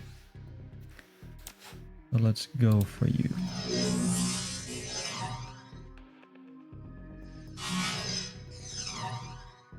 Sure, a lot of missing going on here. Yeah, basically this is what fighting in the Matrix looks like.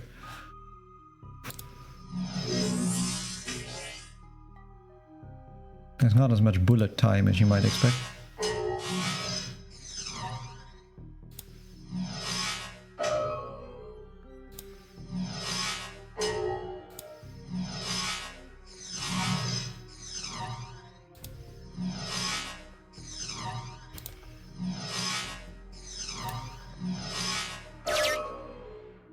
There we go. All done. And now we get to access the Lone Star data store, which just looks like a big pillar. Okay, we have a 100% match from the arrest records database. Subject Silas Forsberg, status deceased. Chop shop surgical assistant. That fits with the profile that the guy uses a scalpel. Priors breaking and entering 2 counts. Public indecency 1 count. Unlicensed plastic surgery.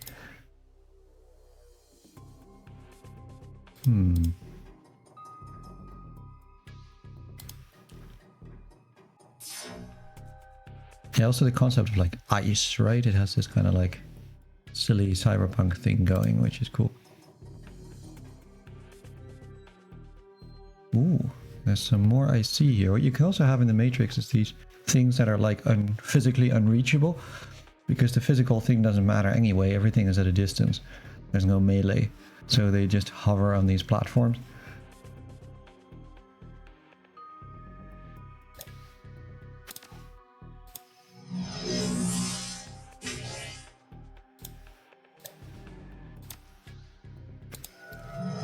So I give myself the packet sniffer, which actually consists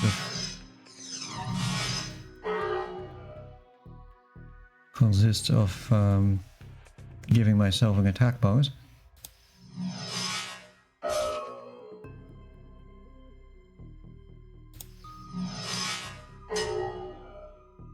No, it's legally distinct from Cyberpunk. Clearly, that's totally different.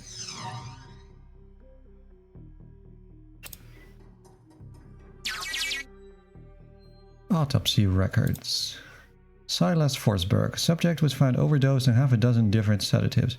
Several anxiety medications were also found in his system. That's relatable, right? Face was mutilated, possibly self-inflicted. Identity could not be confirmed due to disfigurement, dental records. Large puncture wounds found in places on the body, possibly large bore surgical needles. Body had been decomposing for several weeks. So that suggests that someone killed that guy and then took his identity or something like that.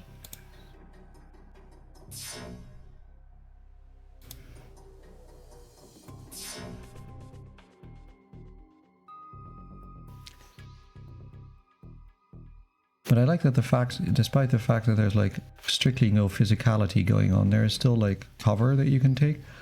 It doesn't make a lot of sense.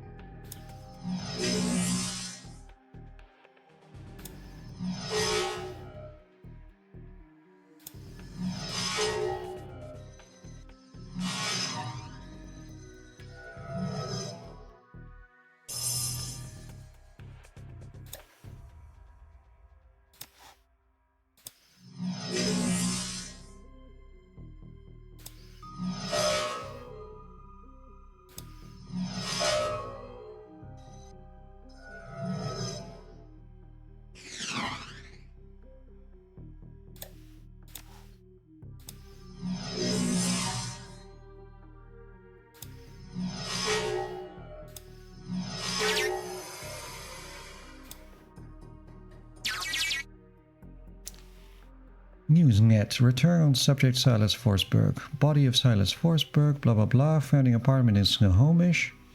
Body had been there for as long as a month when there was a rancid smell. Had been ruled a suicide. Massive puncture wounds, overdose. Man's employer says he was a dedicated employee but had bouts of depression. Attorney appointed to his estate had located a will, leaving all of his belongings to his psychiatrist. Identity of the psychiatrist has not been released. Okay, and now we can get out.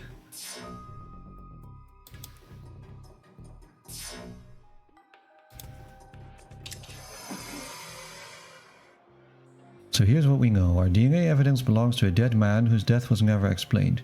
He worked with chop shops, which fits with the living guy that you've met. The Newsnet says he left his estate to his psychiatrist. Maybe finding out who this psychiatrist was will give us our next clue. My gut says we can deck into the medical board's records and reverse trace to find this doctor. You in? So let's do it. And now we get to do more of this.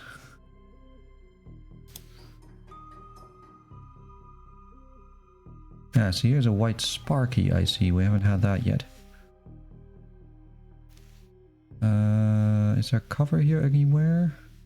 Not really.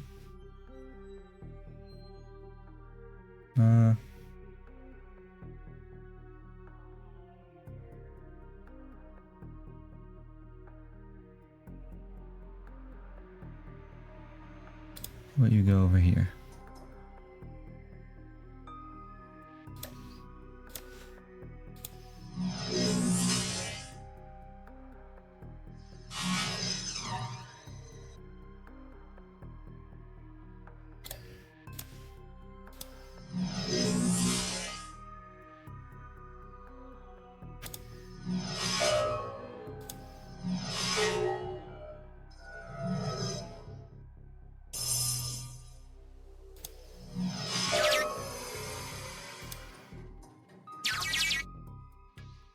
Searching medical records. Located. Pediatrician's entry. Child suffers from chronic depression, social anxiety because of physical abnormalities. Outbreak of changeling children with the aberrant physiology. There's no telling what sort of brain functions are affected. Upping dosage of sedatives. Yeah, that's what we were. Data missing or corrupted. Final entry, Dr. Henry Holmes. Isn't that the name of a serial killer? Like an actual real life one? Silas has overcome significant mental disorders and no longer goes through periods of violent episodes. Latest medication have proven especially effective. Being treated by another elf has impacted treatment. Doesn't have emotional boundary. His hero worship exhibits himself in the form of mimicked speech patterns and adopting my dress. I'm assigning another doctor to his case. Ah, okay. So basically the sense that you get is like, this guy is a psychopath and he killed his psychiatrist and has taken the identity of his psychiatrist.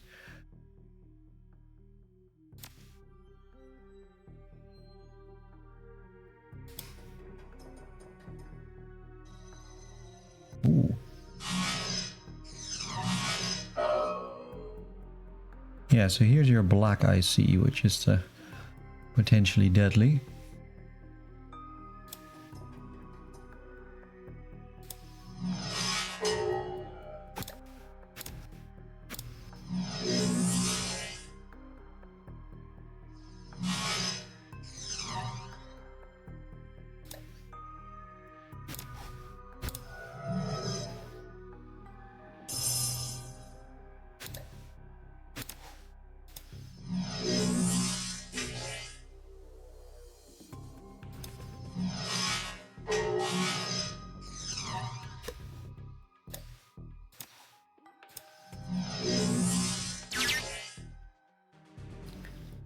Even though that is a piece of cake.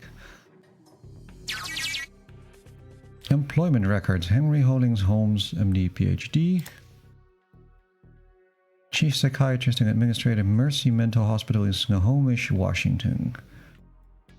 In the UCAS. Previous employers, psychiatrist in residence, attending psychiatrist, private practice. Okay. So that's all we need to know.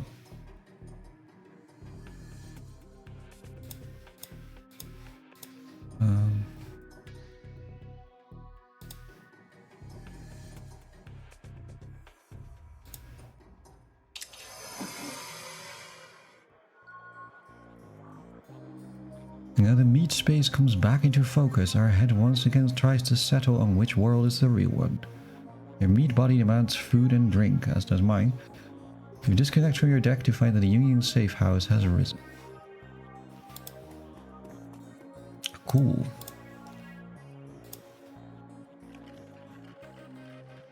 Okay, we talk to David. Any luck in there? We find an exact match for the DNA, but is linked to a dead chop shop assistant by the name of Silas Forsberg. But I have my theories, but what do you think? Faked his death, I think.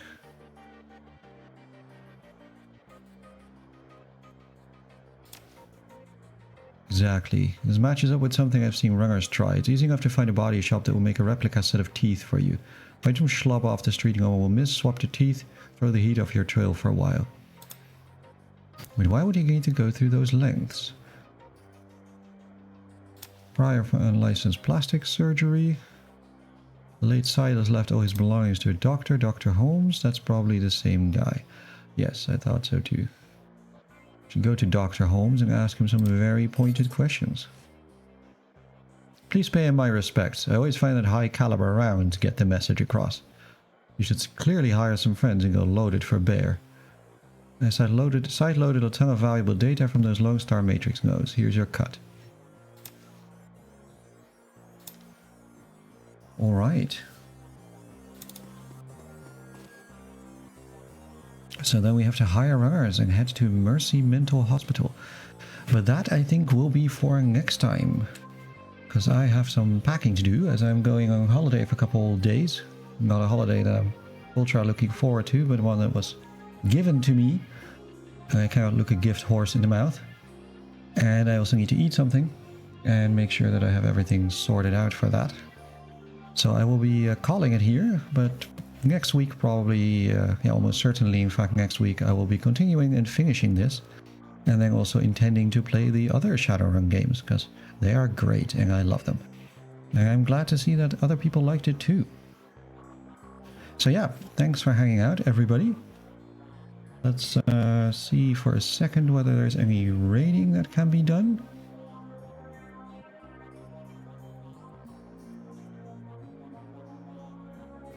Yeah, fun, right? Okay, I will see if we can raid Dark Young, who is playing Redfall, which I've heard is an absolutely garbage game, so that could be amusing.